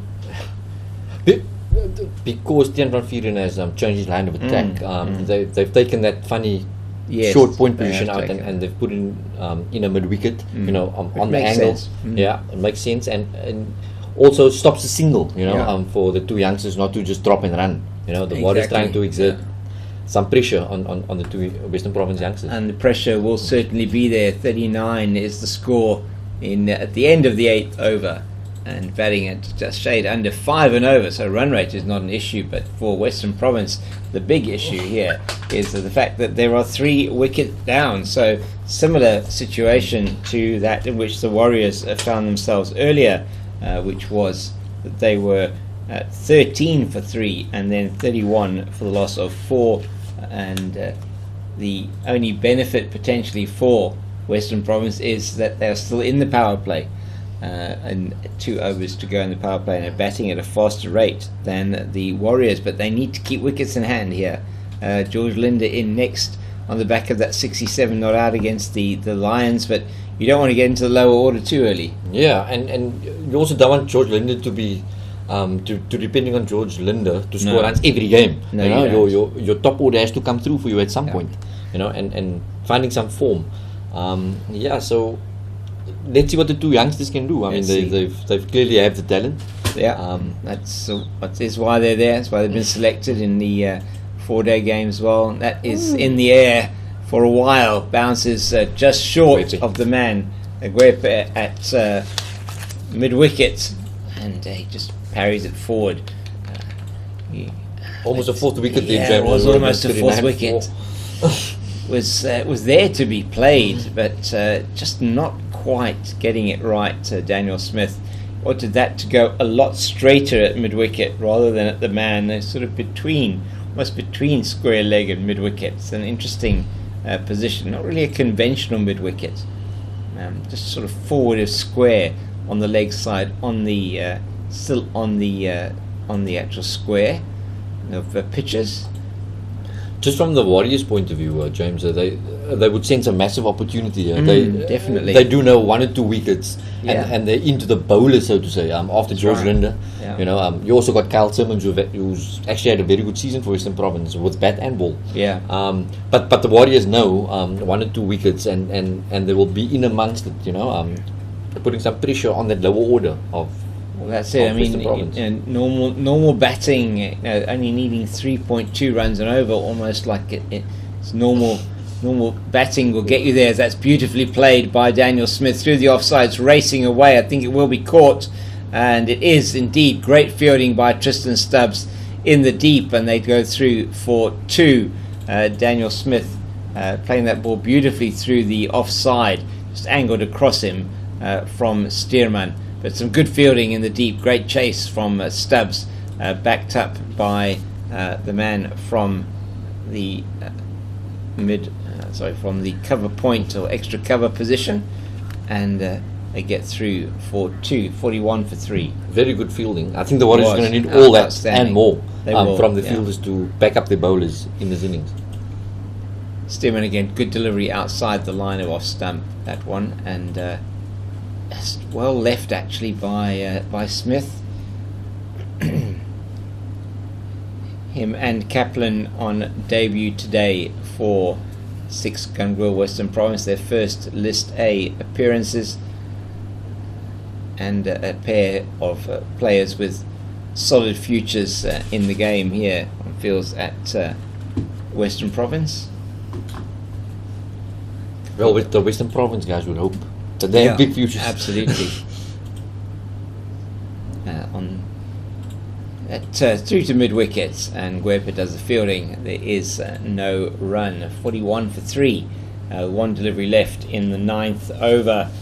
So run rate not an issue, but at the moment to win 133, plenty of time in the match. It's just they cannot afford to lose any more wickets.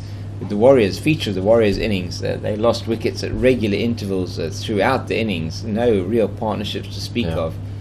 Most of them good partnerships in the 30s. Not quite getting that where he wanted to, either the bowler or the batter, and the result is straight through to the man at mid-on, who is Nabe, and they do not take a run. End of the 9th over, 41 for 3. I think just from a Warriors point of view, Captain Rudy Second would want George Linder, Kyle Simmons, Mikhail Mpongwana to actually come face the new ball. Yes. That's a different challenge altogether if you're a lower order batter. Completely. So if he gets 1 or 2 here early in the innings, put some pressure on the young batters from Western Province, he would know that they are right in the game here. Yeah, they are. I mean, they are certainly in the game here at the moment. Going to need a partnership to take this away from the Warriors, and that's a very nicely played shot down to the man at mid-on, who's Akona Mnyaka, and he does well to field that, diving away to his left, and gets a hand on it and the body behind it as he dives and prevents what looked like it could well have been a 4 had he would have been 4 had he missed that. Would have been 4. Yeah. And so good athleticism from the young man. It just shows what it means. I mean, a few of his teammates came to him to congratulate him. The Warriors are up for this in the field. They are, most definitely.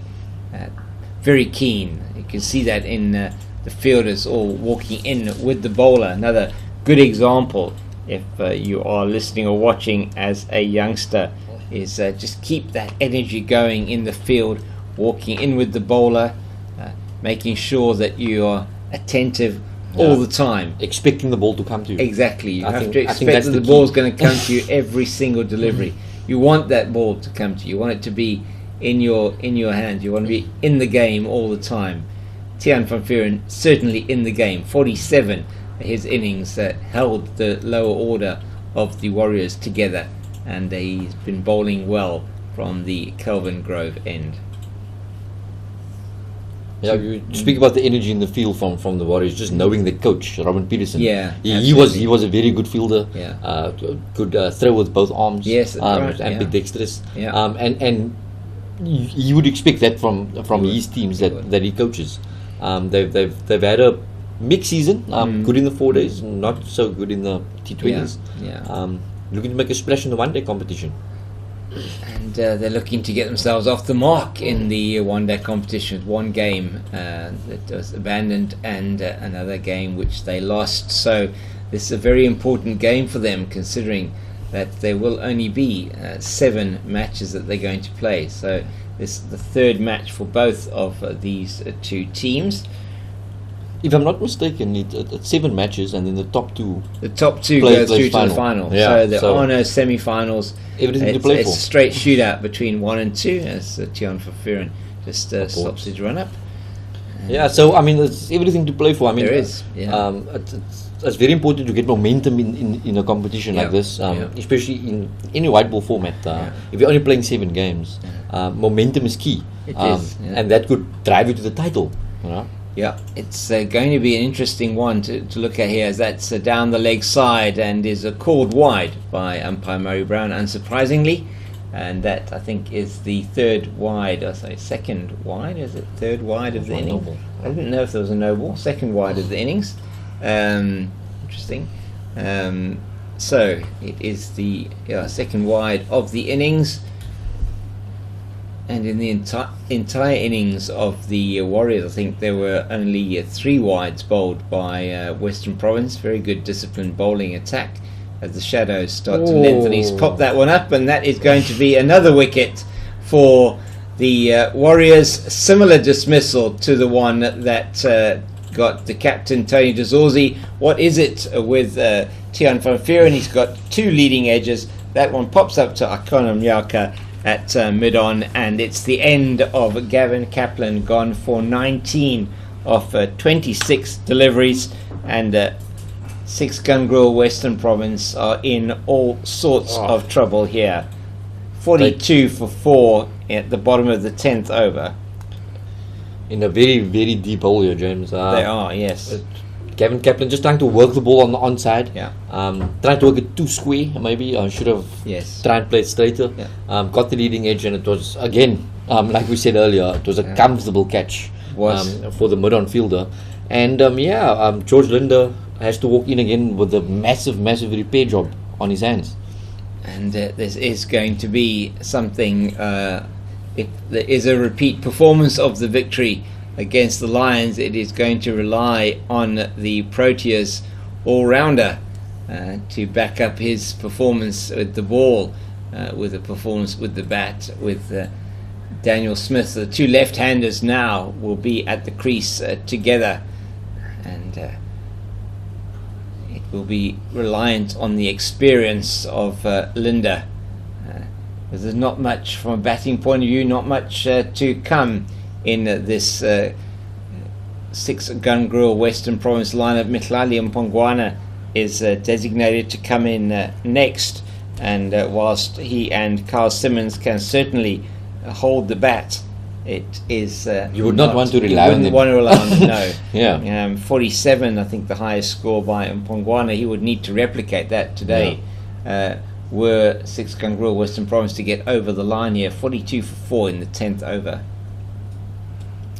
Van Vuuren, as the shadows lengthen here at 6 Gungrel Newlands. and that's nicely played. And their tails are up with the Warriors right now. They can sense it.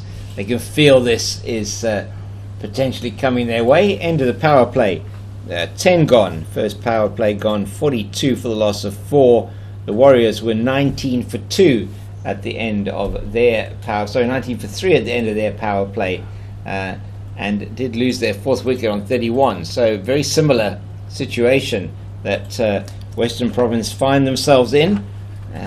Plenty of wickets lost in the power play then today, James. Plenty of wickets lost in the power play. So 7 wickets down in the power play, which is a significant number of wickets that have fallen, and on a wicket that maybe just the pace of the wicket, maybe a little bit too paced. Yeah, it just did enough with a new ball, but also it just shows maybe the batters haven't been patient enough. No, they haven't. No, you're right.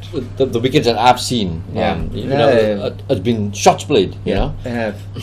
It's Steerman. Is it Nabe who's coming in? Sorry, from the Weinberg end, change of bowler. So it is going to be Tiwakaya Nabe bowled his first delivery, and Daniel Smith in behind it. So Smith and Linda have a massive job to do here, and as I say, run rate not really an issue. It's more around the wickets. So working the ball around, making sure you don't take any risks. Still a slip in place. That's John Smuts. We haven't seen him bowl yet. That's nicely played. Straight to the man at mid-off, and there is no run. So for the left-handed Smith, we have a slip, a third man, a man at backward point, or more point, there's a man at cover point on the boundary, extra cover, mid-off, mid-on, a man at forward square just in front of the umpire, and a man down on the fine leg boundary. That's Tian van Vuren. It's Nabe again. Smith defends, and that's perhaps not a bad strategy at the moment. Nabe actually, another player spent some time in Cape Town. Okay. He actually played for my club Montrose, and we won a T20 final at Newlands under lights. Okay, awesome. So he had a lot of experience in this actually, particular venue. Nabe and Wayne Parnell played in that final for the same team. Wow. It was a great night for our club. Yeah, brilliant. That's very nicely played by Smith, but it'll only be the single because there's a man sweeping on the cover boundary. That's Tristan Stubbs, who earlier on played one would call it probably a cameo for his 33. Played a couple of really good looking shots. One outstanding 6 off Tsepo Moreki. Moreki being the pick of the bowlers for the Western Province, getting 4 wickets in his spell. Another 4-wicket haul for him. Yeah. And close to his best return. This is going to be Linda facing Nabe. 2 balls left in the 11th over.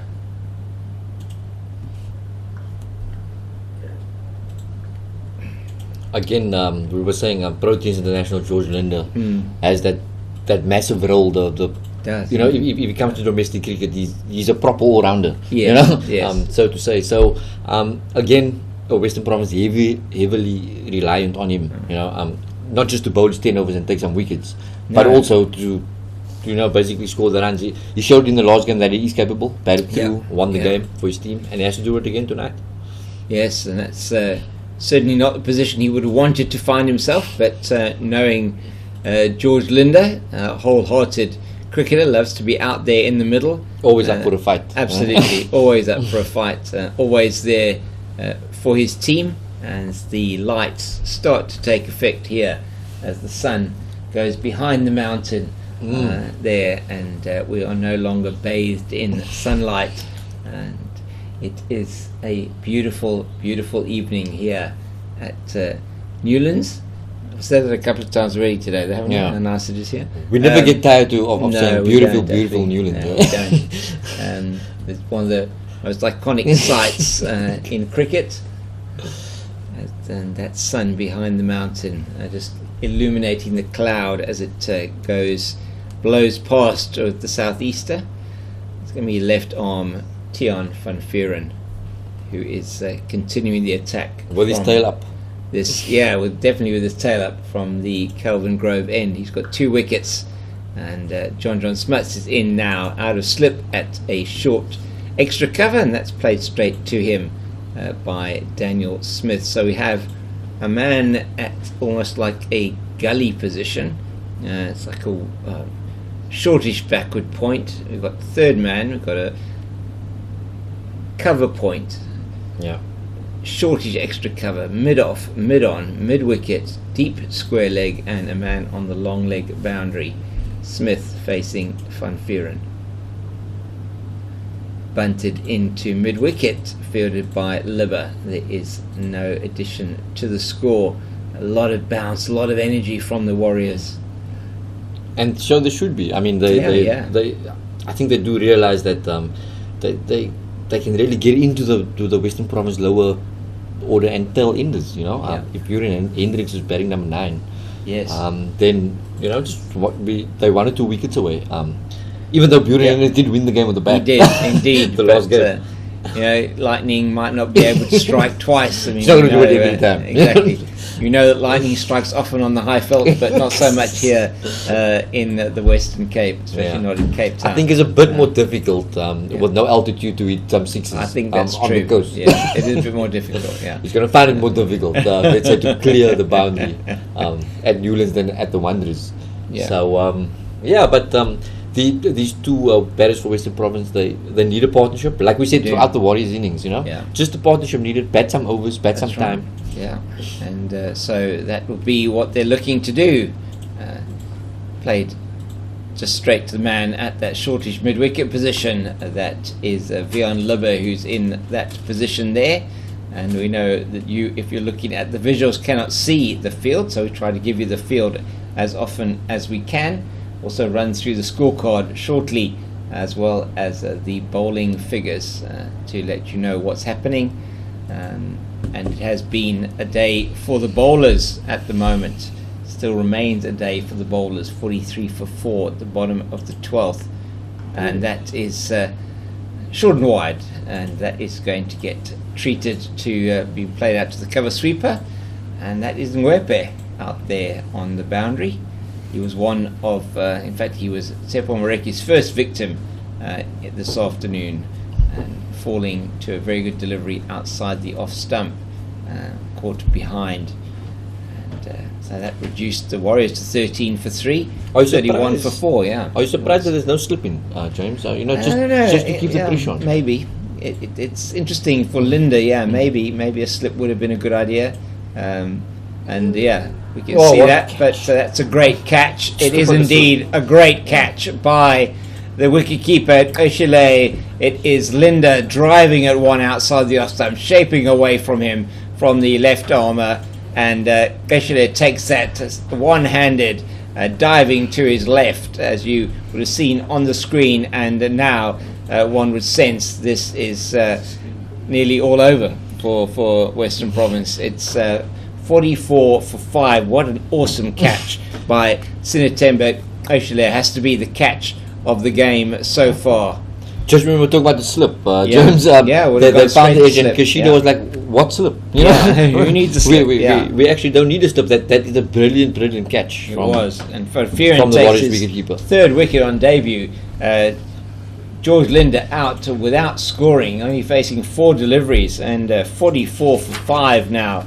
6-gun grill Western Province staring defeat in the face at the moment, unless Mhlali Mpongwana and Daniel Smith can do something about it. The kingpin George Linda, been in good form with bat and ball. He unfortunately didn't score anything today. But like we said, he can't pull Western Province out of the fire every game. It's time for other players to step up. It's still that 174 on target looks a very, very, very long way. It does, away. But 2 21-year-olds at the crease, and there we go. That's it. And this now an opportunity. I think the Warriors are smelling blood here. I think they are definitely smelling blood.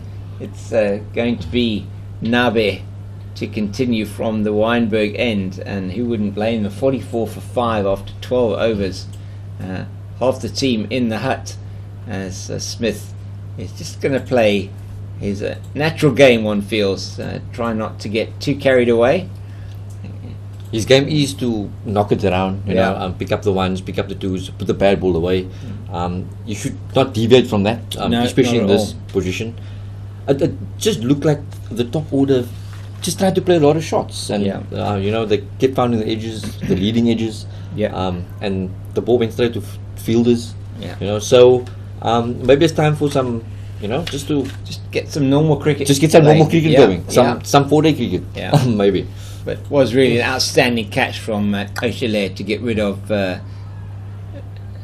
George Linder, and but Western Province looking in all kinds of strife here. 5 down with 2 men at the crease, 1 on debut, the other with a top score of 47. That's actually the number he's got on his back. Do you think that is a reference to his highest score? Could be 47. Just looking at the field, John Smuts has come into slip. Makes surprised sense. There's not maybe a second slip now for the lower order. So Nabe into Mpongwana, and that is again of a leading edge and well fielded at mid-off. Man diving off to his left to prevent any further run, but it was stopping in the pitch again. Ngwepe doing some really good fielding there. Is that Ngwepe? Or is that, let's just have a look.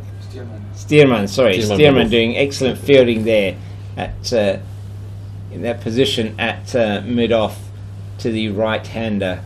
The Warriors really are up for this. They're saving every run. No, they are up for this, definitely. Nabe again, and that is guided through the cover region. It's going to be a chase for Diego Rosier. He will get there though. It's just the 2, and that was really a push into the offside. Slightly uppish to begin with, but that gets Mpongwana off the mark with that 2. 47 for 5 in the 13th over. It's gone pear-shaped quickly. It has gone pear-shaped very quickly. Now, how important is that 47 from Tian van Vuren in the last wicket partnership of 38, looking beautifully played by Mpongwana. Won't pierce the field at mid-on. The captain, Rudy Second, that is doing the fielding there. Elder statesman, one of the elder statesmen in this Warriors team. You should be happy and excited with the start. Very much so. This is going according to plan from a bowling point of view. Kept the Western Province out in the field for longer than they should have been perhaps at the end of the innings, and came in with the momentum as Mpongwana second fields again, not as forcefully played to him this time. End of the over, 13 gone, 47 for 5. I think it's just a period of consolidation from Western Province needed. Two young cricketers at the crease, not a lot of experience between them, in professional cricket, but it's also a game and a time where heroes are made and exactly, where you can stamp your authority and keep your place in the team for years to come. Well, this is it. The young guns have come to the fore today. Tian van Vuren, 47, and now 3 wickets, putting in what is already looking like a man of the match performance. And Tristan Stubbs with 33, second highest score, and it really has been something spectacular. And that, oh dear, that is a bad miss by Kona Mnyaka, and that has actually gone through his hands at mid-on. What looked like should have been a regulation catch has gone down to the boundary for 4 runs, and Daniel Smith profits from a mistake there from Mnyaka. Looked for all love and money to be Tian van Vuren's 4th wicket. Should have been. It should have been, definitely. Again, another Western Province batsman playing an attacking shot in the air, straight to the fielder. And Mnyaka, I think he just misjudged it, and he went just lower than he should have. He should have just stood. And that is the 50 then for Western Province. 51 for 5 in the 14th over of 82 balls, 8 fours, and they have been very attacking. Batting at nearly 4 runs and over, but it has cost them in terms of the number of wickets. Smith tickling that one into the leg side. Deep square leg comes in, and they take a single. That score and the run that tells you what kind of an approach has it been from 600 Western Province. They've come out, play the shots. But that hasn't worked. No, it doesn't work. And sometimes, while the innings is going, you just change your approach slightly, from what was discussed maybe in the dressing room. So it's up to the two young batters, to take those lessons on board quickly, and apply it into the rest of the innings. It's going to be the right-handed Pungwana facing. It goes again through the hands of the fielder at backward point. That's Diego Rosier, but the man is backing up down there at third man. That's Stearman. Nabe. Is it Nabe? I keep getting Stearman and Nabe mixed up. 51 and 31 on their backs. Thankfully, Nasri's got eagle eyes out here, and need to pick out my fielders better. And the Warriors fielding just slipping a bit in the last that was 2 or 3 balls. Maybe over eagerness. Maybe creeping in. Pungwana got back for 2 there. Ooh. And that is down the leg side. Hips on the pad, and there is no addition to the score. 54 for 5 in the 14th, and it really has been a bowler's day here at 6 Gun Grill Newlands. The pitch. Clearly, Tony de Zorzi knew there was something in the pitch when he put the Warriors into bat after winning the toss. It has proved to be 173 all out in the 49th over, the Warriors. But 6 Gun Grill Western Province have been... He never touched it. No, he didn't touch that. He played straight back. There was some appeals there. Yeah, it did look... I think that... in fact, Daniel Smith may well have been back in his ground anyway. But it's certainly heart and mouth stuff there for the Western Province players. Could not afford to have a dismissal like that happen. Happened the other day to the South African women. Chloe Tryon run out at the bowler's end. A few of those run outs in the Women's World Cup. I've seen 3 in the first. I haven't seen one in a year, and you see 3 in 3 days. Quite something, actually. So it's Tian van Vieren once again, and Pungwana plays that one nicely. The old Chinese cap. Yes, we can't call it that anymore. Plays that off the inside edge of the bat. No, so down to fine leg. False stroke, but gets away with it.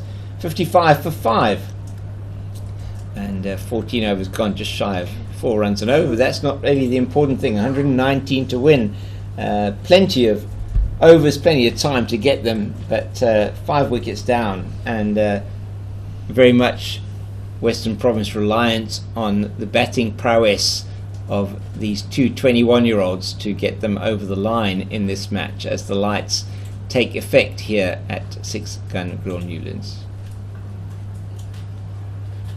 Again, we just looking at the field for Nabe. We have John Smith in the slips. It looks like he's warming up. Yeah, it does look like he's warming up. That's much spin coming into the equation. Yeah, interesting to see how Daniel Smith handles that one. Off breaks from John Smuts. Yeah. Into the left-hander. Into the left-hander, yeah. So maybe a bit of turn away. Nabe again to Pungwana. Yes, we've got the slip, third man at backward point. Still a man in the covers at sort of cover point, extra cover, mid-off, mid-on, mid-wicket, and a man at fine leg. So 6-3 offside, leg side field, very similar to that which was employed by Western Province for the majority of the innings, and indicative of the way that this pitch has played. And Nabe again towards us. It's tucked nicely down to the leg side. They'll be thinking of 2, but they won't get it as Nyaka's round quickly, and they take just the 1. And Pungwana will need to play the innings of his life here today for Western Province, as will Daniel Smith. And also, just another thing to add, James. I don't think these two youngsters are very experienced of playing night games. No, would they be? With you. I don't think so. No, especially at Newlands, with the added pressure. So I mean, that's another dynamic that comes into the equation. Yeah, and that again, you would certainly not at this level. Perhaps nerves, maybe that they tend to have nerves of steel. These youngsters, yes, they haven't developed fear yet. But well, who knows? Maybe they embrace the challenge. Absolutely. That's the some thing. players just embrace that challenge. Under the lights at Newlands, they've heard the history of Newlands from their parents and their family and so on. A great opportunity to do something. You just got it. Just thinking about getting through the next delivery, getting through to the end of the over, setting small targets. Yep. And that'll certainly be, as we hear, when you hear from players like Wayne Parnell, who we spoke to in the, they also here for the 4-day game, is you were talking to us a little bit about targets, which is actually very interesting. Is you don't get too far ahead of yourself in the game. Just set yourself small targets. Take it so many runs at a time. And that will certainly, if that's advice from there, it will be advice that Smith and Mugwana would want to be taking as we take a drink.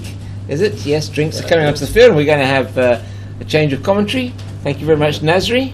It's going to be David is going to be coming in to join me as the players take a drink. And I think if you're a Western Province supporter, you want something stiff at this stage. Jeepers, coming back, I wasn't expecting to come back to commentary at 56 for 5, 600 Western Province. Daniel Smith on debut. He looks very calm out there, though. He does, doesn't he? Sometimes the innocence of youth is better than experience and being in these situations, is because you've got nothing to lose. Daniel Smith goes and gets an 18-odd out here. Takes his team over the line. That can do wonders for a youngster's career. It can. Daniel Smith comes in for Kyle Verena. Kyle Verena, going back to the start of his professional career, he came in for Dane Villas, and everyone was like, "How do you replace Dane Villas?" A legend of Cape Cobras. And Kyle Verena, look where he is now. He's playing all formats of the game for the national side. He's a test wicket keeper now. So Daniel Smith has taken this opportunity. He wasn't a fully contracted player before the start of the season. He was part of the Western Province Academy, and he's taken his opportunity. He's stepped up. He's put in he made an 80 on his first class debut, and he's shown that he's got the oats to play at this level. He looks a very relaxed character as well. He comes across, in fact, his brother Chris Smith plays for the Bulls rugby. All right. That's his brother. Okay. So it's a very sporting family. And I recall a story that Gavin Kaplan's father said that back in the day, Gavin Kaplan's father and Daniel Smith's father played rugby together. Okay. And it's quite nice to see Daniel Smith and Gavin Kaplan now playing together for Western Province. That's so really great. It's great to see that. And it's going to have to be an innings of stature from the young man this evening to get 6 Gun Grill Western Province to a winning position in this match. 118 runs left to win the match, 56 for 5. Not dissimilar to the situation in which the Warriors found themselves. They had descended to 61 for 5 before the lower order pulled them out of the mire and got them to that total of 173. Tian van Vuuren been impressive on debut. 47 and now try and play over the top. This time on the leg stump, just whips it around to the man at long leg. They take the single second run off the over so far. And field will change for the right-hander. I think Mugwana Mpungwana, he's got all the potential to be a proper, serious all-rounder. But when you want to be considered an all-rounder, you need to contribute with bat as well. He's shown his value with the ball for Western Province over the last couple of seasons as a youngster. But if you can contribute with the bat and score 70s and match-winning innings, that's what makes you a genuine all-rounder. You can see from his technique the guy can bat. He can bat, definitely. But it's about converting. Scores of 30 and 40 are not good enough at this level. You need to be scoring 70, 80 and taking your team over the line. Interesting that he came in before Kyle Simmons. but I think they wanted to keep the left-hand, right-hand combination for as long as possible. And just, Michlali knocks it around a little bit more than a Carl Simmons. Carl Simmons is maybe a bit more aggressive than Michlali, and Michlali is perfect for this kind of situation where you can just play genuine cricket shots. Well, so they only need to bat at 3 runs to the over, so really strike rate in the 50s will get Western Province home in this match, as long as they don't lose any more wickets, and that will be what they are looking for here as they look to the 2 youngsters, 21-year-olds, both of them. Partnership together now is 16, which is one of the better partnerships of this innings so far, which Dzorzi and Kaplan putting together 34 for the 3rd wicket, with some really good shots, some little bit of wayward bowling for a time from that. It's very nicely played there down into the deep by Smith, and they will come back for the 2nd as Tristan Stubbs here in front of us at long leg just knocks it on as he comes around to field, but that was hit with plenty of power, and good shot by Smith, straying down the leg side from Nabe, and they'll want a few more of those. Will 6 Gun Grill Western Province, 62 for 5, Smith on to 15, and as you say, a big opportunity just to settle in. That's played very nicely down to a 3rd man. Mnyaka does the fielding, and a let off David for Daniel Smith, dropped on 6 by Mnyaka at mid off. Western mid on. Sorry, Western Province could do with some luck, and it's about taking advantage of that luck when you do get it. It was a relatively simple chance, to be fair to the fielder, and he should have taken it. It's now for Western Province, it's about making them rue that mistake. I tell you, I was walking around the ground just now, and I heard one of the crowd screaming and chirping the batsman, and I thought, we're back, we're back. This is what Newlands is about. We're about the fans, the passionate fans, the supporters. And it is wonderful to see, people on the Oaks Grass embankment with blankets and picnic baskets. This is what it's what cricket season is about. And even though it's at the back end of our season, it is still great to have some supporters back in. We've got 2 more home games, coming up, both on a Friday, which I think will be nice. So we encourage people to get out there. Watch the Western Province Blitz social media channels for ticket information. Bring the youngsters along. School holidays are coming up for the first term, so it will be great to have a lot of youngsters in next Friday. We've got a Western Cape derby coming up on the 1st of April against our rivals, the Rocks. So that should be a cracking game. Hopefully we're still in the competition at the time in terms of the final top 2. There's no semi-finals, as we mentioned earlier. Go straight into a final, the top 2. Now 2 balls left is over, and that's played very nicely down. It's again into the fine leg area. He's going to come back for another 2 is Daniel Smith. Good fielding by Stubbs on the boundary. We can't prevent the 2nd. Good running from the 2 youngsters once again, and as David has already said, please, if you do have the opportunity to come down and support your local Western Province team, 6 Gun Grill Western Province here at 6 Gun Grill Newlands, no better time to come than on the 25th or the 1st of April, when the 2 additional home games they'll be the last 2 domestic games of the season, David. Well, hopefully there'll be a final here as well on the 6th of April. Let's hope so. But that's the 2 league games of the round robin stage. 7 games with 8 teams. There will be 7 games. This is our 3rd game of the season. We go to Durban next, if it stops raining there. Apparently the game's been abandoned there today. It looked like an entire week of rain fell there at Kingsmead. So hopefully we'll get a good run out. If I'm not mistaken, the Proteas won't be available for that game, but they should be available for next Friday's game. It's Smuts again from the Calvin Grove end, and Mkwana takes another single down to Mnyaka at long off. And this is what it's all about now. This is into the middle overs. Run rate required 3.3. Still over 100 needed to win. 67 for 5.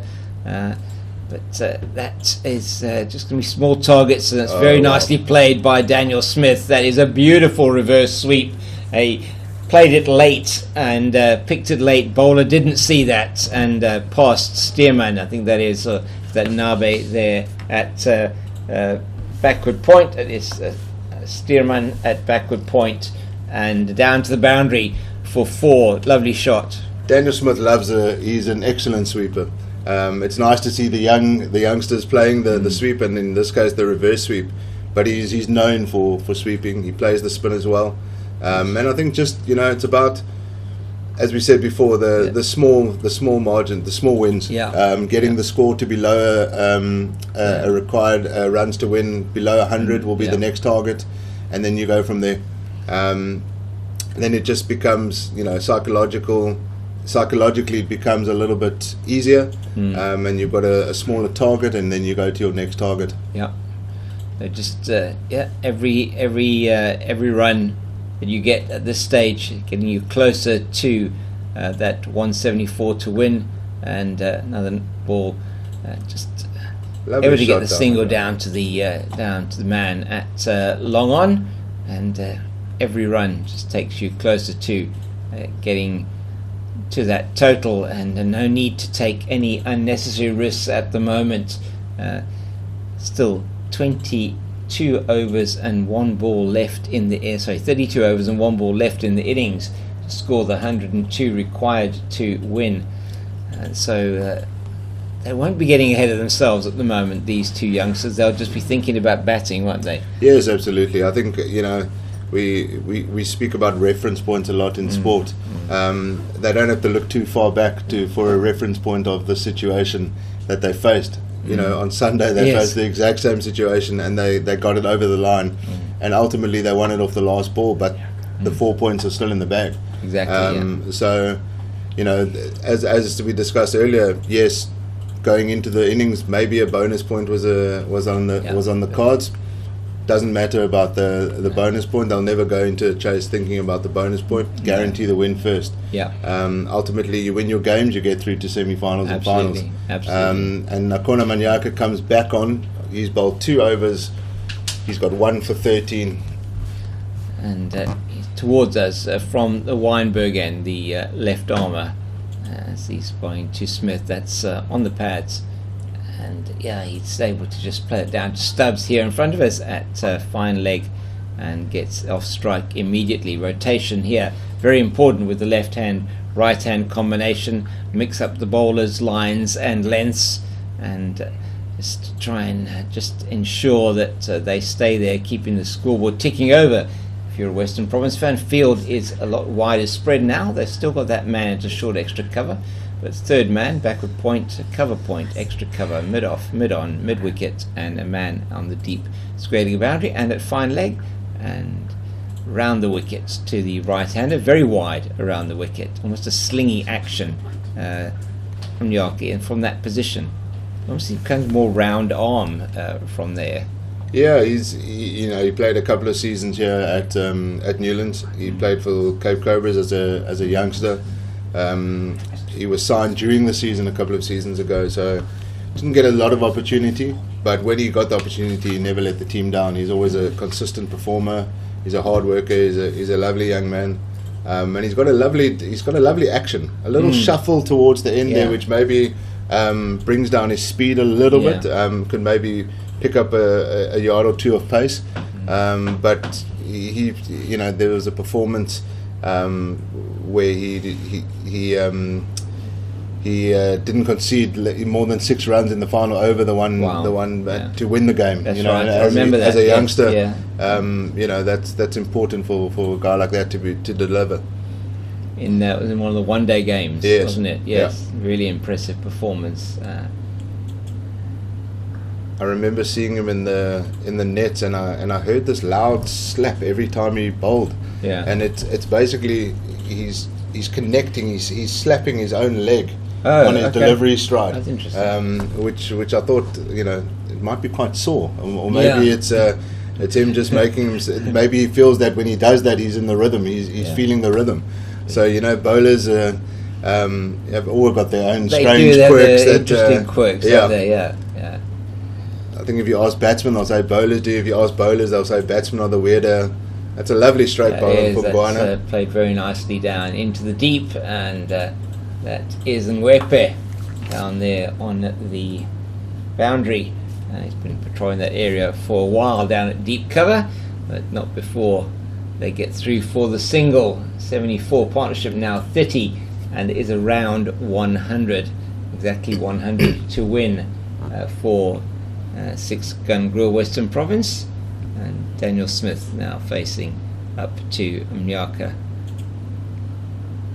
The DLS par score is also 100. Also 100, 100 to win. Yeah. They should be. They need to be at 100 to be on par with 5 wickets down, and every over that goes by, keep the run rate ticking along without losing a wicket, will get them closer to that target. It's an obvious statement, but wickets is probably the biggest thing at the moment, is not to lose another wicket.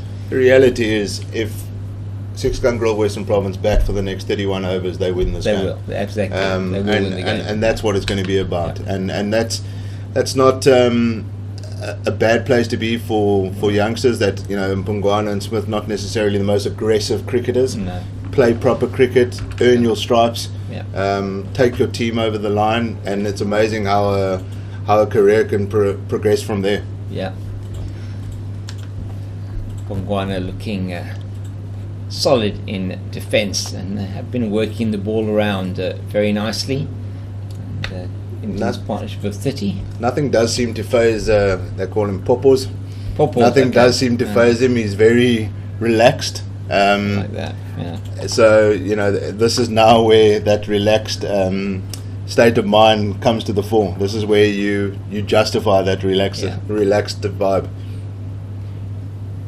But he's coming up against a very experienced bowler in John Smith. So it's a nice single down the ground to long off.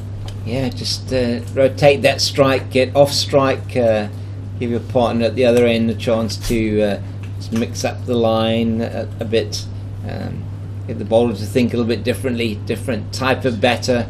Again, he looks very competent down the ground, does Mpungwana. The important thing in this situation, is you don't want to play too much across the line.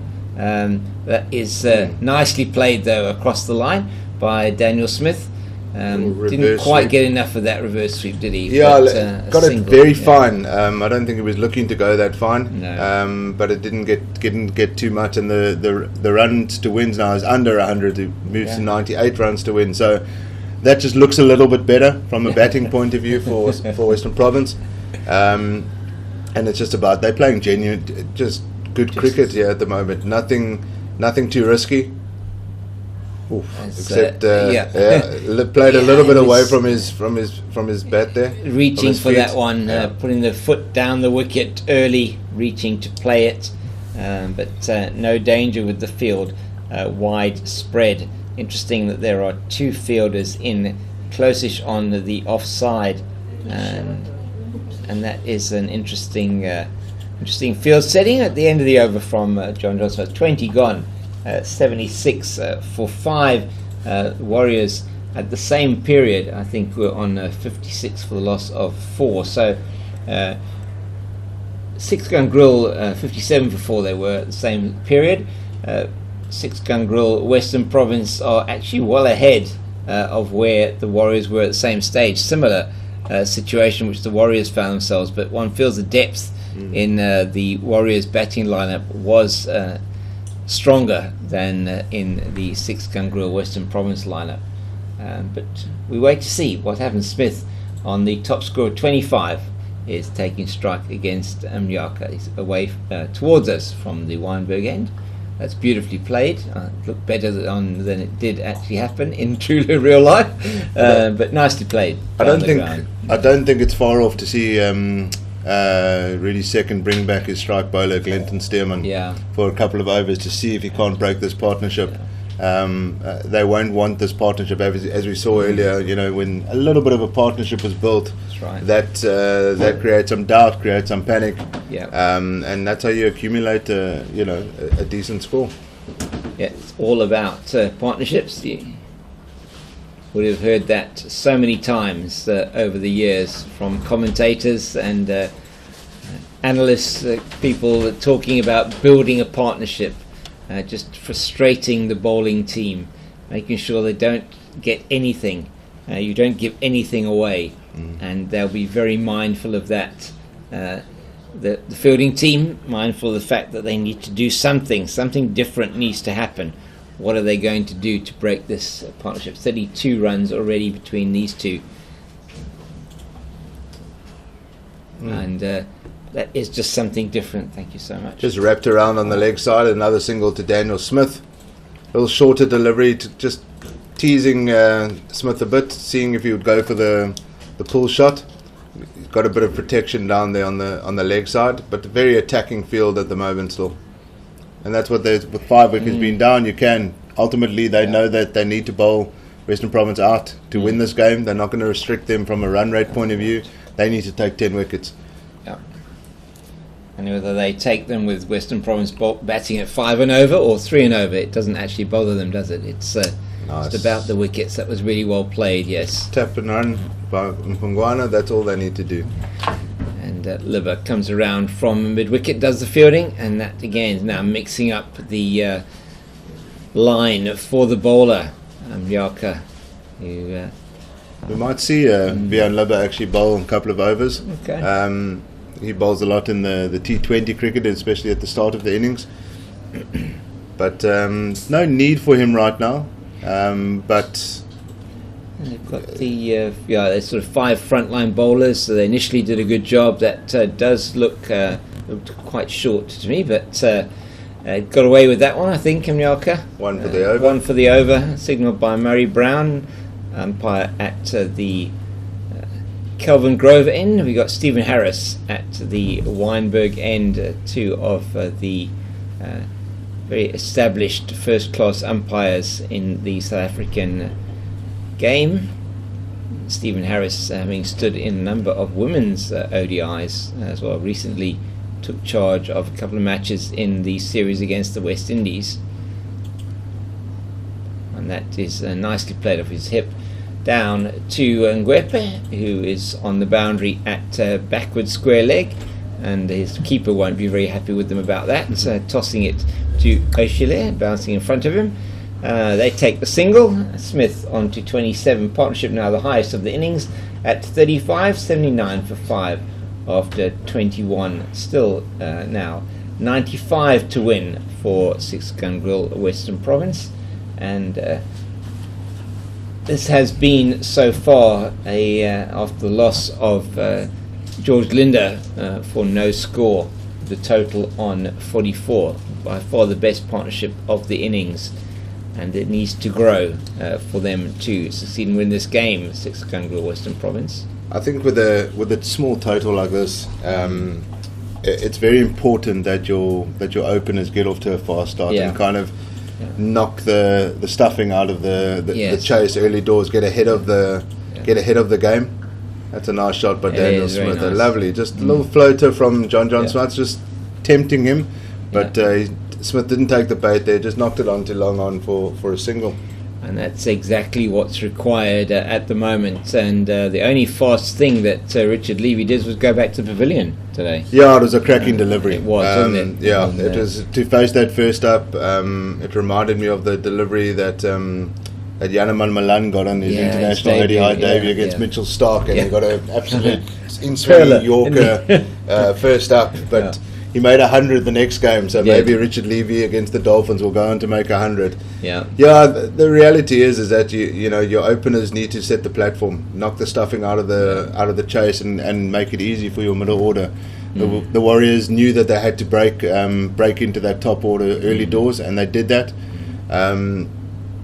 I don't think the pitch has been as difficult as the scores have reflected. To be fair, the batters have made it look difficult. Yeah, I think so. I think the bowling has been excellent from both sides today, which is it was a rank long hop down the leg side, and it got the treatment by Daniel Smith. He needed to put that away, and he did.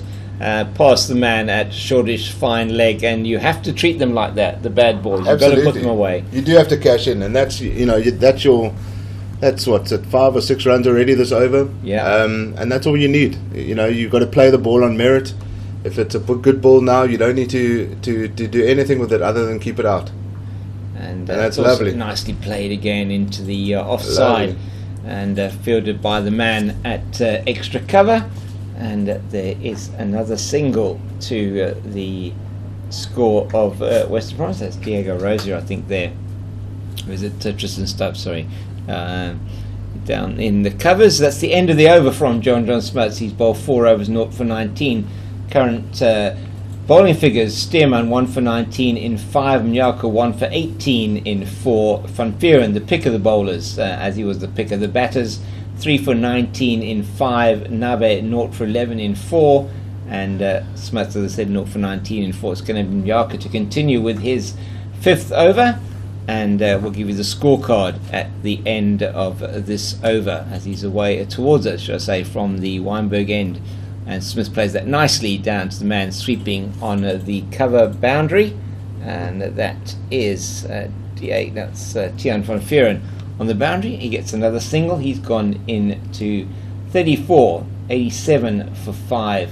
Partnership now worth 43, and Pongwana with him on 14. And the next mini goal for Western Province would be to reach the 100 mark, still with 5 wickets down, and then you counting down, into the 70s to get your target. And at the moment, they are exactly halfway in their target, and that is played very forcibly, very well fielded here at backward point by Diego Rosier. My goodness, that was flying past him. That stung the hands. That did, but it just stuck, didn't it? My goodness. There was a little bit of a pose from him, thinking he cracked that one through. That would have gone very fast on this beautiful outfield to the boundary, but great fielding. My goodness. Yeah, and Mnyaka is lucky to get away with that one. To be fair, he was. He can thank his fielder for that one. That was a really good shot. Was full and wide, and onto the legs again, and nicely played down to that is Nabe down here. You can see fine leg. You can see the energy has dropped a little bit, and this is what partnerships do. Definitely. We saw it in the Western Province bowling innings. Yeah. The partnership knocked them, even though they had them on the ropes. That it did knock the energy on the field. You can see that they're not moving as quickly in between the overs. A couple of teapots going on there, and that's a good sign for Western Province. It's just frustrating, and when frustration hits, mistakes start coming. Nice little just dealing with the short one, keeping that one down, rolling his wrists over that one. Daniel Smith down to fine leg, Tristan Stubbs down at fine leg. I feel a fielder like Tristan Stubbs is a bit wasted down there at fine leg, because he's a serious fielder. He's got a serious arm as well, but nevertheless he's down there. I think his family is in here, because I was walking around the ground and he dived for one on the boundary there, and there was a massive cheer, and I'm like, okay, so I think his family has made the trip down, so it's great to have them here. And just simple cricket here that Pongwana and Smith are going at. Interesting fielding position. You'll see there, John Smuts moved into that. That is well played by Mtlali and Pongwana in the air, but he's going to get it through the gap at cover point, and David a little bit heart in mouth stuff there from Western Province fans. That was in the air through the cover region. Made his intentions known there, did Mtlali and Pongwana, through the offside for 4, but a risky shot taking on the field, which has been changed with Smuts came into that short sort of mid-off position adjacent to the pitch, and now they've gone back to the standard, having the man out at cover point. So that exercise, or that experiment, lasted 1 ball. no bowler likes a batsman walking at them. And McLally, we've seen it a number of times. He walks at the bowlers earlier on in his innings. But if you're going to walk, you might as well hit it for a boundary. You better hit it for a boundary. Otherwise, it hasn't had that effect that you wanted. And that could have gone horribly wrong for him, but it didn't. And with that, score goes on to 93. The partnerships moved to 49. Last wicket going down for the 6 gun grill Western Province was George Linder. So just take you through that scorecard. First man to go, first ball, Richard Levy literally was first ball, bowled by Glenn de Steerman, off stump out of the ground. It's going to be Vian Libber, is it? Yeah, as called by David. And going to be coming in from the Kelvin Grover end, but just to complete the scorecard. Second man to go, Yasin Valley, caught it second slip by Libber of Mnyaka, slashing it one outside, wide outside the off stump. Tony Dezorzi got a leading edge of Van Vuuren to be caught by Rosier. Van Vuuren's first wicket in List A cricket, and there was another wicket off a leading edge as Nyaka caught Kaplan for 19, and then Linda, who was caught behind by Eshile. Brilliant catch, diving away to the left-hand side, one-handed, of a drive by Linda, and he went without scoring at that stage. 44 for 5. Daniel Smith was dropped by Akona Mnyaka with his score on 6, with the score 42 for 4. It's Vian Libber and in to Daniel Smith, and that's out into the offside. Tristan Stubbs is now in on the offside. 50 partnership is up for these two, and that is the first 50 partnership of this match. They've got 50 of 67 balls in 44 minutes with 4 fours. Smith has scored 31 of those, and Mkwana 19, and a very, very important partnership for 6 gun grill Western Province. Yeah, absolutely. And Vian Libber is a very versatile cricketer, and he's a huge asset to any team. He can smash hundreds at the top and in quick time at the top of the order, and he can bowl you in limited overs cricket in 50 over. Oh, that's a very nicely played by Miklali Mpongwana. Just guides it down to that shortish third man region. Mnyaka's quickly after it, though, preventing the second. That threw for the single 95 for 5, and it is certainly looking at the Duckworth Lewis par score. Western Province are getting closer to that.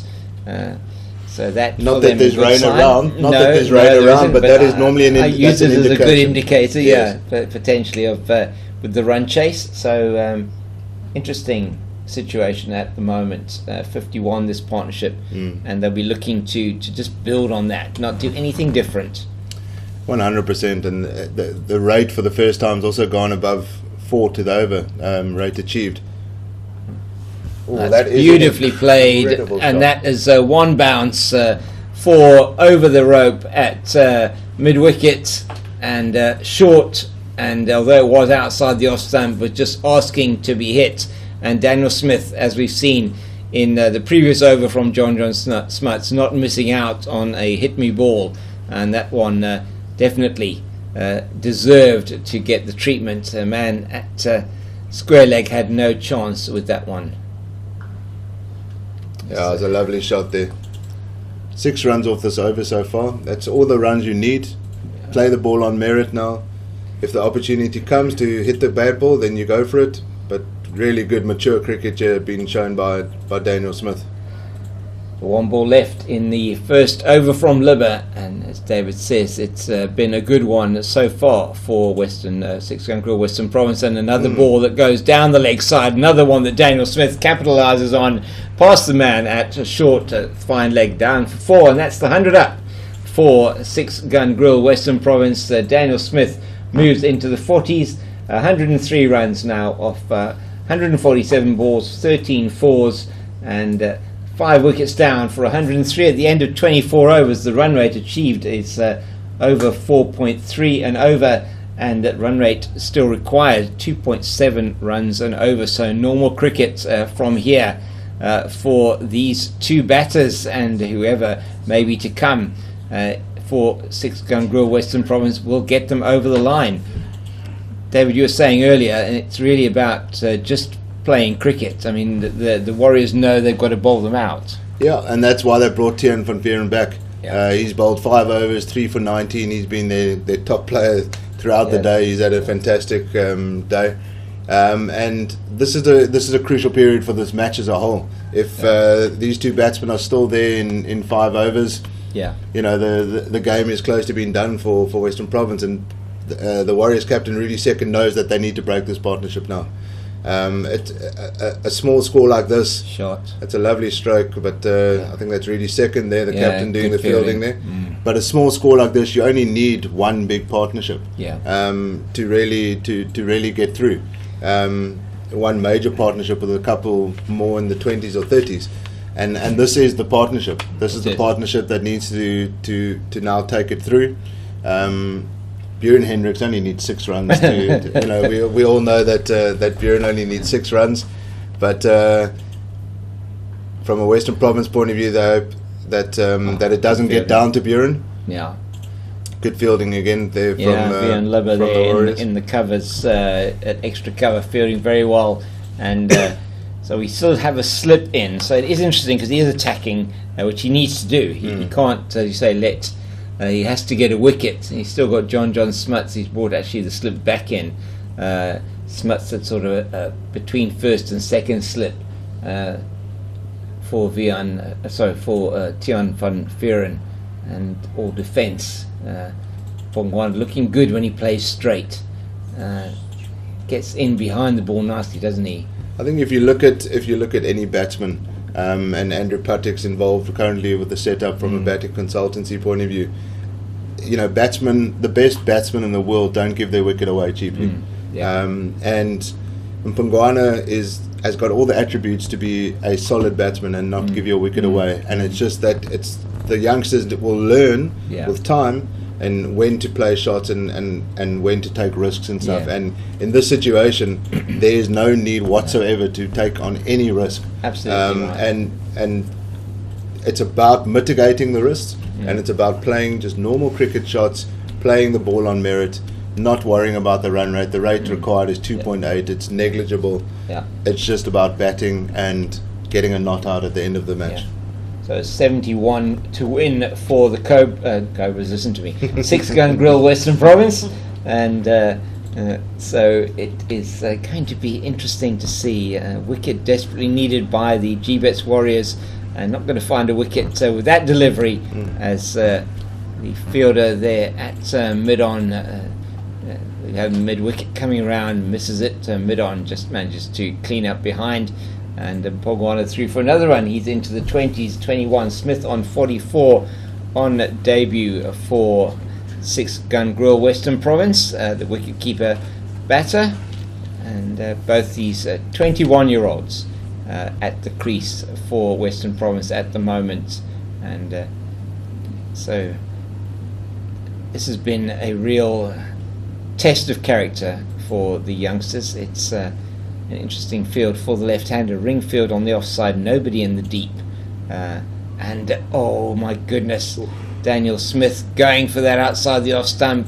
Lucky not to get a touch. He is angry with himself because that shot was not necessary. They'd brought the field up exactly for that. That was exactly what they were looking for. Taken the man out of deep cover, brought in a ring field on the offside, and presented him with the opportunity to drive, and he did. Clever bowling there from Tian van Vieren. Really good. His 6 overs have just gone for 20 runs. That's the 25 overs have gone 104 for 5. Sure. Still, I mean, the scores, the Warriors were 64 for 5 and Western Province are 104 for 5, which means that they're 40 runs ahead, so that's not a problem. And this has brought in back Glenton Stearman. We said it earlier. They need to break this partnership. The partnership is 60 at the moment, 70 runs to win. And this is the time now. He's been forced to bring back his 2 strike bowlers a lot earlier than he might have wanted to. But it's now or never for the Warriors. If they break this partnership, they're back in the driving seat. They are indeed. Kyle Simmons, the only really recognised batter to come. Björn Hendricks, of course, good for a 6 or 2.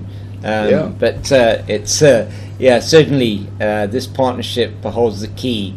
One feels for 6 Gun Grill Western Province, and to break it, there's the key for the GBets Warriors, and premier bowler for them, Glenn Stearman, away from us here at the Kelvin Grove end to Mhlali Mpongwana. It looked a bit high. Yeah, that was LBW shot, but did look a bit high. Mhlali is a very tall lad. Looked a bit leg side as well. But good pace from Glenton Stearman. Yeah, this is going to be a big test for these youngsters. Glenton's got a lot of experience. He's played a lot of second division cricket, second tier crickets before he hit the big time. He's been around the block for many years. He knows his game very well. He's cranking up the pace here quite a bit. That first delivery was very quick to Mpongwana.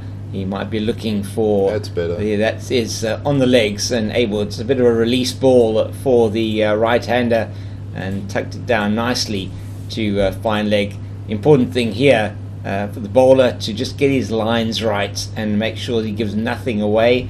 And for the batting team, just to look to rotate that strike. Singles are all they need at the moment. 3 singles and over from here on will take 6 Gun Grill Western Province over the line against the GBets Warriors and put them into a more favourable position on the table with 2 wins out of their 3 games. The Warriors yet to record a win in their 2 games, 1 abandon and 1 defeat. Yeah, you want to be winning your home games. You want to bank those home games as you want to make your home ground a fortress. You want teams to fear coming in as Glenton Stearman comes in. That's very nicely played. That's a lovely shot from Daniel Smith to deep cover. Always say those kind of shots they deserve more than a single, don't they? But that fielding position has become one that is very common in obviously in one-day cricket, and actually far more common in Test cricket these days as well. So it is going to be a ring offside field with nobody in the deep for Mpongwana, the right-hander. Around the it's going to be over the wicket to Mpongwana is Stearman, and he just that's fantastic to see from Mpongwana, because this is the stage of a youngster's innings where it starts maybe getting a little bit jittery. You might see 1 or 2 glove changes, a couple of messages coming from the dressing room just to keep the young men calm, not play any rash shots. You don't want to be walking down there's no need to be walking down the wicket now to Glenton Stearman. Just play genuine cricket shots, take the singles where they are. See off the key strike bowlers in the attack. Just played to extra cover where John Smuts, I think it is there, that does the fielding. So field is a third man, backward point man, actually now going out onto the deep cover boundary. He was inside the circle. Extra cover mid-off is captain Rudy second. Mid-on, mid-wicket, deep square leg, and a man on the fine leg boundary. So anything on the pads or in the leg side is going to be runs, one feels. And the offside field just set for that straight ball that is wide-ish down the leg side. Lucky to get away with that one. I think he was very lucky to get away with that one. That did not... I think he was very fortunate in that instance to get away with not being called for a wide, but it isn't. It's 106 for 5 of 26 overs, just batting it over 4 runs and over. And it is going to be Tiaan van Vuuren to continue from the Wynberg end. Been impressed with this youngster today, Van Vuuren. He's been good. He's been around. It feels like it's strange that he's making his debut today, because he has been around. We've known of him on the domestic scene, but it's always nice to see. I love seeing a left arm swing bowler, the traditional kind of like left arm swing bowler. There's a couple that'll be wided, and they almost took a and he took a bye to that, which probably would have been a mistake. Smith, no need to take any risk there. Take the wide. It's the 4th extra for the innings. That's 3 wides and 1 no ball. Those all count. They all bring the score down. 67 runs to win now with 5 wickets remaining. The run rate required is negligible at 2.8 still. It looked a long way away for the 6-gun Grill Western Province at 44 for 5. But Daniel Smith and Mhlali Mpongwana, the 2 youngsters here, are playing for their team, batting to win this match for them, and they have acquitted themselves, should I say, exceptionally well so far, with the partnership of 63, as David says, 67 to win. Plenty of overs left in the match in which to do it.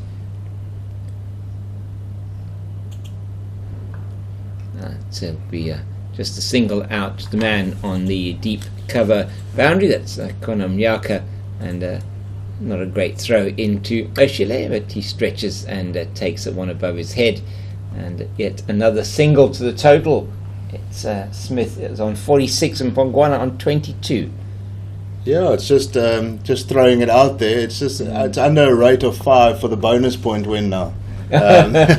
Just throwing it out there. 40 overs to get the score. 66 runs in 13.4 overs. Not totally out of the question, but maybe I'm just being optimistic and not too objective here. But Mhlali Mpongwana just plays that one out to deep cover. Deep cover out there on the boundary, and Gwepa has been patrolling that area for most of the evening since the first power play, and it is now 65 to win for the 6-gun Grill Western Province. GBets Warriors player of the match so far, Tiaan van Vuuren, in towards us from the Wynberg end to Daniel Smith. Plays that one forward to square. The fielder is going to cut that off, or isn't he? Yes, that is great fielding on the boundary by Ngwepe. Running away very, very quickly to his right-hand side, dives full length in front of the railway stand and prevents what looked like a certain boundary off that pull by Daniel Smith. Short ball tried by Van Vuuren, but not quite threatening enough for Smith, and that takes him to 48. 111.5. Every Western Province supporter has got their feet off the ground at the moment, as it's Van Vuuren again plays that one straight back to him. Tied it up by the captain second at mid-off. I've been very impressed with Daniel Smith, how he's kept the ball down when going for those shots. He's not trying to overhit it. Western Province don't need sixes. No. They don't need even boundaries at the moment. Roll your wrist over it. Textbook kind of stuff. Your batting coach will be very proud of that. Yes. And that's all he's doing. He's showing the more experienced guys how it's done, which is fantastic to see. And there again, just as you say, just playing it out into the cover region. Good fielding there by Libba. And there is no runs. The end of the over, still 111 for 5 after 27. Smith 2 away from a debut 50, and Mpongwana on 23. 63 to win for 6-gun Grill Western Province, and at this stage required rate 2.7 runs per over. And they'll still be looking at small targets, David. Yeah, absolutely. I think the next target is obviously to get Daniel Smith over to his half century, and then after that you're looking at a 100-run partnership. They're 33 runs away. If they get there. And Stearman continuing the attack from the Kelvin Grove end, and Mpongwana is resolute in his defence once again, and he's been very resolute in his defence for most of this innings. 23 off 47. Smith by far the aggressor, 48 off 59, but that's exactly the role he has to play. Absolutely. If you just look at the DLS par score as an indication, they're now ahead of the DLS. They're 5 runs ahead, which just shows you the value of this partnership. We all know that changes if wickets fall, but because of this partnership sitting on 67 unbeaten at the moment, they're now ahead of the DLS par. So they just need to keep doing what they're doing now.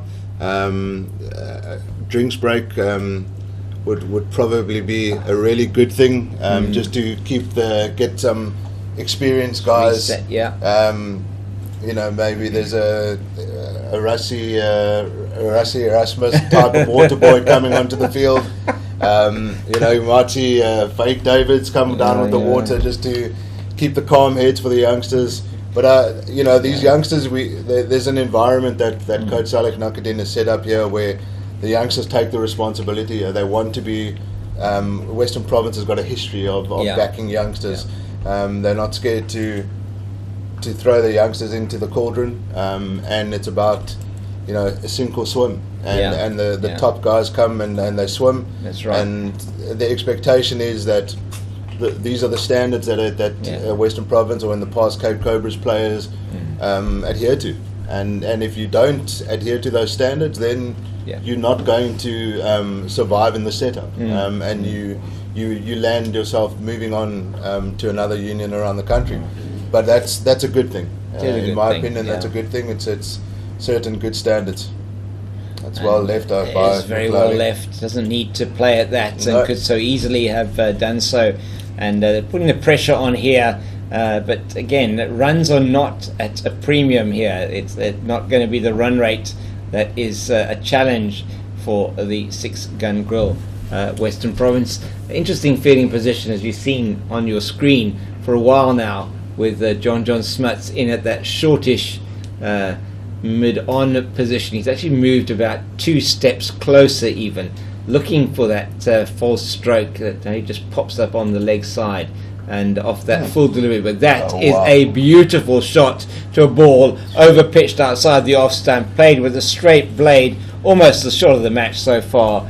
For me, that was an absolute peach of a shot. That was a beautiful shot. Just to release a bit of besides for releasing my hamstrings after keeping my feet in the air for an over and a half. He released a little bit of pressure of the couple of balls, and that was a really fantastic shot. That was incredible shot. It just sped away down to the Oaks, where we have got a bit of a crowd in here this evening, which is really nice to see. It's tucked into the leg side. Tristan Stubbs does the fielding, and there is no run off the last ball of the over. 115 for 5, 28, 59 to win, and they will be looking at doing this maybe in 10 runs at a time to get down to closer to that target. Now only 59 away, as I said. And Stearman, impressive, 7 overs, 1 for 25. Mnyaka, 5 overs, 1 for 25 from Fearon. 3 for 25 off 7 pick of the bowlers so far. And Nabe 0 for 11 off 4. Smuts 0 for 19 off 4. And Vian Libber 1 over for 10 runs, where he was hit down the leg side twice by Daniel Smith for boundaries. So it's interesting move is bringing John Smuts on. He does have the tendency to make an impact whenever he does come on. I think, you know, you're looking at the next small target, kind of taking the runs to win for Western Province less than 50. I think that will be their next target, and with that comes, you know, naturally will come the partnership closer to 100, and then it's about taking these small steps. They don't look flustered, these youngsters, which is fantastic to see. There seems to be a lot of chatter and movement and field changes from the Warriors side, which I think from a Western Province point of view they'll be happy about. Good news, because it means that they're not confident in the... he brings out the reverse. He does, and it's not going to beat Glenta Stearman this time at short third man, but he knocks it on, so they will get time to go through for the single, as it's Tewikaya Nabe who's warming up here in front of us at a shortish third man position to the left-hander. So for the left-hander, for the right-hander, we have short third man on the deep cover boundary, extra cover, man at shortish and mid-off, extra cover, between mid-off and extra cover, man on the long-off boundary. And that's well played. It is well played down to the man at short third man, and Nabe, there's no run. A man at mid-on, attempting perhaps to go for the shot over him. Man at mid-wicket, deep square leg, forward square leg on the boundary, and a man at 45 at fine leg, and that was close to being wided from John Smith's just left alone wisely. I think the youngsters will be really happy with themselves that they've seen off Van Vuuren. 2 overs, no damage done, couple of runs. They did really well to see him off. And, that was their, they were looking for the breakthrough. The Warriors were looking for the breakthrough from the Van Vuuren and Steerman. So far, they've been able to steer them off, back out of the attack. And both of those bowlers now having bowled 7 overs, so only 3 each in the bank. And Smith's visibly upset with himself there for getting Mpongwana off strike with that ball that's slightly overpitched and played nicely down to the man at long off. It is Smith on strike. He just edges that one down to the man at short third man. Yeah, easy there, Daniel. Quick, no rush to get to that that first list A half century. He's on 49 on debut here, Daniel Smith, and the milestone in the context of the game is not important. It's merely important for the 6-gun Grill Western Province to get extra runs, another run onto the board. Would be interesting to see the history. He made his first class debut, got a half century as well, and he'll hope to make his list A debut and do the same. 21-year-old with what looks like much older head on his shoulders today. He has been guiding his more senior partner, it must be said, through here. You can see visibly chatting to him on the pitch. Going down, and these two have put on 73 runs, as it is going to be Tiwikaya Nabe from the Kelvin Grove end. He's going to be running away from us. We're going to see a lot of cutters coming up here. Indeed, first delivery just coming into the right-hander, and plays it down to man at backward point. And interestingly, that once again for Mpongwana, they're giving him the opportunity to drive through the offside, hoping he's going to put it in the air perhaps, and they have 2 men deep on the leg side. Slow ball bouncer. Matiwa Kayanab has developed that over the past few years, especially against Michlali. I think he'll go with a slow ball bouncer. He does indeed, and it's whipped down to the man at fine leg, and they take the single. That one perhaps not quite as slow, but yes, you call that one, David. They made the change to the field and did almost telegraph it a little bit, but he played it well down there. Brings the total required to 56, and on strike now Daniel Smith on 49. He will not want to give it away now. Nabe around the wicket to him from the Kelvin Grove end. And that's full. That's played very nicely down the ground, but only as far as Steerman at mid-on.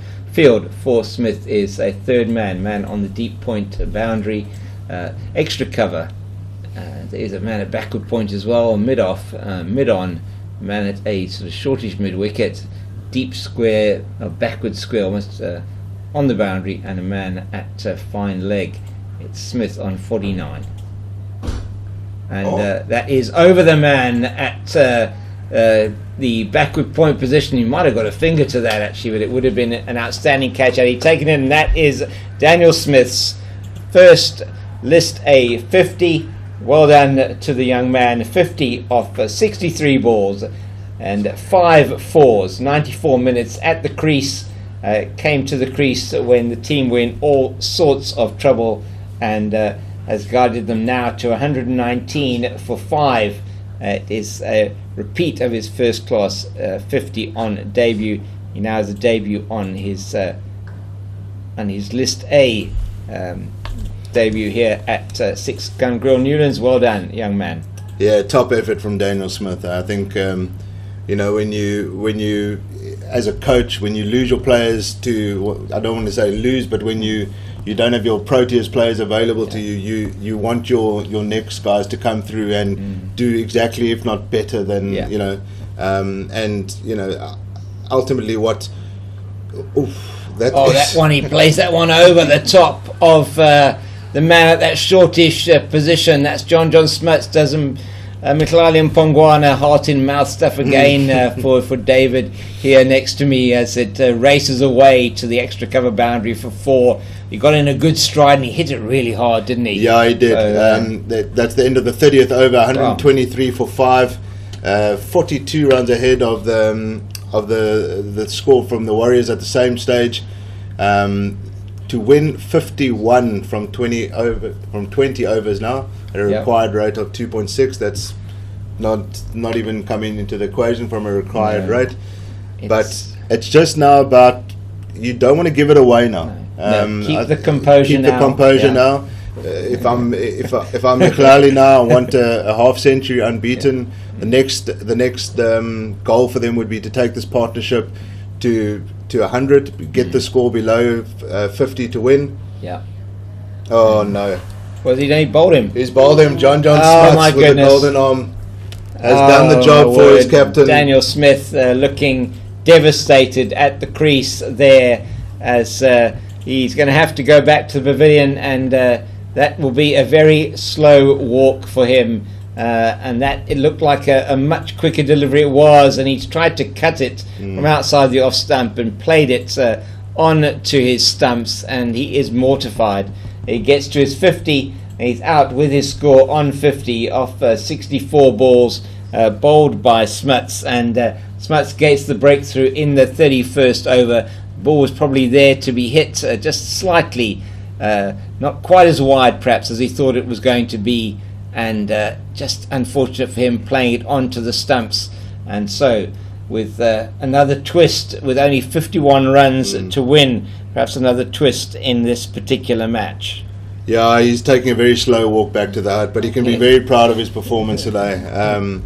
You know, when you've got the youngsters in your team, you don't expect them to have to deliver, but he's delivered today. You can be very proud of that knock. He'll know that he needed to see it a bit longer, see it through, but he'll learn that with time. As Kyle Simmons comes in, left-handed, hard-hitting batsman in the similar mould to a George Linder, can whack the ball, but he'll need to play good cricket now. It's about, these two are the last two kind of recognised batsmen. Mklali is now the senior partner here, with 33 not out. He needs to be there at the end. Kyle Simmons can play attacking cricket, which you know sometimes is you don't want to curtail the guy's natural game, and in this case, you know, 51 runs can go very quickly if you're attacking, but there comes risk with that as well. But Kyle Simmons, you know, he's got a first class 100 to his name this season, so he can play. That was a very attacking 100 at the time, but he's an excellent batsman. He's not a number 8 batsman. He can bat anywhere in the top 6 really, to be fair. But this batting lineup is has been a very strong batting lineup, and it's about him now coming to the fore. He's had a fantastic season so far. In many views, he's been the player of the season for Western Province. And you know, this is his first real season, you know, really getting a full run in all formats of the game. He's a competitive young man, and he's loving being at the forefront. He will need to be at the forefront here tonight if 6 Gangrel Western Province are going to get over the line. A key wicket there, the 6th wicket to fall with the score on 123. That the wicket of Daniel Smith after a great partnership with his partner Mklali Mpongwana of 79 for that the 6th wicket, and Smith going with his score exactly on 50, playing on to Smuts, and that wicket, that partnership potentially with now Simmons getting off the mark, having put 6 Gangrel Western Province in a far better position to win this match, which looked like it was pretty much gone at 44 for 5. Interesting, they've just brought in the slip there. Bjorn Libber at slip. Might look to float one up and see if he plays away from his body. He's tempting him, isn't he, with the nobody out deep on the boundary behind, or the offside field is in mostly. Is a man on deep cover area. Interesting to see what Smuts is going to do here. And that is played through that through the vacant sort of extra cover area. Simmons wants 2, but there isn't 2 there, even though it's a poor throw from Ngwepe in the deep, and they will happy with the single, keeps Mpongwana on strike. The wicket of Daniel Smith in that over played on to John Smuts off the first ball of the over, I think it was, and in our score 125 for 6 after 31. And just 49 required to win. And as you say, David, they'll be looking at this in tens now, and they take it down 10 at a time. Absolutely. Just tick each run off almost as it goes. 19 overs, plenty of overs left, and no need to take any chances. Absolutely. Just playing the ball on merit, respecting the bowler, not playing any stupid shots. A little tempter outside off stump there. Matiwa Kaya Nabe he's been around for a good few years now. He knows his game. There'll be a couple of cutters, I think, coming up, possibly a slow ball bouncer to Mkhlali, just tempting him, trying to bring in the square leg boundary rider. A little bit more chirpy in the field as well. You can see the energy's up a little bit. That's what a wicket does. It does. They know, one wicket can often bring 2. And but nicely played by Mpongwana. Carl Simmons, now the more experienced of these 2, although at the crease now, obviously, as you were saying, David, the senior partner in this partnership. Mpongwana just going to have a word with him and just say to him, okay, look, this is what you can expect. Just be careful of this, that, or whatever's happening. Let's take this over the line. 48 to win, and plenty of time in which to do that. A lot resting on these 2, as 6 Gun Grill Western Province are 6 wickets down. And just into the covers there, it's fielded at extra cover by Tristan Stubbs. There's a slip in for the new batter, Carl Simmons, the left-hander. We've got a slip.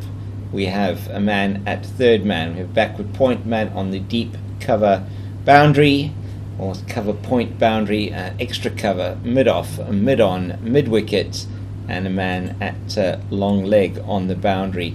It's a Nabe in to Simmons, and that's beautifully cut out to the man on the deep cover boundary. It's Ngwepe, and he tosses it in left-handed, and there is another single, 127 for the loss of 6, 47 to win.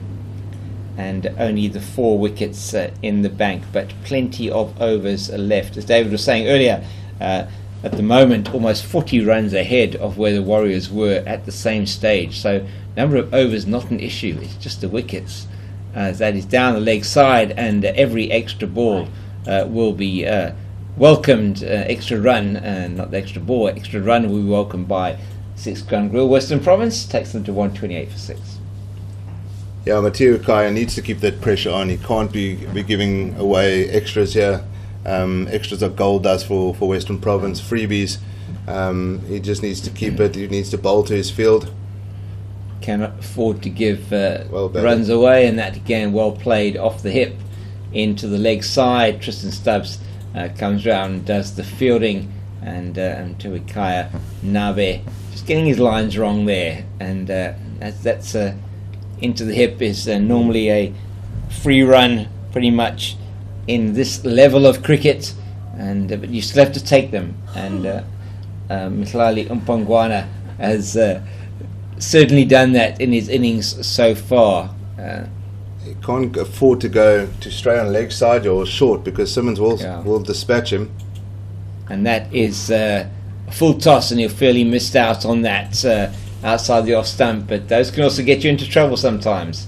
A poor delivery from Nabe, and it is. Drinks.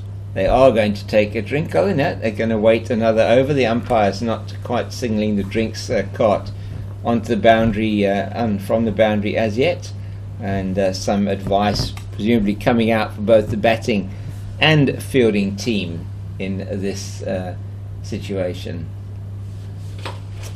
John Smuts continuing. He got the breakthrough in his last over, and there's his captain will be hoping to get another one here.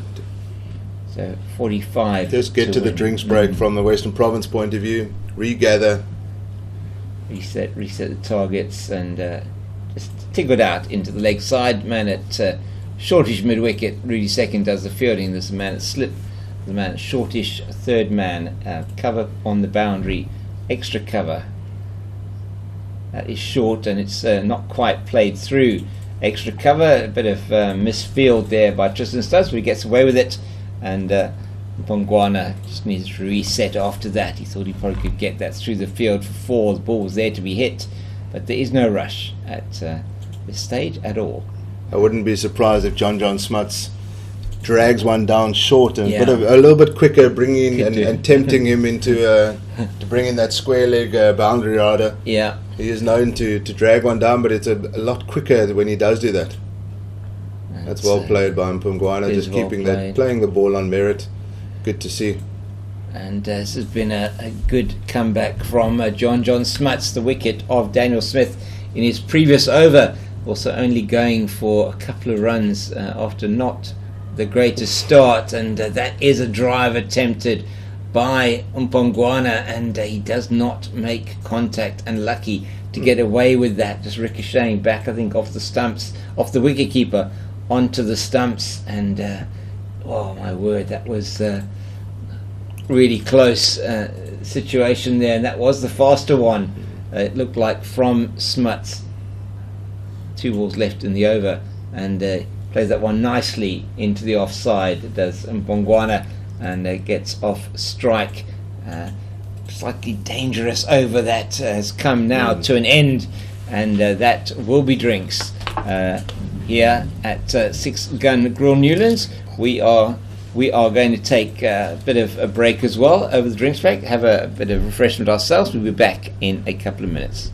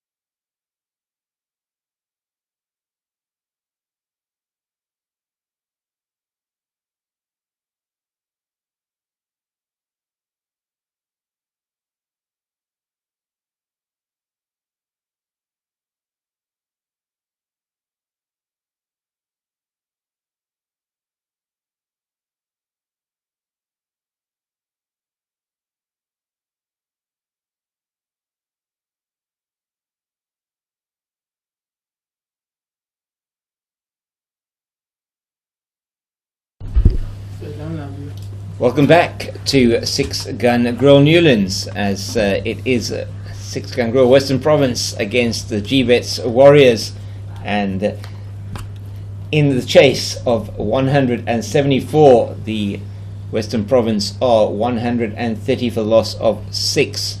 They had slumped to 44 for 5 and were recovered to 123 when the 6th wicket went down, that of Daniel Smith, 50 on debut, as it's Terukaya Nabe into Mpongwana, and he plays that very nicely out to the man on the deep cover boundary. and that is Björn Libber out there, and they take a single, and it's 43 to win. We have intriguing last potentially 45 minutes of cricket left here, David. Yeah, absolutely, James. It's been another one of these low-scoring nail biters. The first half of the, that's a lovely shot by Carl Simmons. That's bisected the two fielders. I think they are going to stop it though. Yes, they do, but not before. The batters are back for two. He did play that one very nicely backward of point, but some good fielding out there in the deep, and Gwepe and some Yaka that came around from third man, the two of them combining to stop the boundary, but not before two were taken. 133 for 6, 41 to win for Western Province. Yeah, hot in mouth stuff for any Western Province supporter, as you say, on a low scoring match, which looks like it has all the potential to be a real nail biter towards the end. Yeah, and we're really grateful to have everyone watching on the Pitch Vision and YouTube stream on the SuperSport YouTube channel. So thanks everyone for joining us here this afternoon. You've been treated to a fantastic live game, and it's going down to the wire. It's a little bit nippy outside. That's a lovely stroke by Carl Simmons. One of those for nothing, unfortunately, but really good stroke. As I said before, this guy is not a number 8 batsman. He can bat anywhere in the top 6, and it's important that he just plays proper cricket shots now. And exactly what's required if you are a Western Province supporter is just for normal cricket shots. No risks taken at the moment. The good attempted Yorker from Nabe, but well seen by Simmons. Also slower ball by the looks of things, and he plays that well to keep it out. Just normal cricket. 41 required at the very low rate of 2.5 runs to the over. Still 16 overs and one ball left in the match, and we have a ring offside field with a man.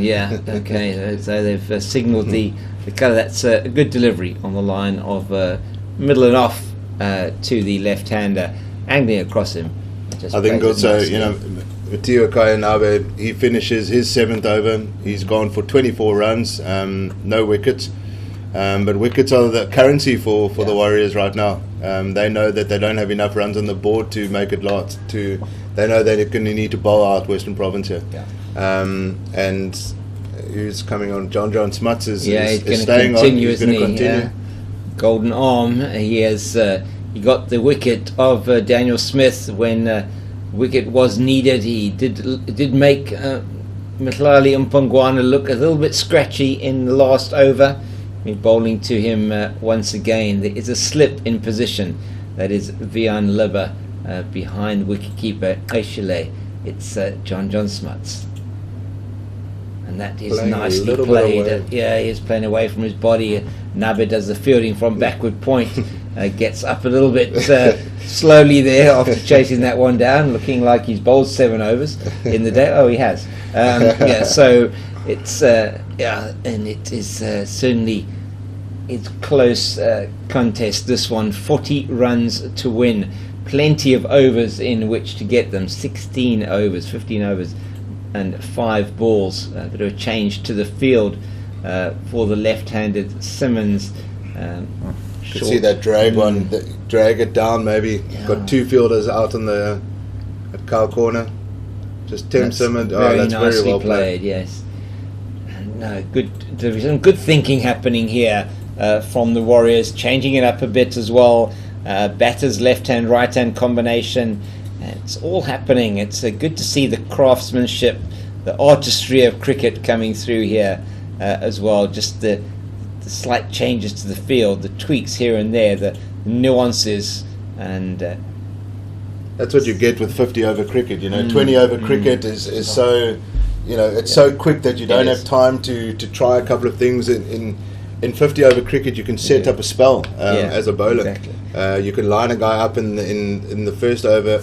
Out. That could have been a nasty. Was actually. You did not want to be colliding with John. No, Smuts. you don't. And who found that out? Tristan Stubbs found that out. Yes, so walked away a little bit gingerly from that. The two of them actually having a bit of a collision. I'm not sure that you saw it on the edge of your screen. You don't want to be taking out two of your top players. That's well played by Mpongwana. Well played. He's just that's drinks break probably, as you said, David. Just giving some instruction to the batters. Don't take anything. Don't take any chances. Just take it easy. The runs are going to come. Enjoy the Newlands evening. Exactly. Enjoy the evening. Take your time. You've got 15 overs to finish this this match. Yeah. Oh, and that one is. Did he get the edge? He might well have done, actually. Could have got a single there, but he wasn't following the ball there. No, he wasn't. He was, I think, worried perhaps that he had got the edge and off the gloves of Oshile past the man at slip, and a potential chance there. And yes, that did look like he hit it, and he just stood his ground then. Difficult to know, but it did look like he got the edge. And off the gloves, a difficult chance if it was a chance. Luckily for the Six Gun Grill Western Province player, not going to hand to the slip. So it's going to be this is Glenton Stearman who's back into the attack. 35 overs gone, and this is where Tiaan van Vuuren's innings came to the fore. This is where his impact started showing. The rate was closer between the Warriors at this stage. Glenton Stearman comes back into the attack, 7 overs, 1 for 25. And he has to get a wicket here for the Warriors, one feels, with only 39 is required to win the match for the Western Province. And it is another single to Kyle Simmons out to Ngwepe in the deep. 38 runs to win now. Taking these 10 runs at a time will be the Western Province duo. Glenton Stearman, one feels almost one of the last throws of the die for Rudy Second. He's the premier pace bowler, the Proteas pace bowler, who was so impressive in his opening spell. And the first wicket, getting that of Richard Levy, bowling him with the first ball of the match. And he has been impressive, economical, and very accurate. That's well played and well run. That's what you need to do. Mkhlali and Mpongwana just knocking that a little slightly on the leg side, taking the single, rotating the strike. That's all you need to do. Glenton Stearman's changing his line of attack now, coming around the wicket to Kyle Simmons. And it will be the youngster Mpongwana now on 40 years into the 40s. He goes 137 the total, 37 to win off 14 overs and 4 balls. The overs are almost irrelevant at the moment. It's all about wickets. Stearman bowls well. He's edged that one, has Simmons. That's a genuine edge. Down past the man at first slip and down to third man, but there is only the single, and it is indeed that was a genuine edge. They do have the man in at slip for Simmons, but was too narrow for that to would have carried to him had he been in at second slip. But opportunity potentially lost there. I mean, they have to really, they want to attack, but they can't really attack. It's like a strange, one of those situations where you need to attack, because if you don't attack, you're going to lose the game anyway. But you attack because you could lose the game quicker if you attack. So it's an interesting one. Stearman away from us. That's again, solid. Nicely played. Solid defence posing there, which is really good to see. It means that he's confident. He's confident in his ability to keep out the bowler, which is great, which will further frustrate Glenton Stearman. Well, indeed, 36 to win now. Six Gun Grill Western Province. John Smuts in that interesting position on the edge of the pitch, just for that one that maybe pops up into the pads and just plays it on the up. Behind him is Captain Rudy Second at a wideish mid-on, and that is beautifully played through the offside. It will be 2 as it goes out to Libber, who is on the deep cover boundary, and they come through, as we say, for those 2. Takes the required runs to 34. Mpongwana into the 40s, 42.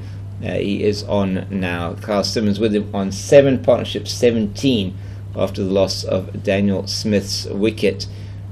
Glenton Stearman will be away from us again at the Kelvin Grove end.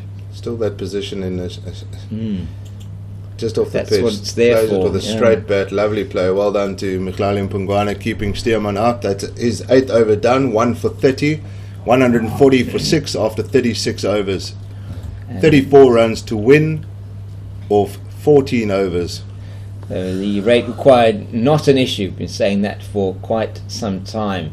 2.4 runs to the over. If they bat out the overs, they will get the runs, and it is going to be Tiaan van Vuuren.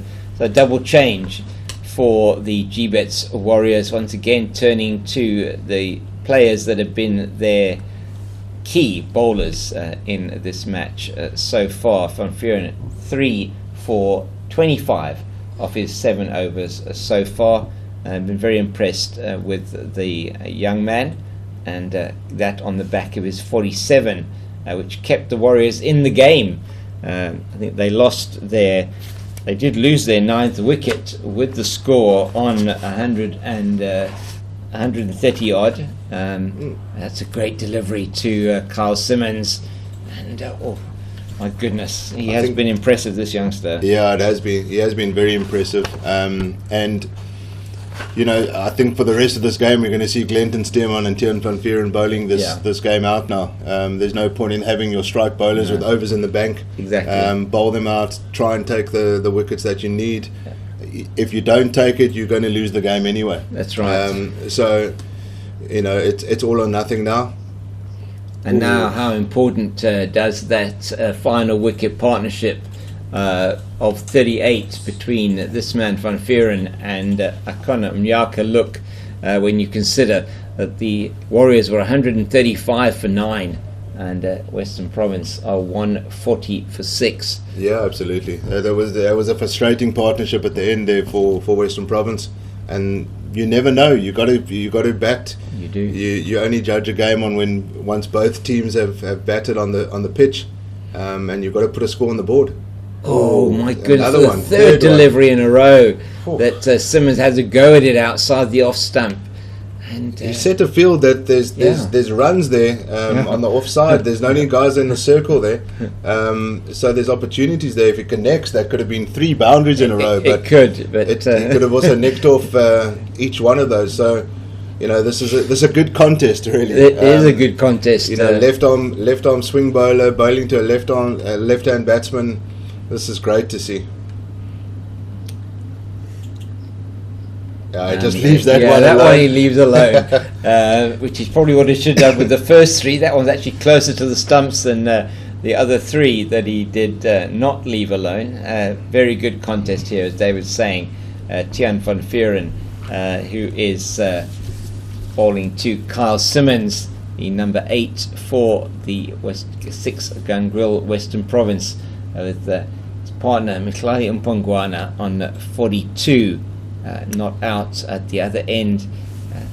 He came to the crease with the score on 44 for 5. Did Mpongwana, coming in at number 7, asked to fulfill a batting all-rounder role really in this match, having not bowled that many overs. And he has certainly, together with his partner Daniel Smith, taken Western Province too close to victory. 34 to win, 79 balls to go in this innings. So the balls required remaining not an issue, just the wickets column 6 down.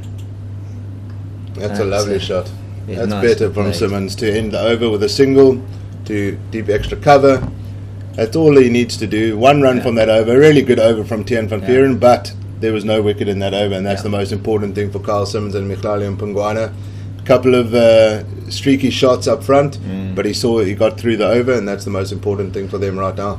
And it will be Steerman to continue from the Kelvin Grove end, as David says.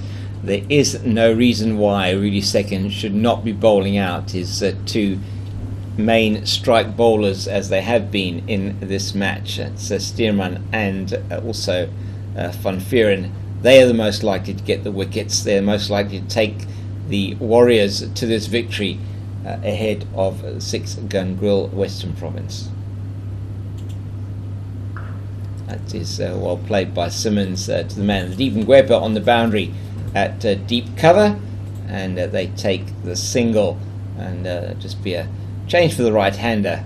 And it's been a good feature for Western Province, a number of left-hand, right-hand combinations as well. At one stage, particularly with Mpungwana and Smith at the crease, that mix it up a bit for the bowlers. We've got two Mpungwana, we've got a third man, backward point, around the deep cover boundary. It looks like it's going to be a leg side attack here, and it is indeed, as there's a 5-4 leg side field to the right hander, and nicely tickled down to fine leg. He's looked not the accomplished, best, hasn't he? not the best delivery there from Glenton Steerman, just releasing the pressure, not really putting the batsman under any pressure there. You can't be bowling with just 31 runs in the bank to play with. You don't want to be bowling down leg side there.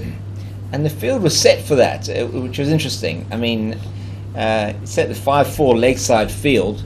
Now to Simmons, he has he's got a 6-3 offside field. That has gone. Word, he has got him. Has he been caught? Incredible catch. That is an incredible one-handed catch by John Smuts in the slip cordon. He's there at a second slip. Simmons goes for that outside the off stump. He sticks out the right hand, does Smuts, and he takes that one inches off the ground. That is an outstanding catch, and could well make the difference here between these two teams. That is Carl Simmons gone, caught by Smuts off Steerman for 9. He scored those in of 22 balls, 30 minutes, and shared in an important partnership of 20 with Mhlali Mpungwana, and that is the end of Carl Simmons. What a great catch, my goodness. Takes a catch like that to win matches, and is this a turning point in this match? Another one that we could have seen. And keeping his strike bowler on, David. Yeah, I think Glenton Steerman can thank Tiaan van Vuuren for that. Actually, we talk about bowlers bowling in partnerships. He teased Carl Simmons for the first 3 deliveries of or the first 4 deliveries at least of his previous over, and he saw that he was keen to drive. Yeah. So Glenton Steerman came around the wicket, naturally was going to give him a delivery where he could drive, and it paid due. And that's what we talk about when bowlers bowl in partnership. Sometimes you don't get the breakthrough from the one end, but you soften the batsman up and you get him from the other end. So Steerman can thank Tiaan van Vuuren for putting it out there. Outstanding catch in the slip cordon by John Smuts, it must be said. Stuck out the right hand, should I say, and just plucked it off the ground, inches off the ground. And now the hero for 6-gun Grill Western Province from the other night, Bjorn Hendricks, is at the crease. Very different situation, maybe similar situation to what he found himself in then, and he is just bunting that one down to mid-on. Another left-hand, right-hand, still a left-hand, right-hand combination, and Hendricks will be needing to do a similar job with Mpungwana to get his team over the line. If he gets his team over the line, Bjorn, he'll be in the coach's office tomorrow morning pushing for a promotion up the order, and phoning the various cricket websites to reclassify him as an all-rounder. There we go. Asking for a bat sponsorship. Yeah. And he's played that one down to the man at third man. Just sliced it down past the slip, and just a single that takes the score to 144. 30 to win, and 12 overs and 1 ball left to get that 30. So again, the issue here is not the amount of overs or balls left. The issue is the wickets. and 3 to fall for the Warriors to win, for the GBets Warriors to win this match.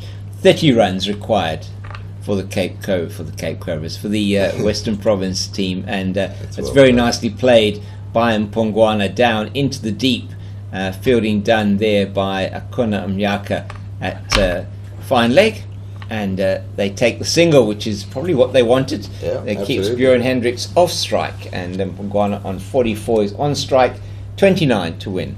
James, I can finally concede that the bonus point is no longer in play. 29 runs to win of 2 overs. This needs a couple of sixes from Björn Hendricks, and now they're over the line. I think it's as good as gone from the bonus point of view, but that won't matter. They'll just be looking to knock off the 29 runs with 3 wickets remaining. Michlali Mpongwana is nearing his highest score. He is indeed. His highest score in List A cricket is 47. So he'll be looking for his first half century, and then taking his team over the line from there.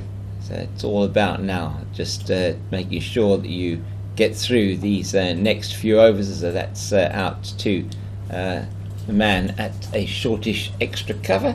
And that is Tristan's, is that Stubbs or Rose? Stubbs there. The reality is that between Glenton Stearman and Tian van Veeren, there's 2.5 overs remaining. Right. And that only takes you up to the 41st over, the end of the 41st over. So you've still got 9 overs at the time, maybe to knock off 20 runs. So just play regular cricket. Don't look to waft outside off stump from a Western Province point of view. Just playing nicely, and as David says that, a very attacking shot from Michlali Mpongwana. You can see what he's trying to achieve there. Play that ball over that ring field potentially. He got away with that one. There's a gap there. If you get it through the cover, that short cover, you've got 4 runs. You have. And that's exactly what Tian van Veeren's trying to do. He's trying to tempt him into that drive. The wicket keeper's even a little bit moved across. That's well bowled. There's a little cutter there, a little slow delivery there, but Michlali Mpongwana picked that one up. Yeah, well played by Mpongwana, just getting behind the lines. This is really clever cricket, though, from the Warriors as well. It's seen some cool heads as well from them in trying to defend this low total. 29 to win for the 6-gun grill Western Province. It does feel this game has a feel of an old school 50 over match where cool. Oh my goodness, he's absolutely pummeled that one, and that has gone miles. It's gone over the rope for 6. That is huge. Came down the wicket, goes to his 50 with a 6, and that is a first List A 50 for Michlali Mpongwana. It's also the 150 for Western Province, and that takes them to within 23 of the victory now. It is 151 for the loss of 7. Mpongwana goes to 50 with that shot over mid-on. Huge blow. And this next one just defends to the man at shortish mid-wicket. What a shot that was, my goodness, out of nothing. Whew, my heart was in my mouth there for a second. But this young man, I'm really happy for him. He's a hard worker. People don't see what he does on the training field and stuff, and he really deserves this. South African cricket, loves all-rounders, and when an all-rounder can deliver with both bat and ball like this, it's a potential star, and that's just mature cricket. There takes the single. Daniel Smith got to his 50 and lost his wicket. He did. Michlali's just taken the single. They learned from what Daniel Smith, unfortunately, trying to cut that one was too close to him. But. I mean, now he's on 51, 22 to win for 6-gun grill Western Province. Takes the strike at the end of the over. And that's what he has to do. He is the set batsman. He is the last kind of recognised batsman with respect to Buren. This is an absolutely key over. Glenton Stearman's final over, and it's just about keeping this out now. Getting a couple of singles, just rotate the strike a little bit. Don't expose Björn Hendricks to too many deliveries. trying nothing fancy really here. It's just about survival. And that's as a no ball, and that is potentially going to play into the hands of Six Gun Grill Western Province here. He'll have a free hit, and umpire Murray Brown is going to be signalling that shortly. Does the wave above his head? He's waiting for the striker, and does the wave. It's an extra run. It is also an extra delivery, so it's an opportunity to knock win. Yeah, it's an opportunity to knock a free delivery. Don't get run out. Just don't get run out. You can go for it. Try and get that that boundary to take advantage of the free delivery. And what will happen here is Glenton Stearman going to regret the fact that he bowled that no ball. And I'm not sure if the scoreboard is. I think he could walk. He could walk up to. Yeah.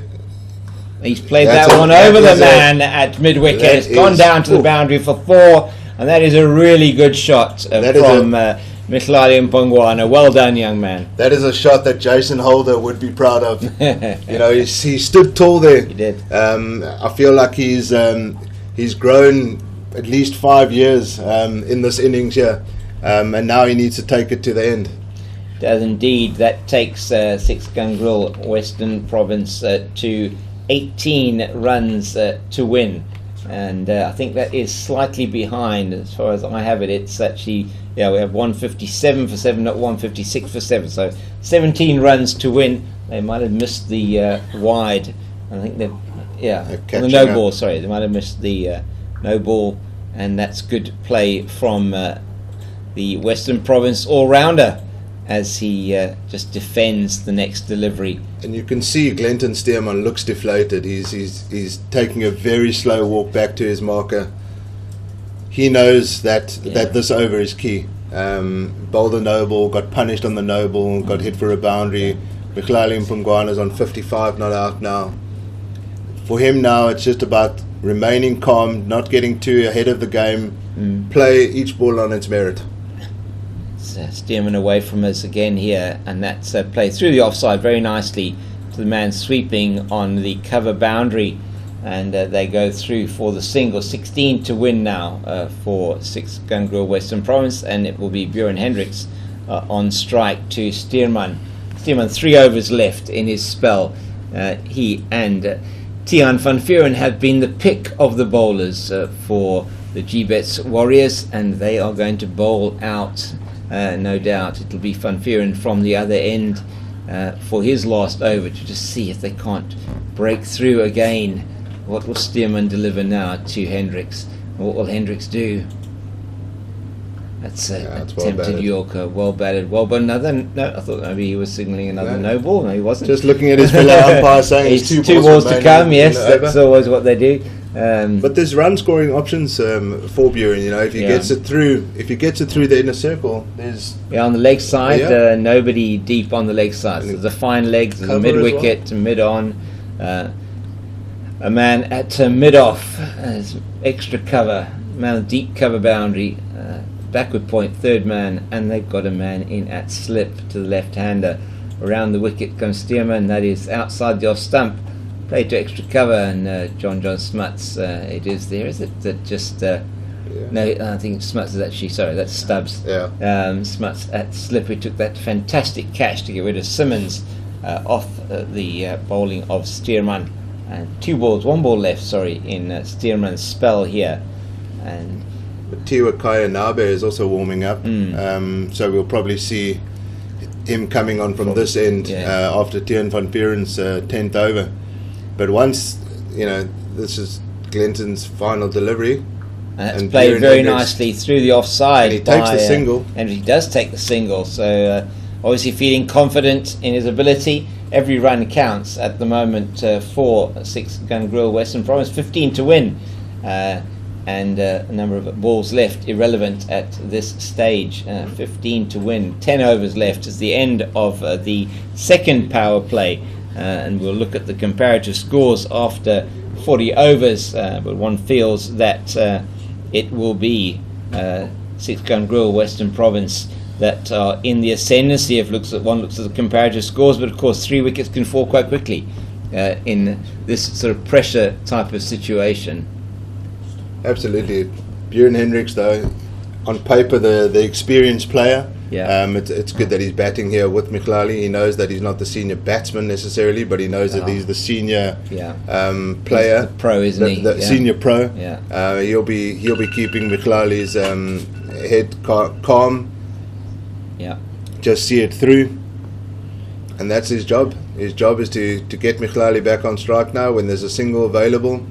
If he gets a full delivery, he might be tempted to drive one through. There's runs to be had there. You've got to take the runs when they're on offer. Certainly leg side with this sort of 5-4 offside leg side field. Sorry, 6-6. Sorry, I'm talking 6-3 offside leg side field, because we've got a slip third man backward point extra cover, and a man at cover point and a man at mid off. So 6 on the offside, 3 on the leg side. A man at wideish mid on. There's a man at mid wicket and a man on the long leg boundary. That is Tewikaya Nabe, who's going to be coming on. One feels from this side. That's nice to play through the offside by Hendricks, and another run down to Libba down on the boundary. And they don't mind how they come in singles at the moment. They can come in singles because the equation is 14 to win, with plenty of time in which to do that. I think that what the middle to lower order of both sides have shown tonight is that once you get in, you can cash in.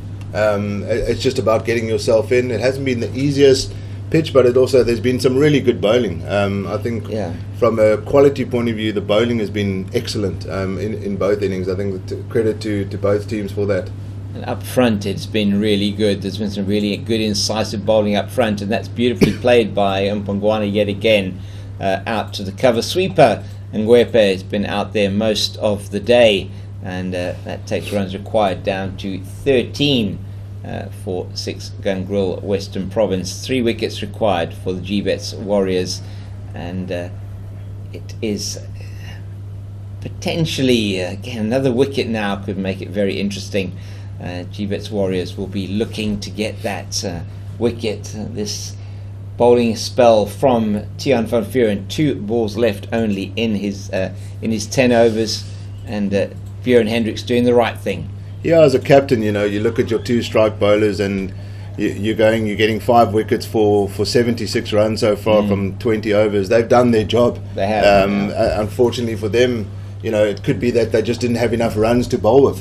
That's the reality. Maybe a score of 220 would have been a really good score. Would have been more than enough. More than enough, So they've done their job. They knew at the start of the innings that they have to bowl Western Province out in order to win, which they can still do. Oh my goodness, that is a good shout, but I don't think umpire Harris is going to give that. He's already shaking his head as the appeal goes up, and maybe Hendricks walking forward, getting himself outside the line potentially. Yeah, he was also making sure that the umpire knew that he was trying to play it on leg side, so it was on leg stump. Maybe looked a little bit on leg side, and he immediately touched his pad there as well. So just making sure that the umpire knew that it was going down leg side, but. That Tiaan van Vuuren, that's his spell done for the day. Well done. He's had a fantastic game. 10 overs, naught maidens, 3 for 35, 3 wides, 1 6 off him, and 2 4s. That's a top effort from this young man. Yeah, he can be proud of this performance, whatever happens. And indeed, and it is going to be in Tewikaya Nabe to continue the attack. We'll start fresh in his final spell. One feels he's bowled 7 overs. And taken no wicket for 24. He's away from us now at the Kelvin Grover in past umpire Murray Brown, and to Mpongwana just out to the man short sort of shortish backward point. He brought out the cutter immediately on the first ball there.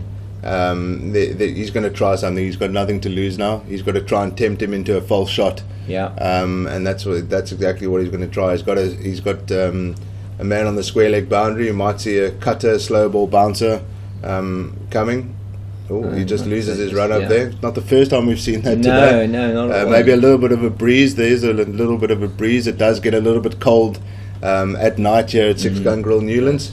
But maybe a little bit of tactics as well, just to keep the batsman on his toes. Interesting field here. He's got a long on in the position, and it's into Umpungwana, and that's well played. But not going to take the single on this occasion. Captain really second in very quickly to prevent any thought of the single. 13 to win. 3 wickets for the GBets Warriors to get, and Mihlali Umpungwana 57 not out, his highest score in List A cricket. Reminder that the Six Gun Grill Western Province were 44 for 5. There's the slow delivery from the slow one outside the off stump. It's well taken by Keshile behind the stumps there. Bounced a couple of times before it got to him. Did. It's a bit of spin on it as well, potentially just gripping in the grass after it pitched for the second time, and he takes that well behind the stumps. These two will not be in a massive hurry though. There is no need for that. 13 to win, just over 8 overs in which to get them, and that is again nicely played by Umpungwana. Don't take a run there off the slight misfield by the bowler. Mihlali Umpungwana was not budging there. There was no chance that he was taking that single. Buren Hendricks just keep making sure that everyone's awake in the field as well, showing all his experience there. But again, Matteo Kayanabe does these cutters towards the latter end of his spells, especially in the death overs. He almost bowls every single ball as a cutter these days. Late on in his spell. The man is coming up now. A couple of men coming up. The man from cover boundary, the man from square leg coming up. They've still left the man in here at a deep and a long on position, obviously for that shot over the top. It's going to be interesting to see what he does now. And that played beautifully through the offside. What a shot! He did pitch it up for him. He gave him the invite, and he took that invite and he pummeled it back through the extra cover region. What a shot from the young man! That's an impressive shot. They had to bring the field up. They couldn't give him the single. They want to try and keep him on strike for the next over. But with that comes gaps, and if you can find the gap like Mihlali Umpungwana did there, fantastic cover driver. Was a cover drive any top order batsman would absolutely love in their arsenal.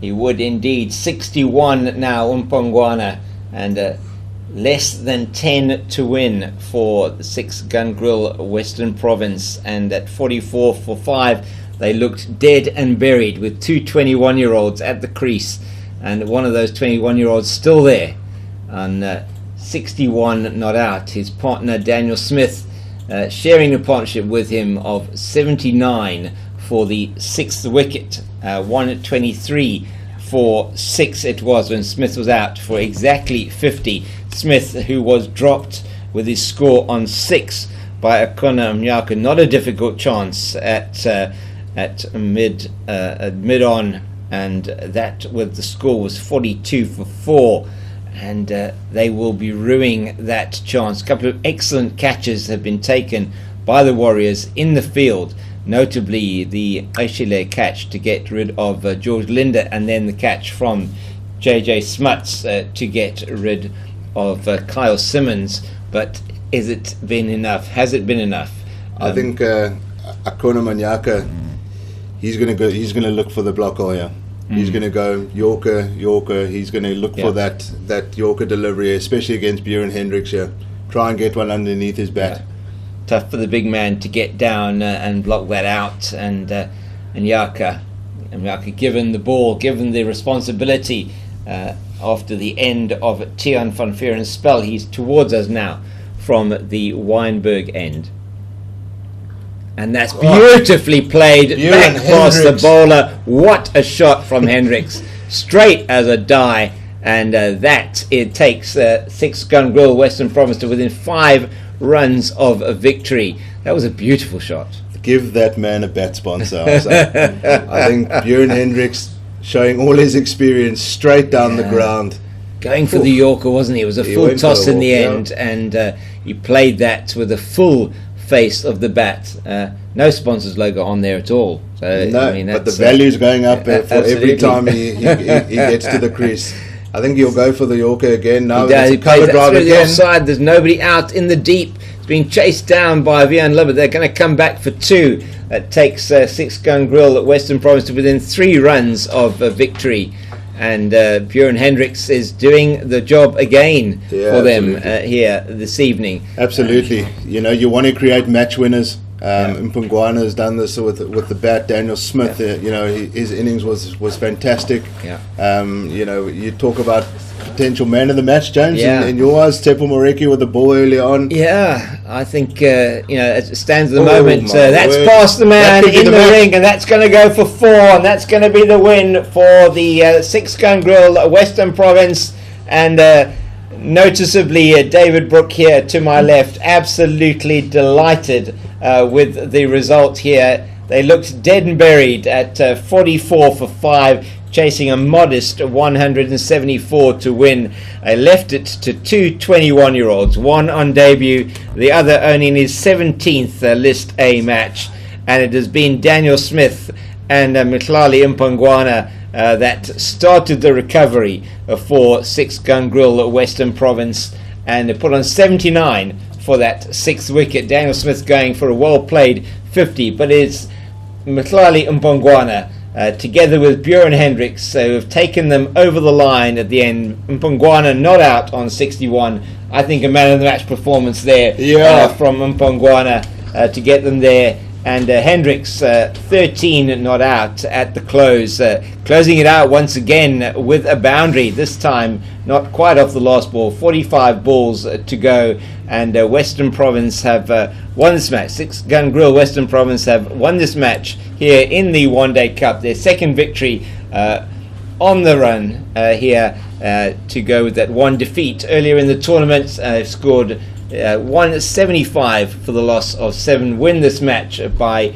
3 wickets, and a really impressive performance with the ball earlier on after putting the Warriors into bat, restricting them to 173. They only got to 173 thanks to an excellent 47 from Tiaan van Vieren with a 38-run 9th or 10th wicket partnership with Akona Mnyaka, bowled out in the 49th over for 173. It looked as if the Western Province were dead and buried, as I said, at 44 for 5, but came back and rose like a phoenix from the ashes and came back to win the game with plenty of overs to spare by 3 wickets. And David, a good win for the home team. Yeah, another nerve-wracking win. The coach is, but a winner is a win, especially at these early stages of the tournament. You'll take the points. The coach will obviously not be happy with the way, the manner, and the unnecessary pressure that they put themselves under. But with that pressure comes the opportunity for youngsters like a Daniel Smith, Mhlali Mpungwana, which how do you value that? That's invaluable. To put those guys in those positions and get your team over the line, come semi-finals, finals. That's when those guys, you're going to need to throw them in, and you're going to look to those guys to win those games for you. So I don't think it's a bad thing. I think it's really encouraging that Tepo Moreki took 4 wickets early on with the ball, led the attack in the absence of the guys like Wayne Parnell. Mhlali Mpungwana, youngsters, Daniel Smith, even Gavin Kaplan was looking really good before he went out. And it's about just understanding your role in the side, understanding that you need to take your opportunities. But the youngsters coming through, fantastic. The experienced guys, it didn't go their way tonight. Congrats to Tiaan van Vieren on an excellent all-round performance. I think he can be very proud of his performance. He fought a lone battle, unfortunately. Just not enough runs on the board. The strike bowlers did their job for the Warriors, but 173 was never going to be enough. It was always going to be. It was far too shy of a competitive total on this track. They tried their hardest, the GBets Warriors, but they end up after 3 matches without a win. 1 abandoned game and 2 defeats. It's a win for the home team, Six Gun Grill Western Province here at Six Gun Grill Newlands. A reminder that there are going to be 2 more home games for the team here. It'll be on the 25th of March, that's next Friday, and then on the 1st of April. From here, the team now is travelling David, up to Durban. And they have 2 more away games in the competition and 2 home games, and it's all to play for in the CSA one-day competition. But a good win for them today under the belt. It's been a privilege bringing you this match on Supersport YouTube channel. Thank you to those of you that are still watching right up until the end. It's been a very good audience, and thank you very much for staying with us. Really appreciate it from myself, James King, and from David Brooke here at Six Gun Grill Newlands. It's goodbye.